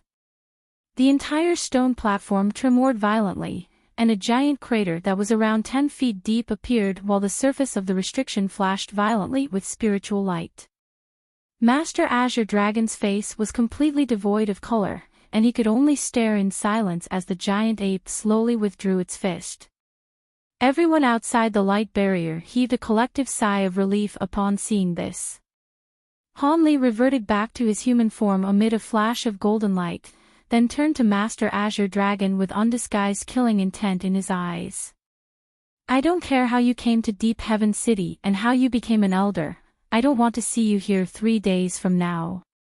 If you haven't left Deep Heaven City by then, I suggest you pick a burial site for yourself." After that, Hanli flew off the stone platform as a streak of azure light before landing beside the ice phoenix. Buddhist monk Jin Yu hurriedly tried to say something, but Hanli cupped his fist in a salute, and said, "Fellow Taoists, I've done everything I came here to do. I've only just returned to the city and have some matters to attend to, so I'll be taking my leave now." As soon as his voice trailed off, he swept a sleeve through the air to release a burst of azure light, which swept up both the ice phoenix and himself, then carried them both over to the teleportation formation. Following a burst of rumbling from the formation, both of them vanished. Hanli hadn't given Buddhist monk Jin Yu and Elder Gu any chance to try and mediate the situation. Before the two had a chance to say anything, Hanli and the ice phoenix had already left. Elder Gu was silent for a long while before turning to Buddhist monk Jin Yu with a wry smile. "Looks like fellow Taoist Han wasn't joking. Benefactor Han has gone too far here. No matter what differences there are between them, Master Azure Dragon is already an elder of our city. How can he leave Deep Heaven City just because fellow Taoist Han told him to? Rest assured, fellow Taoist Azure Dragon, I'll visit fellow Taoist Han with a few other fellow Taoists to convince him not to take such drastic measures," Buddhist monk Jin Yu said with a shake of his head. Only then did Master Azure Dragon return to his senses, and his face was still completely devoid of color as he shook his head in response. "There's no need for that. I lost to fellow Taoist Han. Even if he didn't ask me to leave, I would be too ashamed to remain in the city. I'll leave the city tomorrow and will no longer be an elder." Thankfully, not many people knew that I had joined the city, so my departure won't cause much of a disturbance. After that, he vanished from the stone platform as a ball of azure light, then also teleported out of this space using the teleportation formation. Buddhist monk Jin Yu and Elder Gu exchanged a glance, and both of them were temporarily rendered speechless. "Looks like fellow Taoist Azure Dragon has been dealt a heavy blow," Elder Gu sighed. His reaction makes sense. Conflict has already arisen between him and fellow Taoist Han, and he's clearly no match for fellow Taoist Han's powers. "If I were in his place, I would also leave the city," Buddhist monk Jin Yu said in a resigned manner. "Are we really just going to allow a mid-body integration cultivator to leave our Deep Heaven City? That will be a massive loss to the panel of elders. Fellow Taoist Han may be far more powerful than fellow Taoist Azure Dragon, but he has no intention of joining the panel of elders," Elder Gu said in a hesitant voice. "Let's visit the other fellow Taoists and see if we can come up with a way to keep him." Having said that, with the devilish army piling so much pressure on the city, fellow Taoist Han is more important to our city at the moment. Besides, Azure Dragon has already developed a sense of fear and wariness toward fellow Taoist Han. I think it's going to be very difficult to change his mind, Buddhist monk Jin Yu sighed. "In any case, we still have to give it a try." I'll contact the other fellow Taoists and invite them here right away, Elder Gu said as he flipped a hand over to summon a stack of voice transmissions talismans. Buddhist monk Jin Yu merely nodded in agreement as a contemplative look appeared on his face. Meanwhile, Hanli was taking the ice phoenix back to his abode. Hanli flew on ahead with his hands clasped behind his back, looking into the distance in silence. The ice phoenix was situated behind him with a complex expression, and she didn't say anything either. Several hours later, the streak of azure light returned to the top floor of the stone pagoda. Qi Lingzi and Hai Yuetian were beginning to grow rather impatient from waiting, and they immediately extended ecstatic bows toward Hanli upon witnessing his return with the ice phoenix. Master, Senior Ice Phoenix, welcome back. Did you have a smooth trip, Master? Hai Yuetian asked in an excited manner. I did. You two can go and rest now. I have some things that I'd like to discuss with fellow Taoist Ice Phoenix in private, Hanli instructed. Yes, Master. Qi Lingzi and Hai Yuetian immediately gave an affirmative response before departing after extending another respectful bow. Thus, Hanli and the Ice Phoenix were only ones left in the hall. Please take a seat, fellow Taoist Ice Phoenix. That must have been quite the ordeal for you, Hanli said with a smile as he sat down on the main seat. Thank you, Brother Han. Indeed, I thought I was done for. Never did I think that a body integration cultivator like Azure Dragon would do something so brazen and underhanded, the Ice Phoenix said with a wry smile as she sat down beside Hanli. Under normal circumstances, perhaps he would be more inclined to uphold his reputation, but in the midst of this devilish tribulation, he's naturally willing to cast all that aside for the opportunity to become more powerful. I'm guessing that if he weren't wary of me, he most likely would have gone after you even earlier than this, Hanli replied.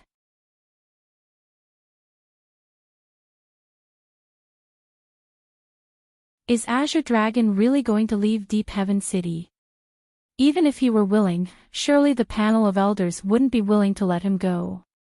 After all, a mid-body integration cultivator is currently an extremely prized asset to Deep Heaven City, the Ice Phoenix said in a concerned manner. A prized asset. He couldn't even take 3 attacks from me. Do you think the panel of elders will actually hold him in high regard? Under normal circumstances, the panel of elders will perhaps exert pressure on me to prevent this from happening to maintain their authority, but now that the devilish army has surrounded the city, I'm sure they know who's more important to the city between Azure Dragon and myself.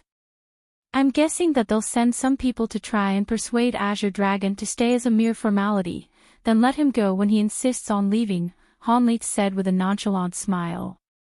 You're right, the panel of elders wouldn't dare to do anything to antagonize you at a time like this. However, that Azure Dragon is undoubtedly going to be extremely resentful toward you. You'll have to be wary of him in the future. Of course, you won't have anything to fear, but he could target your disciples, the Ice Phoenix cautioned. It's all right, Azure Dragon won't trouble anyone ever again, Hanli replied with a mysterious smile. What? You don't mean? With the Ice Phoenix's intelligence, she was naturally immediately able to read between the lines, and her heart jolted with shock. He's a very petty man. I'm not going to allow such a toxic enemy to live on in this world. Otherwise, who knows what troubles could arise in the future? Hanli said in a cold voice. I'm sure you're more than powerful enough to put an end to Azure Dragon's life, but surely the panel of elders won't allow you to do something like this. Besides, no matter how discreetly you do this, the panel of elders will still suspect you for foul play, the Ice Phoenix said in a hesitant manner. I won't do this in the city, and I'll have someone else take him out in my stead, Hanli replied with a faint smile. A hint of surprise appeared on the Ice Phoenix's face before she hurriedly cautioned, You have an ally who's capable of doing this? Please do exercise caution, Brother Han. That Azure Dragon may be no match for you, but he's still a mid-body integration cultivator. It'll most likely be very difficult for other people to kill him. Rest assured, fellow Daoist Ice Phoenix, I'll make sure that the job gets done, Hanli replied in a confident manner, then swept a sleeve through the air to release a ball of yellow light, which then transformed into a little girl who appeared to be around 2 or 3 years of age. The little girl had fair skin and a pair of large black eyes that were extremely adorable to behold. Go and keep an eye on Azure Dragon. If I'm not mistaken, he'll most likely leave the city before the 3-day time limit runs out. Follow him out of the city, then put an end to him in a secluded location, Hanli instructed. The little girl's lips didn't move, but a tender female voice suddenly rang out in the hall. You make it sound so simple. I can keep an eye on him with no issues. With my current powers, I can conceal myself even from the average late-body integration cultivator. However, I don't think I have the power to put an end to his life. I only just went through metamorphosis, so my powers won't outstrip his by much. Master Azure Dragon has already been wounded by me. Even if he immediately takes pills to try and recover, he won't be able to make a full recovery anytime soon. On top of that, I planted something in his body so he'll only be able to unleash around 30% of his powers at most. In his current state, you'll be more than enough to put an end to him, Hanli said with a hint of a smile on his face. Oh, in that case, I don't have any further issues. The little girl gave an adorable smile before vanishing on the spot amid a flash of golden light. Brother Han, who was that? Ice Phoenix couldn't help but ask. That was a spirit beast of mine. It only underwent metamorphosis recently, Hanli replied. Your spirit beast? From the sounds of it, it also seems to be at the body integration stage, the Ice Phoenix said with a stunned expression. It is indeed at the early body integration stage, but it's inherited some of the bloodline of the true spirit Kirin, so even the average mid-body integration cultivator won't be a match for it, Hanli replied in a truthful manner. A wry smile appeared on the Ice Phoenix's face upon hearing this. I finally understand why you're not concerned about repercussions from the panel of elders now. With that spirit beast to assist you, you're most likely the undisputed #1 cultivator of Deep Heaven City. I wouldn't dare to claim such a title. Deep Heaven City has protected the human and demon races for hundreds of thousands of years. Surely you don't think that the city is only as powerful as it appears on the surface, fellow Daoist Ice Phoenix. Who knows how many powerful cultivators there are lurking beneath the surface? Hanli replied with a solemn shake of his head. Oh. Have you heard some rumors, Brother Han? The Ice Phoenix asked in a surprised manner. No, I'm merely speculating. Alright, let's not dwell on this topic any longer. Everything will be made clear once the devilish army officially commences their attack on the city, but prior to that, I'm going to require your assistance, fellow Daoist Ice Phoenix, Hanli said with a serious expression. The Ice Phoenix faltered slightly upon hearing this before a thought immediately occurred to her, and a faint blush appeared on her face. Are you referring to? That's right. I encountered some peril during my trip, but also some opportunities as well, and I can begin attempting a breakthrough to the late body integration stage, so I'll have to borrow your heavenly phoenix origin chi, Hanli confirmed. The blush of the Ice Phoenix's face quickly faded, and she said in a solemn manner, if you hadn't stepped in to save me, I would have been reduced to a mere spirit beast, and there's certainly no way I could have reached the spatial tempering stage so quickly, so it's only right for me to repay you for your kindness. When do you plan to go into seclusion, Brother Han? If I had full confidence in my ability to break through this bottleneck, I wouldn't have asked this of you. If I can succeed in my breakthrough, you'll definitely be the most significant contributor. As for when I'm going into seclusion, that answer to that would naturally be as soon as possible. Once the leopard Kirin beast returns, I'll go into seclusion right away, Hanli replied. The Ice Phoenix nodded in response. Thus, the two of them chatted for a while longer before the Ice Phoenix stood up to depart.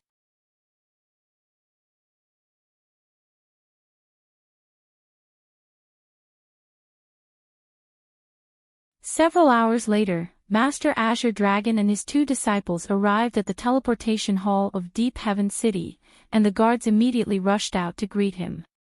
"We pay our respects to Elder Azure Dragon. May I ask why you've come here, Elder?" the spatial tempering stage leader of the guards asked in a respectful manner.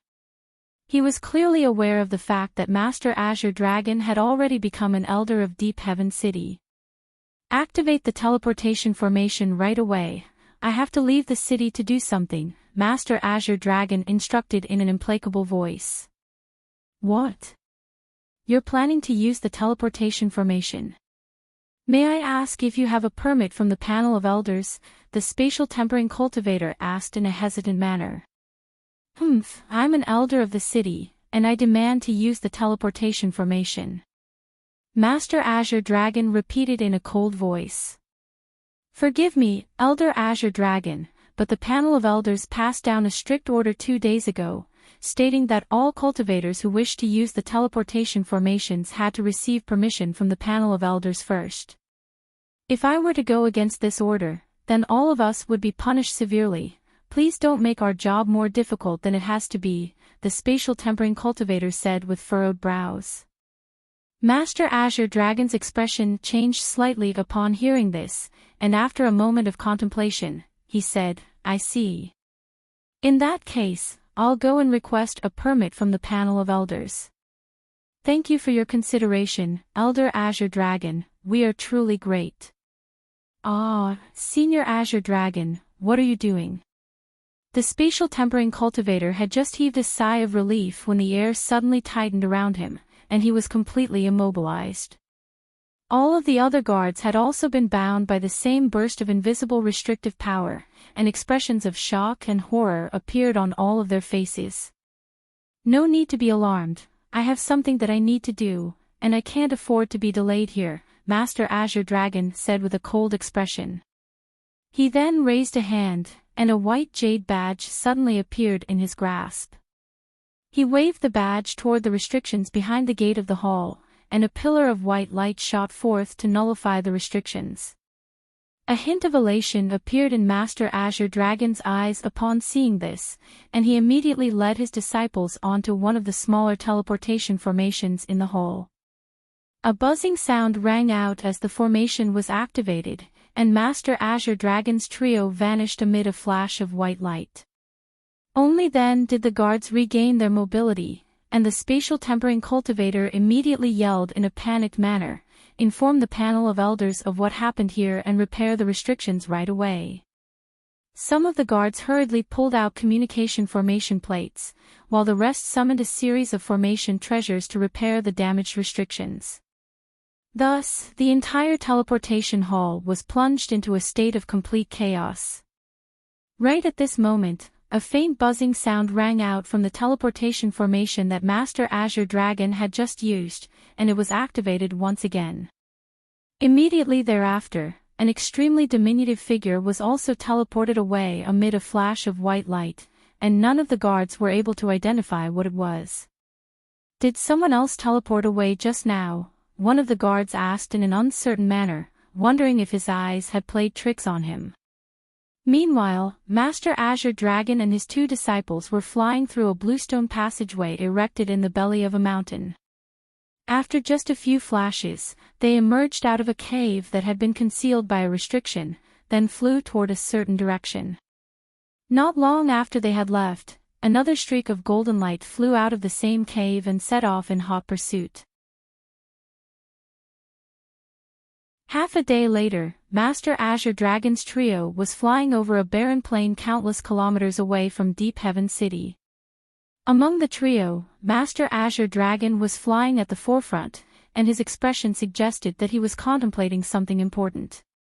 Up ahead in the distance, a boundless desert could be seen. Right at this moment, two resounding booms rang out just over 100 feet behind Master Azure Dragon's trio, and two faint golden projections shot forth out of thin air. Sharp claws projections swept through the air, hurtling directly toward Master Azure Dragon's trio. The claw projections left golden cracks in the space in their wake, and they wove into a giant net that was impossible to evade. Master Azure Dragon was greatly alarmed by this, and a horrified look appeared on his face. "Hanli, you bastard!" he roared in an extremely resentful voice, then flipped his hands over to summon a pair of giant brushes, one golden and one silver. He swept the brushes through the air, and countless golden and silver runes surged forth in a frenzy, transforming into a light barrier that shielded him on all sides. Immediately thereafter, azure scales appeared over his face and limbs, and he rushed directly toward the net of claw projections with devastating force. In the instant before his body came into contact with the claw projections, he opened his mouth to expel a ball of azure light, which crashed toward the net ahead of him.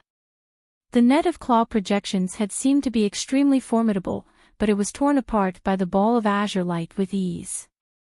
Master Azure Dragon faltered slightly upon seeing this before rushing out of the net in an elated manner, then appeared over 1,000 away. Just as he was heaving an internal sigh of relief, 2 howls of anguish suddenly rang out behind him. Crap!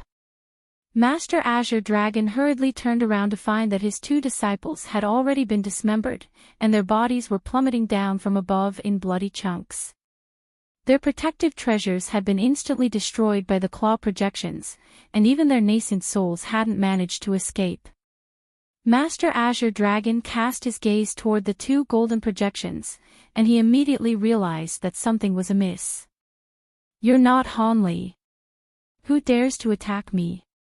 Hee, there's no need for my master to dirty his hands with the likes of you." The voice of a little girl rang out, following which the 2 projections combined as one to form a ball of golden light. Within the golden light was a horned leopard-like beast that was around 10 feet in size. It was none other than the leopard Kirin beast.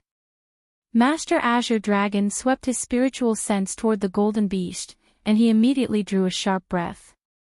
"You're a body integration stage spirit beast. Are you Hanli's spirit beast? Seeing as you've already figured it out, you can pass on without any regrets now. I was sent by my master to erase you from the face of this realm," the leopard Kirin beast said as a vicious light flashed through its eyes.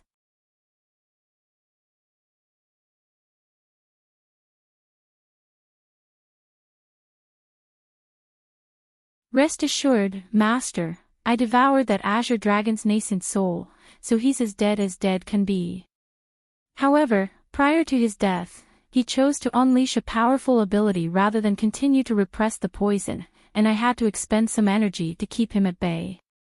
Hence, I had no choice but to meditate for 2 days, then snuck back into the city with a group of Deep Heaven City scouts, so there's no way that anyone would have detected me," the leopard Kirin beast said with a smile. "You did very well. Now, I can focus wholeheartedly on making a breakthrough to the late body integration stage," Hanli also replied with a smile. "If with your cultivation aptitude and all of the trump cards you've prepared, I'm sure you'll be able to make this breakthrough with ease, master. I'll be congratulating you in advance," the leopard Kirin beast chuckled. "I certainly hope so. Now that you've completed metamorphosis, there's no need for you to continue to remain in the spirit beast bracelet. You can cultivate in the secret chamber next to mine. If you need anything, just let Qilingzi and the others know," Hanli said in a solemn manner. "Thank you, master. I've been dying to get out of that spirit bracelet.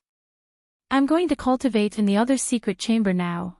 I'll return if you need me after you go into seclusion, master," the leopard Kirin beast replied with an ecstatic look on its face. Hanli naturally had no objections and allowed it to depart. After the leopard Kirin beast left, Hanli took a deep breath before making a grabbing motion with one hand to summon a voice transmission talisman. He then released the talisman before closing his eyes again to continue meditating. A short while later, a female voice suddenly rang out from outside the secret chamber. "Brother Han, have you summoned me because you're about to begin your breakthrough?" The voice was extremely pleasant to the ears and belonged to none other than the Ice Phoenix. "Indeed, fellow Daoist Ice Phoenix," Hanli replied in a calm manner as he opened his eyes. Several days later, there were 7 or 8 elders of Deep Heaven City discussing something together in a secret chamber. Both Buddhist monk Jin Yu and Fairy Silverlight were among them. So Master Azure Dragon really did perish. That's quite a pity, especially at a time like this, the white-robed elderly man sitting on the main seat sighed. If it weren't for the fact that Azure Dragon left a soul lamp in the city after he joined the panel of elders, I wouldn't have believed this to be true either. According to the cultivator looking after the soul lamps, his one was snuffed out within half a day of his departure from the city, Buddhist monk Jin Yu said with a wry smile. He was asking for it. He knows that there are devilish beings everywhere around the city, yet he still dared to restrict the guards and forcibly teleport away. If you ask me, he only has himself to blame, Fairy Silverlight harumphed coldly. Azure Dragon may not have been killed by devilish beings, perhaps he died by the hands of someone else. Didn't the guards at the teleportation hall say that someone used the same teleportation formation as Azure Dragon right after he left? Perhaps that was the perpetrator, a burly black-robed man said. Are you suspecting fellow Daoist Han? Fairy Silverlight's expression darkened slightly upon hearing this. Please don't jump to conclusions, Fairy Silverlight, I never said that. All I said is that maybe Azure Dragon didn't perish by the hands of devilish beings, the man immediately denied. It was quite clear that he was quite wary of Hanli. Fairy Silverlight merely smiled and remained silent. Alright, seeing as Master Azure Dragon forced his way out of the city, he has renounced his status as a member of our panel of elders. As such, there's no need for us to investigate this matter. Our top priority now should be the devilish army that has surrounded the city, the white-robed elderly man said with furrowed brows. But Master Azure Dragon is a mid-body integration cultivator, don't we have to at least provide all of the cultivators in the city an explanation of how he died? Also, will this affect Fairy Lin Luan's attitude toward our city? The owner of the Origin Pocket Pavilion, Elder Gu, said in a contemplative manner. There's no need for that. If we don't say anything, no one will know about Master Azure Dragon's death. Even if people find out later on, it'll be after the devilish tribulation. During these perilous times, everything can wait until a later date. As for fellow Daoist Lin, she's an extremely intelligent woman, I'm sure she'll know how to handle the situation, the white-robed elderly man said in a cold voice. Everyone else exchanged a few glances upon hearing this before nodding in agreement in the end. Alright, seeing as no one has any objections, let's discuss fellow Daoist Han next. Buddhist monk Jin Yu, I heard that you sent someone to invite fellow Daoist Han to a gathering 2 days ago, but he had already gone into seclusion. Is that true? The white-robed elderly man asked. It is. I wanted to make a last-ditch effort to try and convince fellow Daoist Han to coexist with fellow Daoist Azure Dragon in the city, but his disciples told me that he had gone into seclusion and wasn't going to be seeing any guests, Buddhist monk Jin Yu replied. It seems that he predicted that you would try to seek him out, so he's intentionally avoiding you, the white-robed elderly man said in a contemplative manner. Perhaps so. A few days ago, I saw the juniors who had been bribed by Azure Dragon, and all of them were as pale as ghosts. I heard that fellow Daoist Han is extorting them for a huge sum of spirit stones and materials. I wonder if they'll be able to gather everything that fellow Daoist Han demanded of them, Buddhist monk Jin Yu said with a peculiar expression. Those little brats deserve to be taught a lesson for sticking their noses into something like this. If you ask me, fellow Daoist Han has already let them off the hook quite easily. If he weren't wary of the backers behind those juniors, I'm sure he would have punished them even more severely, the white-robed elderly man chuckled coldly. That's true. Having said that, the way that fellow Daoist Han has addressed this matter has truly been a relief to me. If he had insisted on enforcing a more severe punishment on those juniors, that could have led to quite a conflict as well, Buddhist monk Jin Yu sighed in a resigned manner. Indeed. If things really had escalated to that extent, then even I would be scratching my head, the white-robed elderly man chuckled. By the way, I heard that Azure Dragon was defeated by fellow Daoist Han in just 3 attacks. Surely that's an exaggeration, right? The black-robed man asked. No, it's true. Fellow Daoist Han's powers were truly incredible. Even the average late-body integration stage most likely won't be a match for him. Fairy Silverlight and fellow Daoist Gu were also present. I'm sure they'll back me up here, Buddhist monk Jinyu replied with a serious expression. The black-robed man turned to Fairy Silverlight and Elder Gu upon hearing this, and Fairy Silverlight displayed no reaction, while Elder Gu gave a solemn nod in confirmation. The black-robed man was even more astonished upon seeing this, as were all of the other cultivators present who hadn't interacted with Hanli much. Surely he's not actually more powerful than a late-body integration cultivator. That Master Azure Dragon has quite a resounding reputation, but if he couldn't even withstand 3 attacks from a cultivator of the same cultivation base, then his reputation was most likely overinflated in the first place. Just because fellow Daoist Han was able to defeat him doesn't mean he's actually that freakish of a talent. The black-robed man was really grasping at straws now. I'm afraid you're mistaken, fellow Daoist. That Master Azure Dragon was a half-demon who can adopt a half-dragon form, and that, in conjunction with his Buddhist cultivation arts, presented a very formidable package. However, he had made the mistake of picking the wrong opponent. Fellow Daoist Han is a simultaneous cultivator, and is capable of taking on a giant ape form with powers that exceed even Azure Dragon's half-dragon form. He severely wounded Azure Dragon with his first 2 attacks alone, and could have even killed Azure Dragon with his 3rd attack had he intended to do so. Thinking back, if I were to face fellow Daoist Han in battle, there would be no alternative for me other than to flee with all my might, Buddhist monk Jinyu said in a serious manner. In that case, it seems the rumors about fellow Daoist Han being hunted by sacred ancestor clones were true. With his powers, it's not all that far-fetched that he was able to escape from such formidable beings, the white-robed elderly man remarked. I don't know how he managed to escape from those sacred ancestor clones, but I did bear witness to him killing several devilish lords in quick succession. Fairy Silverlight also chimed in a solemn voice. Sacred ancestors. Many of the cultivators present were very alarmed to hear this. It seems that fellow Daoist Han truly is an exceptional talent. With his assistance, our chances of securing victory against the devilish army would be significantly increased. Buddhist monk Jinyu, try to recruit him to our panel of elders again, tell him he can raise any conditions, and we'll do our best to satisfy him, the white-robed elderly man said. All right, but I think the chances of that are going to be very slim, Buddhist monk Jinyu replied in a rather pessimistic manner. I'm aware of that. Otherwise, he would have joined the panel of elders the first time we invited him.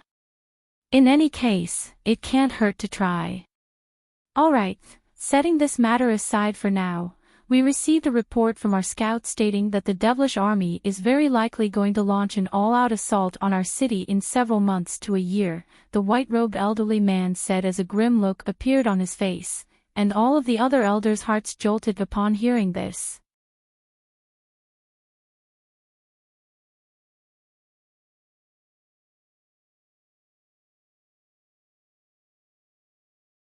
The issue is that the heavenly phenomena are far too ferocious for a mid-body integration stage breakthrough. The situation seems to be even more fearsome than what late-body integration stage breakthroughs are rumored to be like, the guard replied in a panicked manner. The white-robed elderly man was rather surprised to hear this. Oh. Let's go and take a look, fellow Daoist Jinyu. Sure, I'm also very interested to see just which fellow Daoist is making their breakthrough, Buddhist monk Jinyu replied with a nod. Thus, they were led out of the hall by the guard, and as soon as they emerged outside, the white-robed elderly man's expression immediately changed slightly.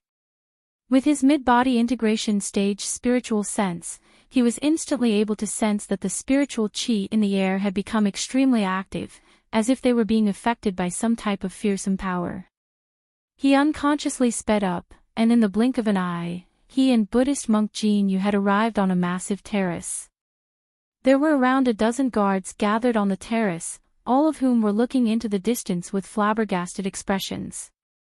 The white-robed elderly man's brows furrowed slightly upon seeing this, and he cleared his throat to make his presence known.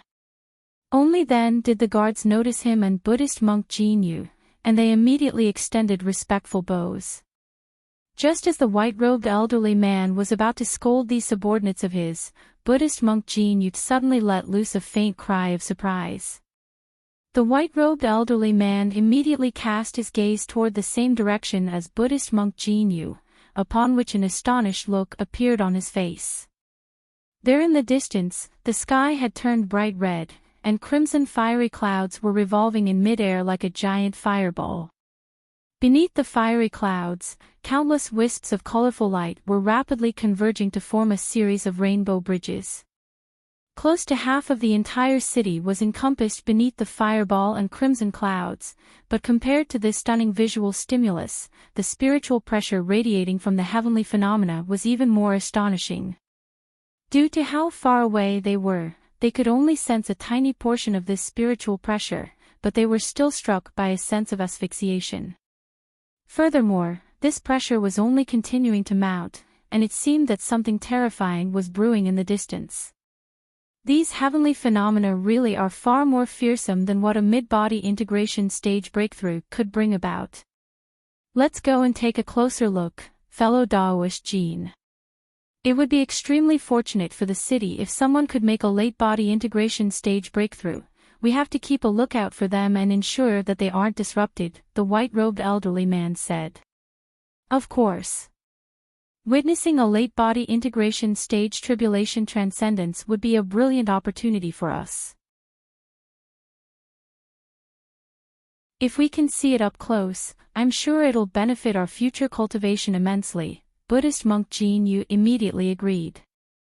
Thus, the white-robed elderly man swept a sleeve through the air to release a burst of white that swept up his own body, then flew away into the distance.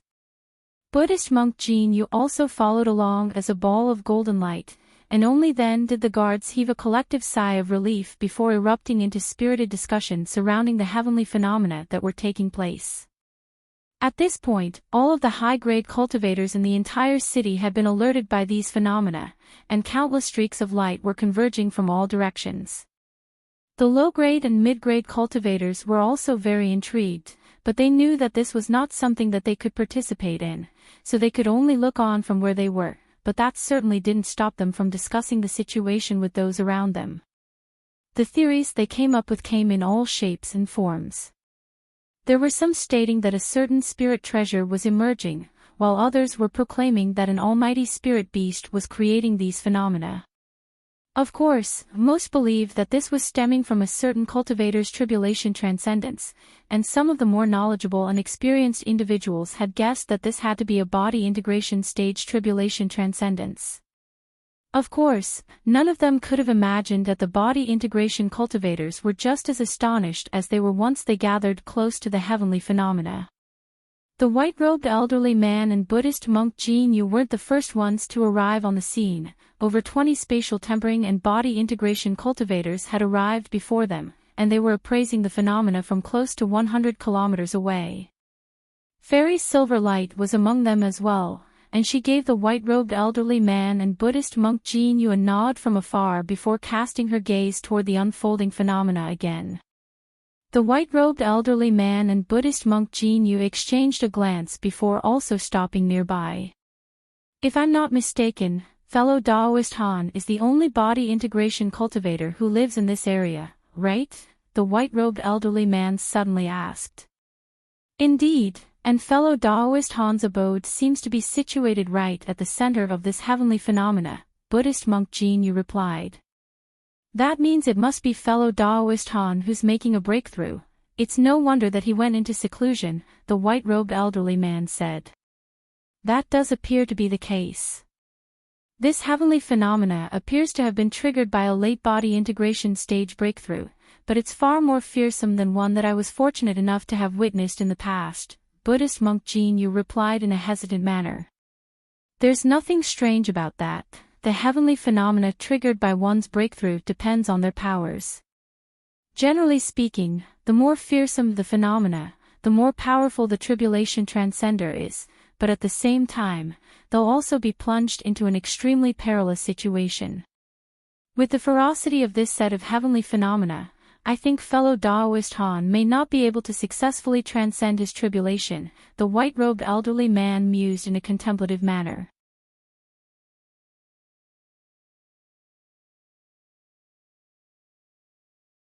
There are many mid-body integration stage fellow Taoists in our human and demon races just like us, but only very few who have made it to the late body integration stage. If I recall correctly, fellow Taoist Han seems to have only reached the mid-body integration stage not long ago. This rate of progression is far too extraordinary. Even the most legendary figures in the history of our two races most likely can't compare with him, Buddhist monk Jin Yu agreed with a nod. It's exactly because of fellow Taoist Han's stunning aptitude that this step will be even more difficult for him to take. After such a short time, his foundation can't be all that solid. That'll increase the difficulty of making this breakthrough, the white-robed elderly man said. We're all just speculating here. It's yet to be seen what's actually going to happen. Perhaps fellow Taoist Han will give the two of us a huge surprise, Buddhist monk Jin Yu chuckled. I certainly hope so. If another late-body integration cultivator can support our city, then we'll have a much easier time against the devilish army. Fellow Taoist Han's powers as a mid-body integration cultivator were already comparable to those of a late-body integration cultivator. If he were to succeed in this breakthrough, he would most likely even be able to face a sacred ancestor clone in battle, the white-robed elderly man mused. Indeed. Prior to the descent of the true bodies of the sacred ancestors into this realm, their clones will be the most powerful beings in the devilish army. If there's a way for fellow Taoist Han to hold them off, then we can abandon our original plan and focus our efforts on dealing with those devilish lords, Buddhist monk Jin Yu said as a cold light flashed through his eyes. The white-robed elderly man nodded in response before turning toward the phenomena taking place in the distance again.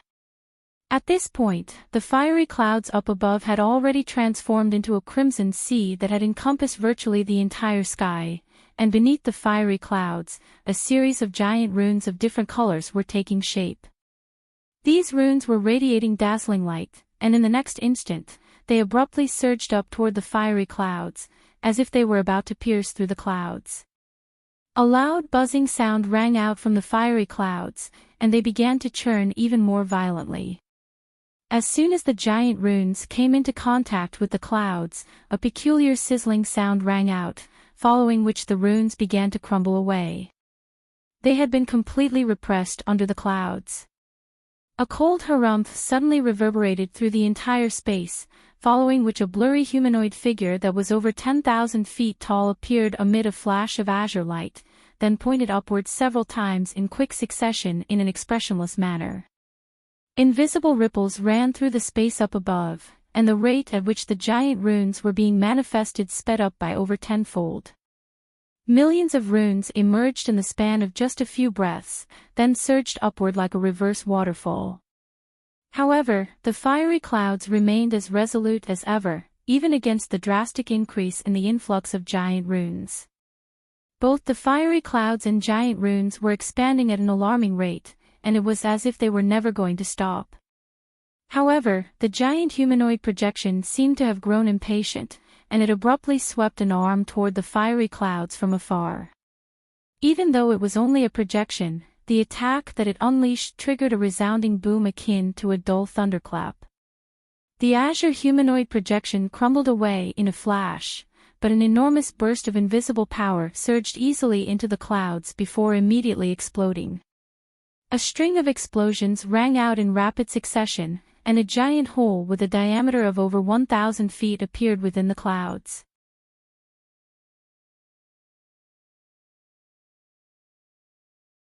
If the tribulation transcender were to fail to control this sea of flames, countless normal cultivators down below would perish. The other cultivators nearby also drew a sharp breath in unison. They didn't think that the heavenly tribulation would be this formidable even in its initial stages. If they were in Han Li's place, all of them would have most likely been reduced to ashes already. At the center of the sea of flame was none other than the stone pagoda that Han Li was staying in. This pagoda was naturally protected by some restrictions, but if it were to be struck by the sea of flames, it would most definitely be destroyed. Right at this moment, a ball of silver light appeared at the top of the pagoda, following which a clear cry rang out as giant silver fire raven emerged. When it first appeared, the fire raven was only around 10 feet in size, but as it spread its wings, it swelled to over 100 times its original before hurtling directly toward the sea of flames. A dull thump rang out as the silver fire raven vanished into the sea of flames, but in the next instant, the sea of fire suddenly began to churn violently. The crimson flames converged rapidly toward the giant fire raven as if they were being drawn by an irresistible force, then quickly vanished amid flashes of light.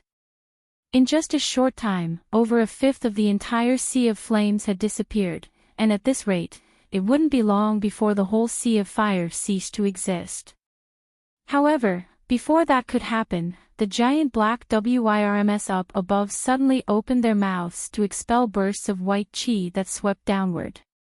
The white chi appeared to be quite ordinary, but as it dispersed through the air, over 10 translucent and peerlessly sharp ice spikes that were each around 10 feet in length were created. Before the ice spikes had even begun to descend, a burst of ghastly howling rang out from within the stone pagoda down below, following which 5 wagon wheel-sized skulls flew out, then opened their mouths to expel 5 streams of glacial flames that swept directly upward. As soon as the ice spikes came into contact with these glacial flames, they reverted back to white spiritual chi before vanishing amid the flames. Even after these two types of attacks had been nullified, the black WIRMs remained completely unfazed. Their bodies twisted around, and they exploded amid resounding booms. The fragments of their bodies then transformed into countless giant rocks of different sizes. The smallest of these rocks were smaller than human heads, but the largest ones were over 10,000 feet in size and resembled small mountains.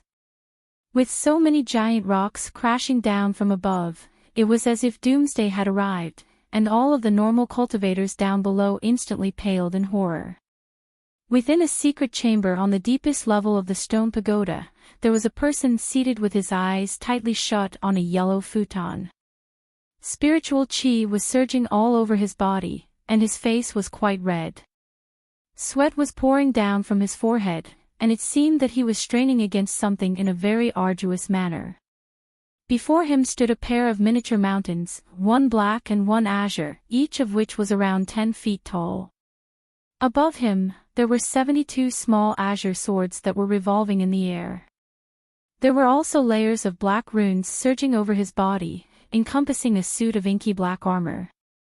Strangely enough, there were countless gray specks of light dispersed throughout the entire secret chamber.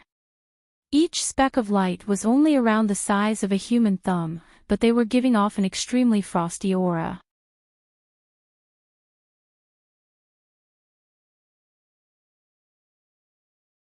The person seated on the ground was none other than Han Li. Judging from his current expression, he didn't seem to be in a very good condition. The gray specks of light were constantly drifting around him, occasionally taking on the forms of malicious monsters, as well humanoid projections of both genders and all ages.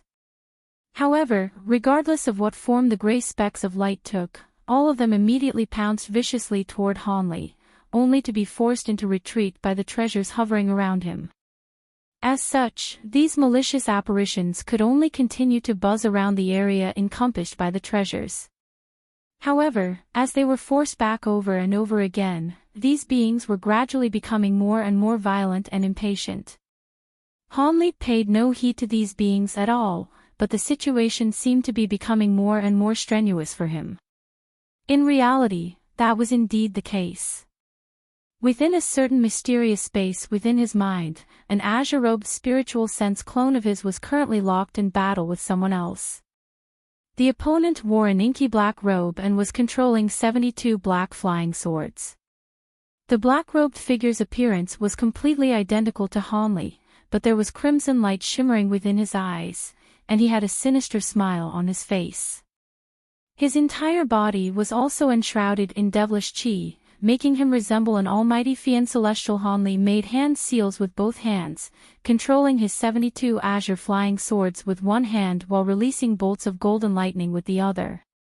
However, the black-robed Hanli was able to easily counter the azure flying swords with his black flying swords, and he also released bolts of black lightning that were even thicker than the oncoming bolts of golden lightning in retaliation. Hanli's expression darkened upon seeing this, and over 100 arcs of golden lightning erupted from his body at once to eradicate the oncoming bolts of black lightning. All of a sudden, an extremely sweet and pleasant female voice rang out. "Hee, resistance is futile, brat. This inner demon is a complete replica of yourself. No, in fact, with the enhancements it's receiving from me, it's even more powerful than you. I'm sure you've also realized this after battling it for so long." This inner demon is indeed slightly more powerful than I am, but you're delusional if you think it can defeat me. You only managed to sneak into my soul during a lapse of concentration. Otherwise, this inner demon wouldn't even exist, Hanli said with a dark expression as he flipped his hand over to reveal a short silver ruler, which he swept through the air to release countless ruler projections toward the inner demon. You are indeed far more powerful than I imagined, and it would be unrealistic to expect a mere inner demon to destroy your soul, but don't forget that you're transcending your late body integration stage tribulation. I don't know how you're protecting yourself, but with most of your spiritual sense and magic power dedicated to this battle, there's no way you'll be able to successfully transcend the tribulation. If you don't want to die, then you'd better hand over that suit of devilish armor. Once you do that, I'll leave right away so you can transcend your tribulation in peace, the woman said in the voice of a temptress. The owner of the voice was none other than the heavenly devilish monarch, whose devilish intent Hanli had once encountered in Cloud City. It had somehow managed to sneak into Hanli's spiritual sense during this critical juncture in his tribulation transcendence, then created this inner demon to try and devour his soul. If it weren't for the fact that Hanli's spiritual sense was far more condensed than the average cultivator, there was a good chance that the inner demon would have succeeded. You think I would believe the words of a heavenly devilish monarch? I'm guessing that as soon as the thought of making a concession crosses my mind, the inner demon would immediately pounce on me and devour my soul. I had always heard that heavenly devilish monarchs were most adept in coercion and could often kill their targets without even needing to battle them. It seems that this is true, Hanli replied in a completely expressionless manner. Hee, you sure are alert. In that case, I'll wait for you to fall to your own demise. After your body and soul gets destroyed during the heavenly tribulation, I'll still be able to recover the suit of devilish armor. The heavenly devilish monarch's voice suddenly turned into an extremely rough and husky male voice. The inner demon swept a sleeve through the air and also released countless black ruler projections to nullify all of Hanli's attacks. Hanli's expression darkened even further upon seeing this, and right at this moment, the other minority portion of his spiritual sense transmitted a message to him, stating that the heavenly tribulation was about to reach a critical stage, and that the magic power and spiritual sense he had left behind most likely wouldn't be able to withstand it. As such, he had to kill the inner demon right away so he could focus wholeheartedly on his tribulation transcendence. With that in mind, Hanli immediately let loose a low roar, and he made a hand seal as golden light flashed from his body, following which he transformed into a mountainous golden ape. You may be able to replicate my cultivation arts and treasures, but let's see if you can replicate my transformation technique as well. Hanli roared as he swung his fists toward the inner demon. Two incredible powerful bursts of golden shockwaves surged forth, threatening to pulverize the inner demon into mincemeat. A peculiar look flashed through the inner demon's eyes, and black light flashed from its arms as a layer of black scales appeared over its skin, following which it abruptly made a grabbing motion upward. Countless black claw projections appeared above the inner demon, forming a giant net that managed to keep the golden shockwaves at bay. However, once the two giant golden fists arrived, the net was completely shattered. During this split-second delay, the inner demon had withdrawn its 72 black flying swords back into its body, then let loose a guttural snarl as black chi surged out of its body in a frenzy. A pair of thick black horns appeared on its head, and at the same time, its body swelled drastically in size. In the blink of an eye, it had transformed into a giant black-scaled devilish minotaur that was just as massive as the golden ape, and it reached directly toward the ape's fists with its bare hands. Two resounding booms rang out, and the giant golden ape was forced back several steps, while the inner demon was forced to plummet down from above, smashing a massive crater into the ground.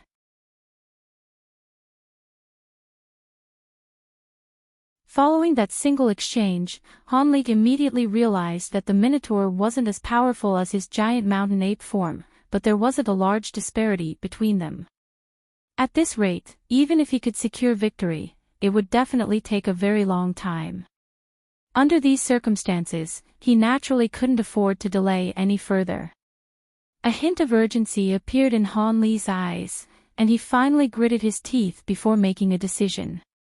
The ability that he was going to unleash next was going to expend a lot of spiritual power, which would be extremely detrimental to his tribulation transcendence, but he had no choice. Once he steadied himself, he immediately let loose a long cry, upon which a golden projection with 3 heads and 6 arms appeared behind him. The projection opened its 6 eyes before instantly flying toward the giant ape as a faint shadow. A layer of golden light swirled over Han Li's body, following which 2 more furry heads appeared on his shoulders alongside 4 additional arms. The giant golden ape had also taken on an appearance with 3 heads and 6 arms, and its body then swelled even further to several times its original size. At the same time, Han Li took a deep breath, and a ball of golden light abruptly appeared over each of his 6 palms. In the next instant, the 6 balls of golden light began to rapidly expand, and in what seemed like nothing more than the blink of an eye, they combined as one to form a gigantic ball of light that was over 1,000 feet in size. Han Li's 3 heads then began to chant in unison, and countless runes emerged from within the golden ball of light before rapidly revolving around it. An enormous golden vortex instantly took shape in mid-air before being hoisted higher upward by Han Li's 6 giant hands. A burst of tremendous suction force erupted out of the center of the vortex, and the devilish minotaur stumbled as it was forcibly dragged toward the vortex. It immediately let loose an enraged roar, and a horrified look appeared on its face for the first time. It was a replica of Han Li's body, but due to its inability to replicate true spirit blood, the 12 awakening transformations was the only ability it was unable to mimic. Thus, it was naturally rendered completely powerless in the face of the attack unleashed by the combined powers of Han Li's giant mountain ape form and Provenance true devil arts. In its desperation, the devilish minotaur released all types of treasures, including its 72 black flying swords, 2 extreme mountains, and short black ruler to attack the giant vortex, all to no avail. As soon as the treasures reached within the general vicinity of the vortex, it would be swept up by the countless golden runes surging out of the vortex, then forcibly drawn into it before disappearing without a trace. At this point, the devilish minotaur had also been drawn to no more than 300 to 400 feet away from the vortex. All of a sudden, it summoned a crimson trident amid a flash of black light, then plunged it down into the ground, using it as an anchor to just barely arrest its own momentum. An elated look immediately appeared on the devilish minotaur's face. However, right at this moment, Han Li let loose a low cry and hurled the golden vortex downward like a giant mountain. The inner demon only had a chance to let loose a howl of anguish before it was completely inundated by golden light.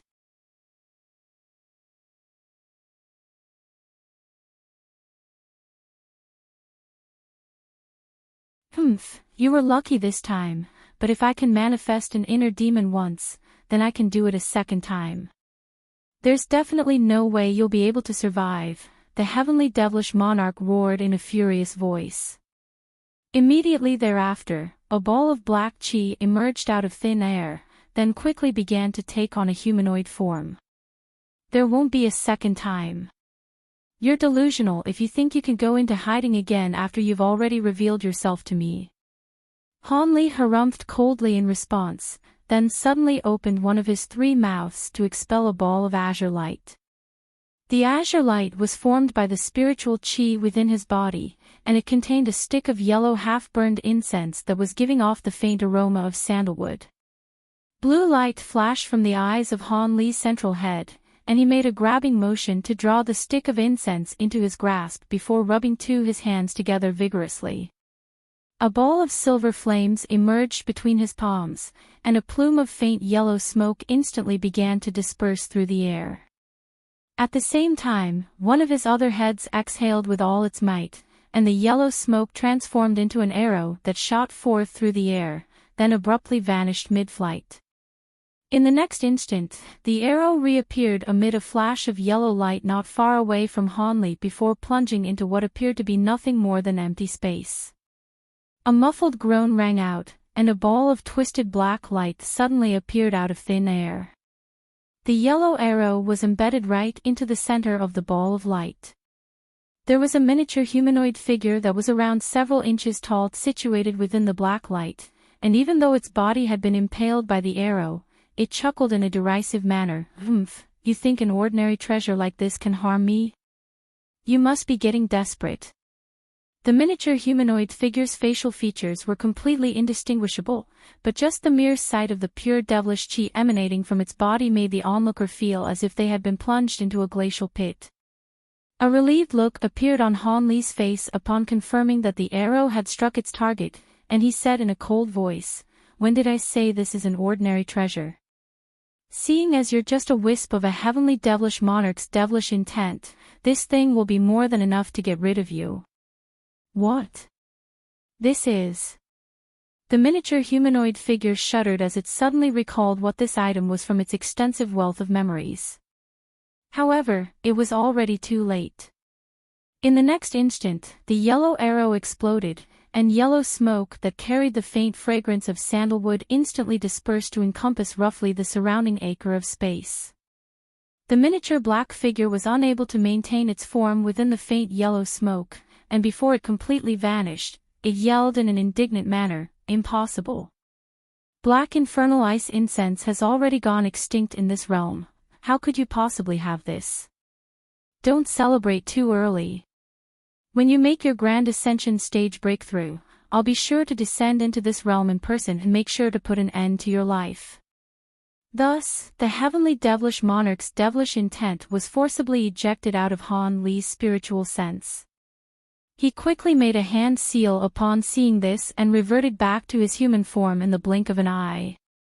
His face had turned slightly pale, and he was panting slightly from exertion. The ability that he had just unleashed had clearly expended a considerable amount of spiritual sense and magic power, which was why he had refrained from using it earlier. Han Li glanced at the spot where the devilish figure had just disappeared, and his expression remained quite grim. He immediately made another hand seal, and his body disintegrated into specks of azure light. In order to prevent the inner demon from affecting the spiritual sense he had left outside his soul, he had completely cut off his connection to his own physical body. Now that this threat had been averted, he was naturally immediately returning to his own body. In the instant that Han Li opened his eyes, he caught sight of the surrounding gray specks of light, which had transformed into 5 ghastly apparitions that were trying to attack him through his treasures with all their might. With each assault that they unleashed, the surrounding treasures would tremor violently, and the spiritual light being released by them had also dimmed significantly. The 5 apparitions were constantly revolving around Han Li with astonishingly violent auras emanating from their bodies, and Han Li's expression immediately darkened upon seeing this. He let loose a loud cry as countless arcs of golden lightning sprang forth out of his body, and the 5 devilish apparitions manifested from baleful chi were instantly destroyed without being able to offer any resistance. After taking care of these 5 devilish apparitions, Han Li's expression only darkened even further. At this point, the restrictions and formations he had prepared specifically for this heavenly tribulation had already been activated, conjuring up several massive layers of light barriers that encompassed the entire stone pagoda. There were currently 81 giant black WIRMs overhead, blasting forth devastating bolts of lightning of different colors. The smallest bolts of lightning were only around a foot in length, while the longest were around 500 meters long, and they were crashing down in a torrential downpour.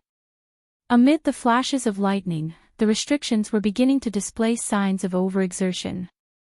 At this moment, all of the bolts of lightning crashing down from above suddenly combined as one to form a gigantic pillar of lightning, and all of the light barriers were instantly shattered.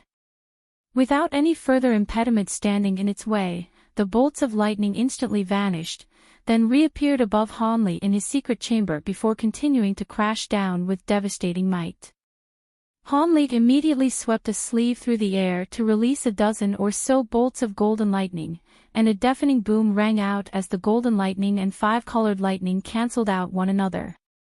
However, this was only the beginning. Even more bolts of 5-colored lightning had appeared overhead, and they were raining down upon Han Li with incredible ferocity. Han Li's eyes narrowed slightly as he made a grabbing motion with one hand. A ball of azure light appeared over his palm in a flash, then shot forth in all directions as 72 streaks of azure light. All of a sudden, a loud dragon's roar rang out, and countless streaks of azure sword chi appeared before dispersing all throughout the entire secret chamber, then converged to form an azure ball of light above Han Li. The ball rotated on the spot to release countless streaks of dazzling sword chi, then shattered to reveal a green coiled dragon. In the blink of an eye, Han Li had set up his azure coil sword formation. As expected of one of his trump cards, the azure coiled dragon managed to remain completely unscathed in the face of the 5-colored lightning, and it was able to vanquish all of the bolts of lightning with devastating sweeps of its powerful tail. At this point, the fiery clouds up above had already recovered to their original mass, and fire attribute spiritual chi surged within them, following which head-sized crimson fireballs came crashing down from above. Han Li naturally wasn't going to be fearful of these oncoming balls of flames. He took a deep breath and summoned his 2 extreme mountains, then laid a hand on each of them, upon which grey divine essence fused light and streaks of invisible sword chi surged out of the 2 mountains in a frenzy.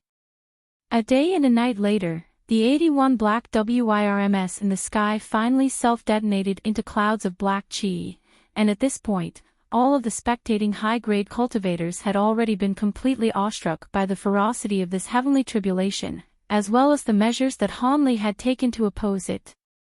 This was the first time they had ever seen such a fearsome heavenly tribulation, and it was downright incredible to them that the might of a single person had been able to stand up against it.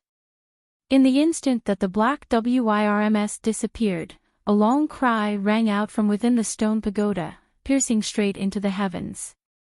At the same time, an azure pillar of light erupted out of the pagoda, reducing all of the remnant fiery clouds and black chi to countless runes of different colors. After the pillar of light faded, an enormous humanoid projection that was around 10,000 feet tall with an appearance that was completely identical to Han Li emerged high up in the air. Isn't that fellow Daoist Han? I see, so it's Senior Han who's been transcending his late body integration stage tribulation. Most of the nearby cultivators were immediately able to identify the projection as Han Li, and they immediately burst into spirited discussion. The azure projection looked around at the countless runes in the nearby area, and a faint smile appeared on its face before it abruptly inhaled violently. All of the runes shuddered before transforming into specks of light that flooded into the giant projection's mouth, and with each inhalation, tens of thousands of these specks of light were devoured.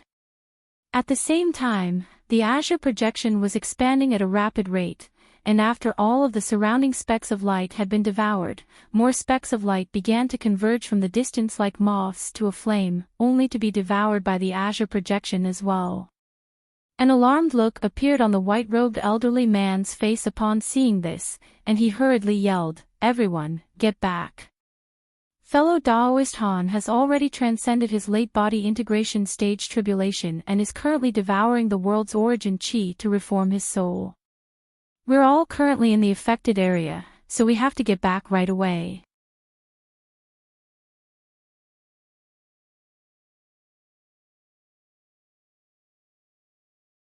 All of the high-grade cultivators present immediately flew away in different directions upon hearing this, with a few exceptions, but those outliers were also forced to retreat in the face of the cold glare aimed toward them by the white-haired elderly man. I can't believe those bastards were planning to take the world's origin chi gathered by fellow Daoist Han at such a crucial juncture, the white-robed elderly man harumphed coldly. It's no wonder that some people would try to take such a risk. The world's origin chi that fellow Daoist Han has gathered is of the highest level of purity. If they can even take a tiny portion of it, they would benefit immensely, Buddhist monk Jin Yu chuckled. But if we were to allow that, it could affect the reformation of fellow Daoist Han's soul. The effect would be virtually negligible, but we certainly wouldn't want fellow Daoist Han to become dissatisfied with our city over something like this, the white-robed elderly man said as a complex look appeared on his face. Indeed.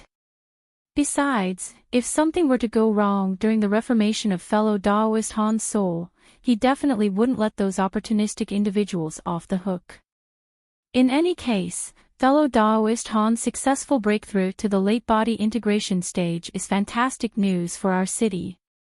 Even now, I still feel like I'm in a dream. I had quite a great deal of confidence in fellow Daoist Han, but even I didn't think that he would be able to transcend such a fearsome tribulation so smoothly, Buddhist monk Jin Yu sighed. It's only taken fellow Daoist Han several centuries to progress from the early body integration stage to the late body integration stage. Compared to him, I feel like I've wasted my entire life. Perhaps there really is a chance that he'll become a second grand ascension cultivator of our human race, the white-robed elderly man mused as he stroked his long beard. Indeed, with fellow Daoist Han's stunning aptitude, it's certainly not impossible. However, while progressing to the late body integration stage is already extremely arduous, it still pales in comparison to a grand ascension stage breakthrough. Even for fellow Daoist Han, there's only a very slim opportunity, Buddhist monk Jin Yu replied with a nod. Of course, but he still has a sliver of an opportunity to attain immortality in the future. In contrast, that ship has already sailed for us, and we can only await the conclusion of our lifespans, the white-robed elderly man said in a slightly dejected manner. There's no need to dwell so much on this matter, fellow Daoist Gu. Very few people in the entire history of our human race have managed to reach the grand ascension stage. We're already immensely fortunate to have Senior Mo in our generation, Buddhist monk Jin Yu replied. You sure are enlightened, fellow Daoist Jin. Indeed, you're right. Even for grand ascension cultivators, there's one final major obstacle to be overcome before immortality can be attained. I've heard occasional tales of mighty figures in foreign races successfully ascending to immortality, but no one in the recorded history of our two races has succeeded, so it's certainly far from a simple task, the white-robed elderly man chuckled. There have been several seniors who have attempted to transcend ascension tribulations in the past, but all of them did so in secret, so no one witnessed their tribulation transcendences. Perhaps some of them managed to succeed in the end, Buddhist monk Jin Yu said in a hopeful manner. Perhaps. In any case, that has nothing to do with the current state of our city. Seeing as fellow Daoist Han has already succeeded in his tribulation transcendence, let's not delay here any longer. Otherwise, it would be quite troublesome if fellow Daoist Han were to misconstrue our presence as a sign that we're harboring malicious intent, the white-robed elderly man replied. Buddhist monk Jin Yu naturally had no objections to this, and the two of them instantly flew away from the scene. In the distance, the giant projection was still gathering the world's origin chi in a frenzy, and at this point, over half of the entire Deep Heaven City had become a funnel for the world's origin chi. In the end, the projection swelled to around 50,000 feet tall, and it was visible to everyone in the city, thereby naturally creating a massive stir. Not only were the humans and demons in the city able to see the projection formed by Han Li's soul, the devilish beings in the devilish strongholds and pyramids further away were also able to see a blurry silhouette in the distance, as well as sense the surging world's origin chi within Deep Heaven City. In the tallest of the devilish pyramids, there was a crimson-robed young man looking out the window toward Deep Heaven City with crimson light flashing within his eyes. There's no mistaking this aura. Someone must have made a late body integration stage breakthrough. That's rather troublesome. This enormous aura suggests that this isn't just some ordinary late body integration stage being. I'll have to prepare some countermeasures for this, the young man murmured to himself as his eyes narrowed slightly. The young man was none other than the final sacred ancestor Shuiguang clone, which was the commander of the devilish army in this area. Seated on a stone chair not far away from the window was a burly man in a silver beast-hide garment.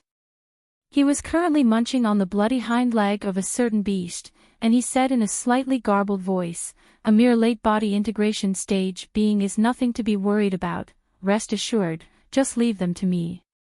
You invited me all the way over here precisely because you wanted me to clear out some obstacles for you, isn't that right? The man had an extremely muscular physique with gleaming bronze skin, and he was giving off a bone-chilling aura akin to that of a vicious beast. "There's no need to trouble you over something like this, Brother Xiong. I invited you here to deal with an even more troublesome fellow. I can't be sure if he's returned to Deep Heaven City or not, but if he's not present in the city, then I'll leave this late-body integration stage being to you," Shuiguang replied. This burly man was clearly only a late-body integration stage devilish being, but Shuiguang seemed to be quite wary of him and was referring to him as an equal. "Oh. Is the opponent you want me to take care of going to be even more formidable than this late-body integration stage being?" the burly man asked with a hint of surprise in his eyes. "I believe so. I'm not sure of the specific details. All I know is that my 3 clones pursued him twice, and they returned after a failed first attempt before being wiped out during their second attempt," Shuiguang said with furrowed brows. The burly man was astonished to hear this, and he tossed the half-eaten hind leg aside as a solemn look appeared on his face. "What? Now that you mention it, I do recall hearing some fellow Taoists mention that you sent 3 clones into this realm at once, but how could all 3 of them have been killed at once? Are you asking me to face a grand ascension stage human or demonic being?" Rest assured, Brother Xiong, I wouldn't make you battle a grand ascension stage being for me. The target in question is merely mid-body integration stage human cultivator, but he possesses a set of incredible abilities, and even the average late-body integration stage cultivator is no match for him. Those 3 clones of mine most likely perished by his hands. As the number 1 devilish lord of our holy race, you're the best choice to deal with such an opponent, Shuiguang replied. "Stop trying to flatter me. If that man could kill all 3 of your clones at once, then even if his powers are inferior to mine, it wouldn't be by much. You have to double my compensation. Otherwise, I'm not taking this job," the burly man said without any hesitation. "All right, but you have to leave all of his treasures to me," sacred ancestor Shuiguang agreed, also without any hesitation. "Oh. Looks like this human cultivator is either carrying some powerful treasures or has something that you desperately need. Otherwise, you wouldn't have agreed so easily. So be it, the original compensation you promised me was already quite a hefty amount. Now that you're doubling it, I'll agree to leave all of his treasures to you. I'm really curious to see what kind of abilities this human cultivator possesses that allowed him to kill all 3 of your clones. Looks like I'll be able to enjoy a good battle this time," the burly man said with a ferocious smile as he cracked his knuckles. In that instant, he truly resembled a vicious beast that was just barely able to contain its killing intent.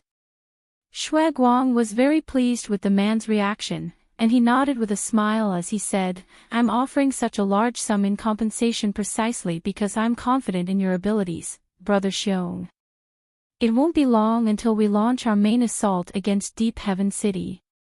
Prior to that, you should take some rest to recover from the energy you expended to descend into this realm so you can face this opponent in your best condition." "I don't need to rest to recover from such a trivial amount of energy expenditure.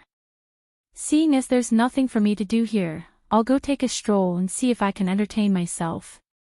This is the spirit realm, surely you sacred ancestors won't continue to restrict me here." A cold look suddenly appeared on the burly man's face as he spoke. Shui Guang's expression changed slightly upon hearing this, but he then immediately smiled, and replied, "Of course, you are free to do whatever you want here, Brother Xiong." The burly man immediately rose to his feet and departed without even bidding farewell to Shui Guang, leaving Shui Guang to look on with a resigned expression.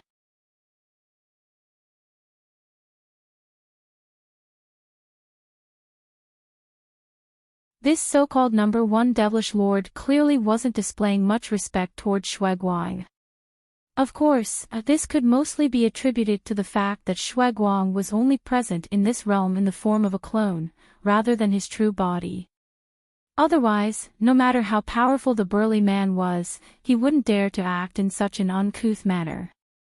A contemplative look appeared on Shui Guang's face for a moment before he suddenly yelled, "Summon the 10 generals to come and see me." "Yes, Master Shui Guang," someone outside immediately answered in a respectful manner before rushing away to do his bidding. Only then did Shui Guang return to his seat and begin to carefully ponder some things. Meanwhile, after absorbing sufficient spiritual qi, the giant projection in Deep Heaven City finally reverted back into an azure ball of light that descended toward the stone pagoda in a flash. The ball of light then vanished amid a flash of spiritual light, and Han Li, who was situated on the deepest level of the pagoda, slowly opened his eyes as an ecstatic look appeared on his face. "So this is the late body integration stage. It really is completely different from the mid-body integration stage. I'm now one step away from the grand ascension stage. The path to immortality is finally becoming a reality," Han Li murmured to himself as he experienced the dramatically enhanced magic power and spiritual sense within his body. Following this successful breakthrough, both his magic power and spiritual sense had almost doubled, and they would both only continue to increase as he continued cultivating. The only thing that he was rather disappointed about was that his physical body hadn't been enhanced by much. It seemed that the rumors that one could only reform their physical body after reaching the grand ascension stage were true. As for the benefits that one derived from that reformation, that would depend on their latent aptitude and the cultivation arts they were using. With that in mind, Han Li closed his eyes again and immediately began fortifying his new cultivation base, as well as to recover the huge amount of energy he had lost during his tribulation transcendence. Due to the fact that he had to expend a lot of magic power and spiritual sense to combat the inner demon, he was forced to use many treasures to help him transcend the tribulation. The late body integration stage tribulation was far more fearsome than he had imagined, and he was forced to detonate over 10 top-grade treasures that he had obtained over the years. Even his 72 azure bamboo cloudswarm swords had been damaged as he had pushed them too far. If it weren't for the fact that his 2 extreme mountains possessed a resistance toward heavenly lightning and shielded him from the final few waves of lightning strikes, he definitely would have been severely wounded, even if he had still managed to successfully transcend this tribulation. However, following this late body integration stage tribulation transcendence, Han Li's confidence in the 5 extreme mountains was boosted even further, and his determination to refine the remaining 3 extreme mountains was reaffirmed. His grand ascension stage tribulation was only going to be even more fearsome than this late body integration stage tribulation. Without the 5 extreme mountains, he wasn't confident about his chances of success at all. On top of that, the 5 extreme mountains were also going to be extremely important for the periodic major heavenly tribulations that would befall him in the future. After lingering on this final thought for a moment, Hanli completely relaxed and immersed himself in his cultivation. Warm magic power flowed throughout his entire body, and he meditated for around half a month without awakening even once.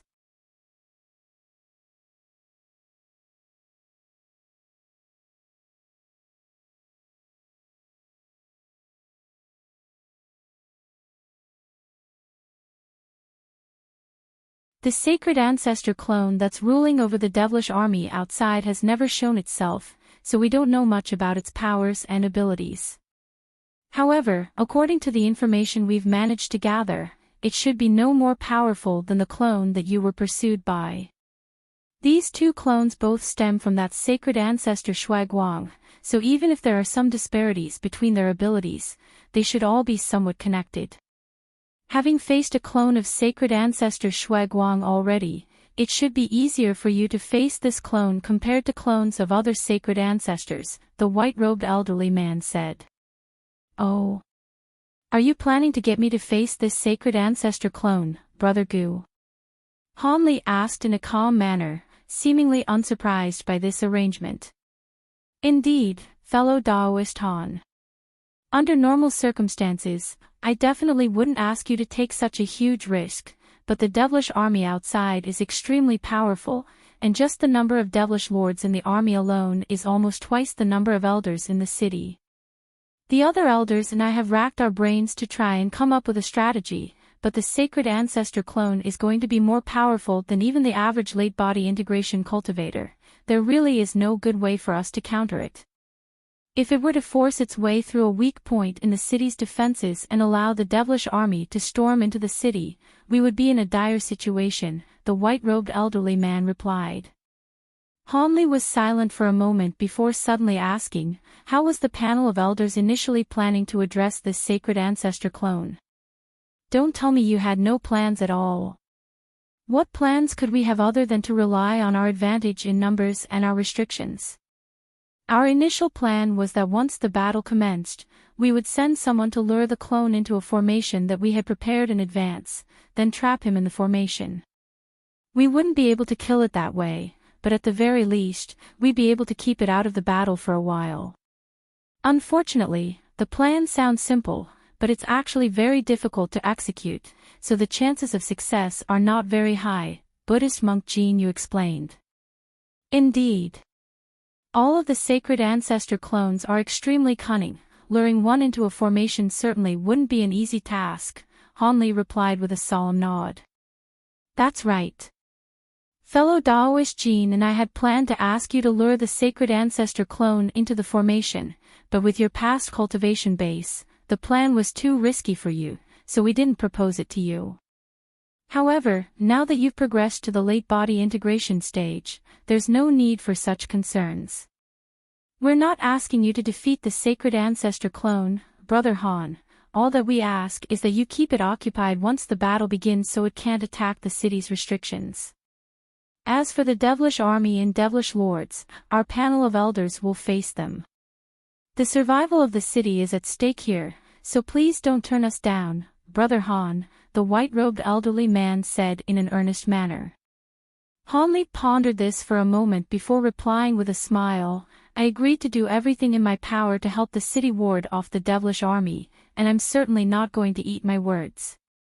If all I need to do is hold off the sacred ancestor clone, then that should be within my capabilities, leave the Shuaiguang clone to me. The white-robed elderly man was ecstatic to hear this. Thank you for being so selfless, Brother Han. If we can ward off the devilish army, we'll definitely reward you handsomely for your efforts. It's all right, I'm just doing what's expected of me. The fate of the entire human race hinges on this battle, so I'll naturally be giving it my all. If that's everything that needs to be discussed, then I'll be taking my leave now. I only recently completed my breakthrough and still need to consolidate my cultivation base, Hanli said as he rose to his feet. The white-robed elderly man and Buddhist monk Jin Yu were rather surprised by this, but there was no reason for them to keep Han Li any longer, so they accompanied him out of the hall. Following Han Li's departure, Buddhist monk Jin Yu's smile faded, and he asked, "Brother Gu, why didn't you try to recruit fellow Daoist Han to join our city? That was a great opportunity just now. Do you think there's any point in doing so?" "I was holding on to some hope, but as soon as I saw fellow Daoist Han today, I knew that there was no way he would agree to join any power. With his current powers, how do you think he ranks among all of the late-body integration cultivators of our two races?" the white-robed elderly man asked.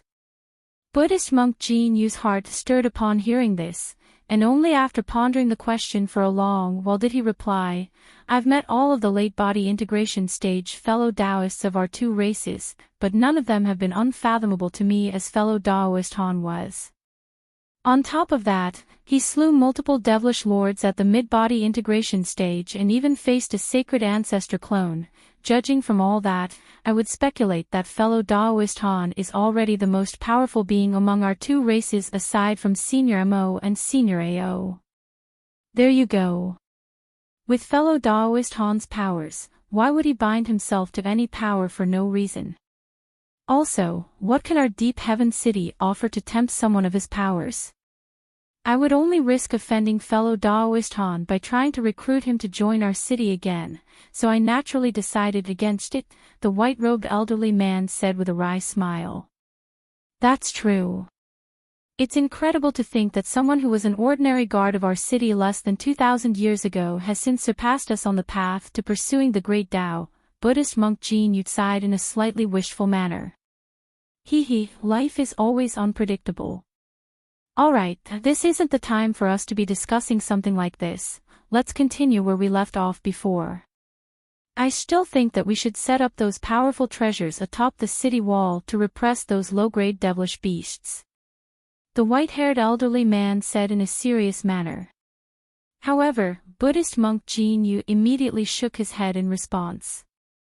"Those treasures are trump cards that we refined after expending extensive painstaking efforts. We can't use them on devilish beasts.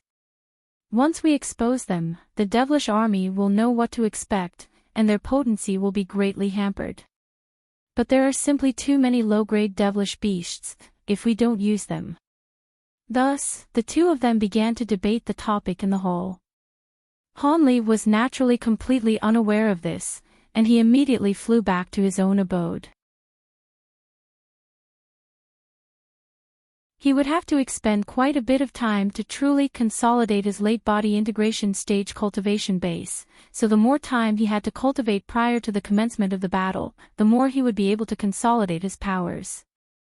Furthermore, after reaching the late-body integration stage, he was close to attaining full mastery of his Provenance True Devil Arts, and there were also some powerful abilities that he would finally be able to unleash. However, if he wanted to use these abilities in battle, then he would have to take some time to familiarize himself with them first. Thus, he had immediately chosen to depart after his conversation with the two elders.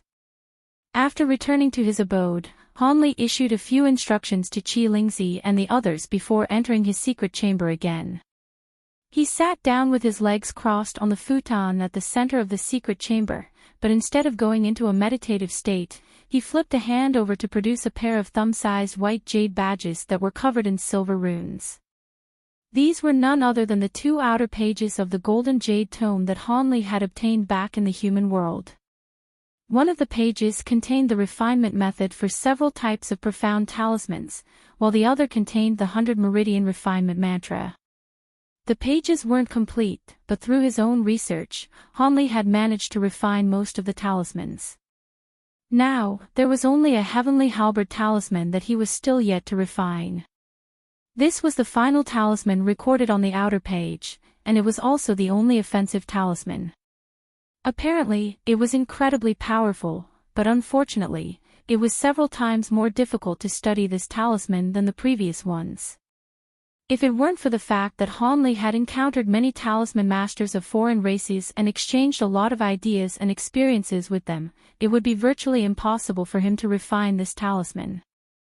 Hanli had already mastered the refinement method long ago, but the materials required were quite difficult to find, and there was also an astonishing demand on the level of magic power of the person refining the talisman. Back when Hanli was at the mid-body integration stage, he didn't possess enough magic power to refine this heavenly halberd talisman, and that had been very frustrating to him. However, it did make sense. Considering how fearsome the description of this talisman made it out to be, it was most likely quite a renowned talisman even in the true immortal realm, so it was only normal that beings of lower realms like himself would find it extremely difficult to refine such a talisman. Thankfully, he had assigned the task of gathering materials to his disciples, and they had managed to gather all of the materials over the past several centuries. Now that he was at the late body integration stage, he possessed sufficient magic power to support the refinement of this talisman, so he was planning to refine it during this period of seclusion. As for the 100 Meridian refinement mantra enclosed in the other outer page, there was a body refinement method of the true immortal realm that allowed one to refine their physical body like a treasure. Unfortunately, this secret technique had extremely high demands on one's physical body. Hanli had only been able to just barely cultivate some of the secret technique after cleverly refining the extreme essence fused mountain and some other treasures to become a part of his body. However, this wasn't sustainable, and at his current cultivation base, the enhancements brought to his body by those treasures were no longer sufficient to satisfy him. Thus, he was planning to pick up the 100 Meridian refinement mantra again and truly cultivate it this time. With his current physical constitution, he would naturally be able to cultivate this secret technique without any issues.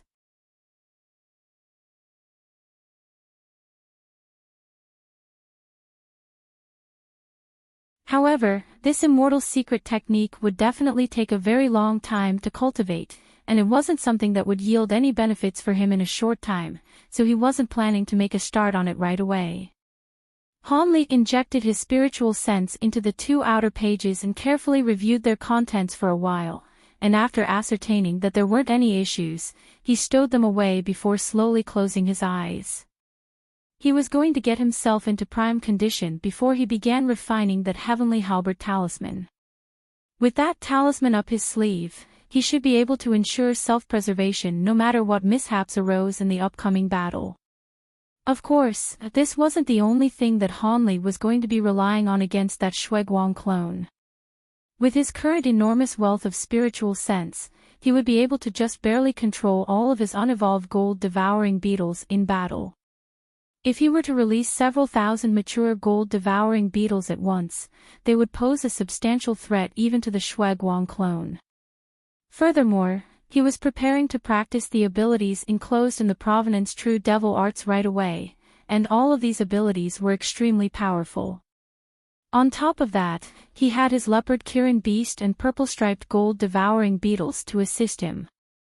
With all of that up his sleeve, he should be able to ensure self-preservation even against the true body of a sacred ancestor, let alone a mere sacred ancestor clone. With that in mind, Hanli gradually relaxed and entered a meditative state. A period of silence ensued in the secret chamber, following which a low buzzing abruptly rang out, accompanied by the occasional resounding boom. Half a month later, an ear-piercing ringing sound erupted within the secret chamber, and a golden pillar of light rose to the ceiling of the secret chamber, then appeared at the top of the stone pagoda right above Hanli. The golden pillar of light was over around 10,000 feet tall, and as thick as a water tank. There was a giant halberd projection hovering above the pillar of light, and it was emitting an astonishing ringing sound. Furthermore, there were thousands of shimmering silver runes dancing around the halberd projection, creating a mystical sight to behold. In the next instant, the sharp ringing sound erupting from the halberd projection abruptly ceased, and at the same time, a burst of indescribably terrifying fluctuations surged forth in all directions. As the fluctuations swept through the air, specks of golden light began to appear out of thin air. These specks of light were only the size of grains of rice, but there were far too many of them to count, and they were surging toward the pillar of light in a frenzy. Every speck of light was emanating extremely pure metal attribute spiritual chi, and all of the metal attribute spiritual chi in a radius of tens of thousands of kilometers was being drawn to the pillar of light. On top of that, the metal attribute armor and treasures being carried by the patrolling guards and other cultivators in the area also began to release their metal attribute spiritual chi, all of which surged toward the golden pillar as specks of golden light. These cultivators were naturally quite startled by this, and they immediately tried to prevent their treasures from leaking spiritual chi, but no matter what they tried, their efforts proved to be futile. Within mere moments, close to half of the metal attribute spiritual chi in their treasures had been lost, and the light emanating from them dimmed significantly. It was quite clear that if things were to continue like this, these treasures would soon be reduced to useless pieces of scrap metal. All of the nearby cultivators were petrified to see this, but they could only look on in helplessness and despair.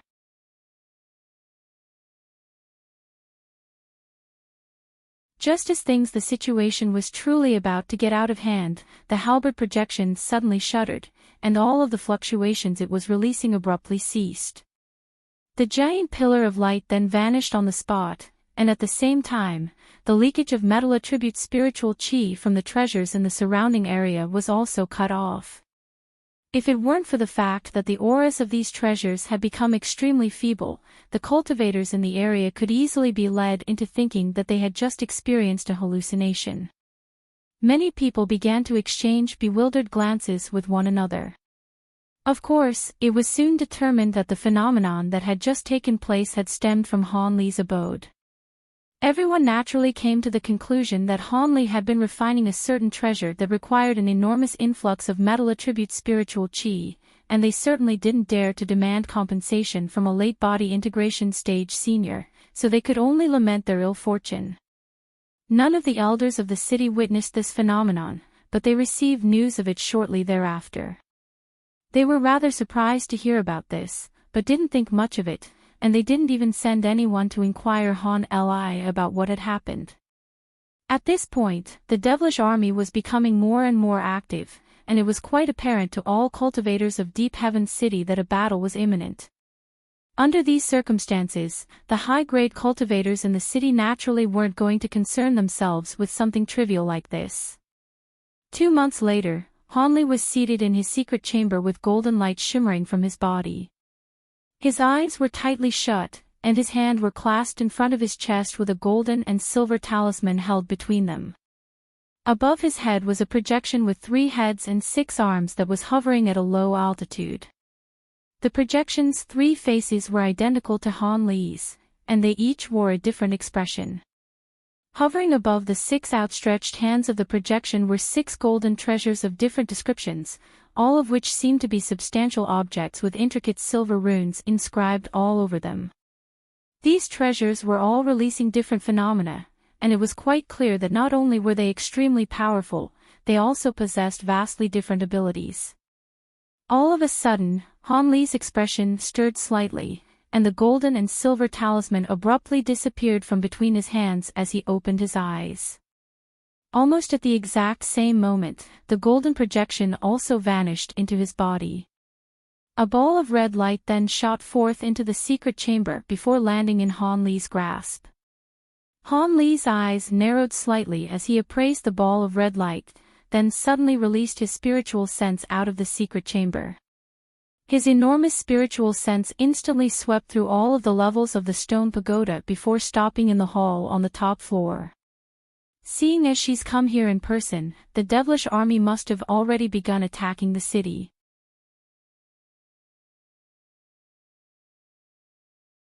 Otherwise, she wouldn't disrupt my seclusion for no good reason, Han Li murmured to himself as a solemn look appeared on his face. He waved a hand through to snuff out the ball of red light, then rose to his feet and flew out of the secret chamber as a streak of azure light. On the top floor of the stone pagoda, a silver-robed woman was waiting for him with a concerned look on her face. Qi Lingzi, Hai Yuetian, and the Ice Phoenix were standing nearby in a respectful manner. This woman was none other than Fairy Silverlight, and her brows were currently tightly furrowed. Rest assured, Senior, I've already sent a voice transmission talisman to Master, so he should be here soon, Qi Lingzi reassured. Fairy Silverlight nodded in response. The devilish army has already begun to advance toward our deep heaven city, and an all-out battle is imminent, so it would be best if Brother Han can meet up with the elders of the city as soon as possible.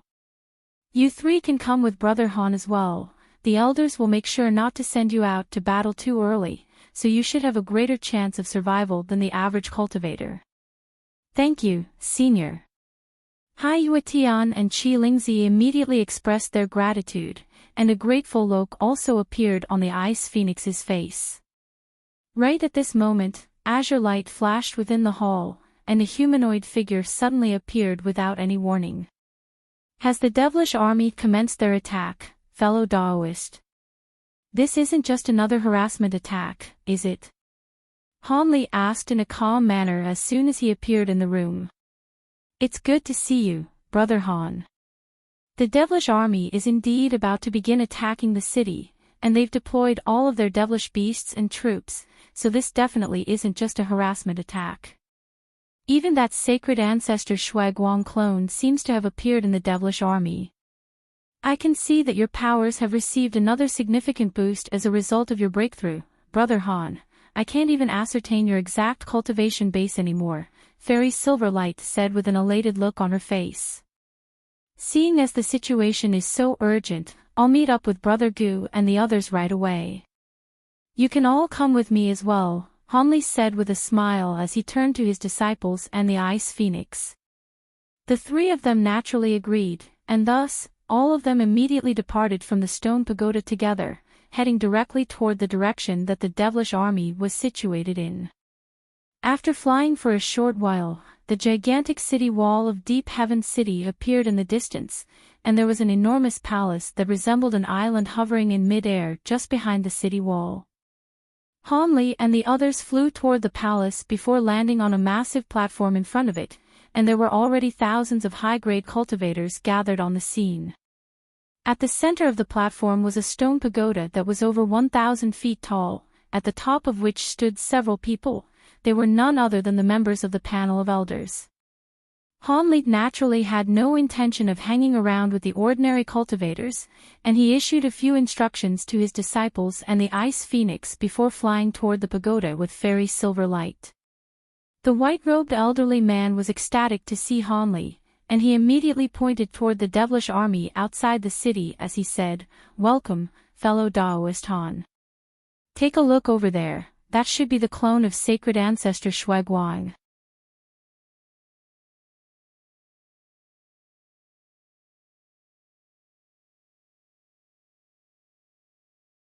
Han Li cast his gaze toward the same direction, and blue light flashed through his eyes, allowing him to see the devilish army with an extremely high level of clarity, even though it was situated several tens of kilometers away. Amid the countless devilish battle arcs, there was a giant pyramid, at the tip of which stood a group of extremely eye-catching crimson-armored high-grade devilish beings. They were gathered around a giant carriage that was drawn by several devilish beasts, each with 5 lion heads, a layer of deep blue scales all over their bodies, and a long scorpion-like stinger extending behind each of them. The carriage itself was extremely intricate in design with an inky black flag situated at its center, upon which were inscribed several large crimson devilish characters. Beneath the flag were clouds of churning devilish qi, within which stood a young man in a crimson suit of armor with 7 or 8 devilish lords standing on either side of him in a respectful manner. The young man bore an identical appearance to the 3 sacred ancestor Shuaiguang clones who had pursued Han Li, and a hint of killing intent flashed through Han Li's eyes at the sight of him. The crimson-robed young man seemed to have immediately sensed something, and he turned to meet the gaze of Han Li's spirit eyes. His crimson pupils then instantly turned as black as ink, releasing a burst of bone-chilling suction force that attempted to forcibly draw in Han Li's gaze. Han Li's heart stirred as he forcibly cut off their eye contact with his immense spiritual sense, and the crimson-robed young man's expression changed slightly in response to this. "Did you discover something, fellow Daoist Shuaiguang?" A lazy voice rang out from the other side of the beast-drawn carriage. The owner of the voice was a burly bronze-skinned man wearing a beast-hide garment, it was none other than the man whom Shui Guang had referred to as the #1 devilish lord. He currently had his arms crossed and was leaning against the railing on the beast-drawn carriage in a lackadaisical manner. A human cultivator was spying on us, but I startled him away. However, they were able to easily break free from my blacklight devilish eyes, so they're definitely no ordinary being, Shui Guang replied. Oh. They were able to resist your devilish eyes. Could this be the target you want me to deal with, or perhaps that new late body integration stage being? The burly man asked as an excited look appeared on his face. It's hard to say. In any case, this is definitely going to be a troublesome opponent. If you encounter them, I would suggest you take extra caution, Shui Guang said as his brows furrowed slightly. Haha, rest assured, all I'm concerned about is that this opponent won't be powerful enough to put up a good fight, the burly man chortled. Shui Guang could only shake his head with a wry smile in response. Meanwhile, over at Deep Heaven City, Hanli had his eyes tightly shut, and only after a long while did he manage to recover from the sense of dizziness he had been struck by. Are you all right, fellow Daoist Han? The white-robed elderly man asked in a concerned manner. I'm fine. I was caught off guard by an opposing secret technique, but I'm all right now, Hanli replied with a nonchalant shake of his head. That's good to hear. Have you managed to confirm if that man truly is the sacred ancestor Shui Guang clone? The white-robed elderly man asked. I have. That man has an identical appearance and aura to the sacred ancestor Shui Guang clones I've seen in the past, so he should be one as well, Hanli replied. I see. The fact that this clone has appeared in the devilish army reaffirms the notion that they're planning to launch an all-out attack. We'll be counting on you to take on that clone, fellow Daoist Han. There's no need to defeat him, all you have to do is keep him occupied, Buddhist monk Jin Yu said with a solemn expression. Rest assured, fellow Taoists, as long as no other devilish beings intervene, this clone definitely won't be able to affect the rest of the battle, Hanli said with a confident smile. We'll be counting on you then, Brother Han. We'll do our best to hold off all of the other devilish lords so they don't disrupt your battle, the white-robed elderly man assured in an elated manner. Hanli nodded and offered no response to this. After that, several of the elders that Hanli had met in the past all approached him with greetings, and they were clearly treating him more politely than they had in the past. It was quite clear that his status as a late-body integration cultivator had earned him some awe and veneration from the elders of the city. Hanli wasn't very familiar with these other members of the panel of elders, so he only exchanged some obligatory pleasantries with them before falling silent again. Right at this moment, a burst of loud rumbling rang out from the devilish army, following which hordes of ferocious devilish beasts rushed out of the sea of devilish chi. There were millions of devilish beasts with too many species among them to count. The devilish beasts rushed forward like a torrential flood, following which over 100 balls of black light flew out from among their ranks. Each ball of light contained a half-beast half-human metamorphosis staged devilish beast, and under their instructions, the chaotic hordes of beasts instantly became neat and organized. Aside from the occasional low beastly snarl, no other sound rang out from among them. Aside from these ordinary devilish beasts, there were over 1,000 extremely eye-catching mountainous super devilish beasts dispersed throughout the hordes of beasts.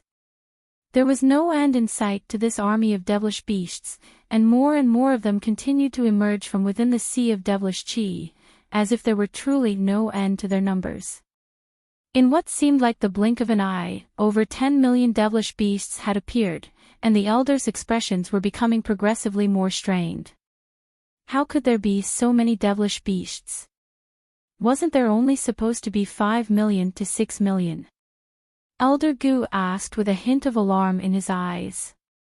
According to the information we had received earlier, there were indeed only supposed to be several million devilish beasts. These must be new additions to the devilish army, Buddhist monk Jin Yu explained in a calm manner. With so many devilish beasts present, this battle is not going to be an easy one, a black-robed demonic man murmured with a dark expression. Rest assured, fellow Taoists, these are only low-grade devilish beasts. No matter how many of them there are, they're not going to have a decisive effect on the battle. I had already considered such a potential situation in advance and prepared countermeasures accordingly, the white-robed elderly man said. I see.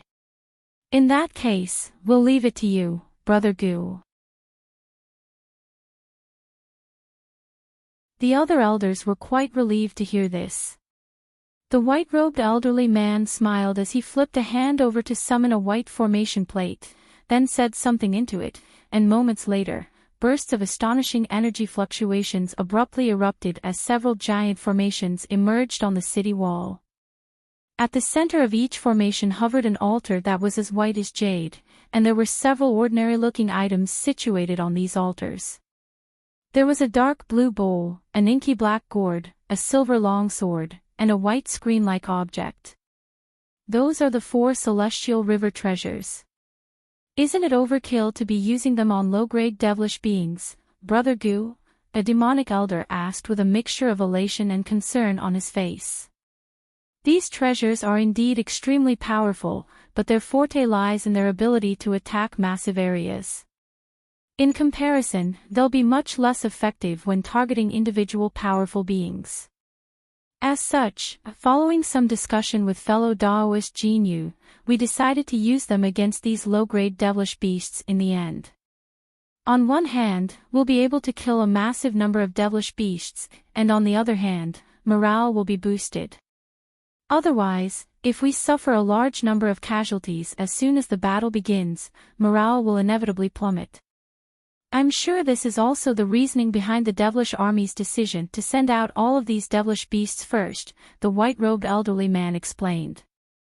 The other elders all felt this to be quite reasonable, so they nodded in response and didn't pry any further into the matter. There is indeed a massive number of devilish beasts, but the most troublesome beings to take care of will be those devilish elites. They seem to have been deployed as well, Hanli suddenly said. All of the elders hurriedly cast their eyes into the distance upon hearing this, and they discovered that groups of armor-clad devilish beings had appeared behind the hordes of beasts in the distance. These devilish beings were either riding atop different types of devilish steeds or flying through the air as gusts of black winds. They were all giving off a ruthless aura of bloodlust and following along silently behind the army of devilish beasts. If it weren't for Han Li's words of caution, the other elders wouldn't have noticed them. Amid the sound of rumbling war drums, a string of giant bell tolls suddenly erupted from within the sea of devilish chi, and the inky black giant arcs, as well as the enormous devilish pyramid, also emerged with countless devilish battle carriages around them. Have they gone insane? They're unleashing all of their power from the get-go. Are they not planning to keep any backup reserves? The white-robed elderly man exclaimed upon seeing this, and all of the other elders were also stunned by this development. It doesn't matter what the devilish army is planning, we just have to stop them. Brother Gu, we can't afford to panic at a time like this, let's implement our original plan. Fellow Taoists, the survival of our Deep Heaven City could quite possibly hinge on the outcome of this battle, Buddhist monk Jin Yu suddenly yelled in a rousing manner. You're tuning in to the Journey of the Soul YouTube channel. Don't forget to subscribe and join us on this journey to catch the most captivating stories.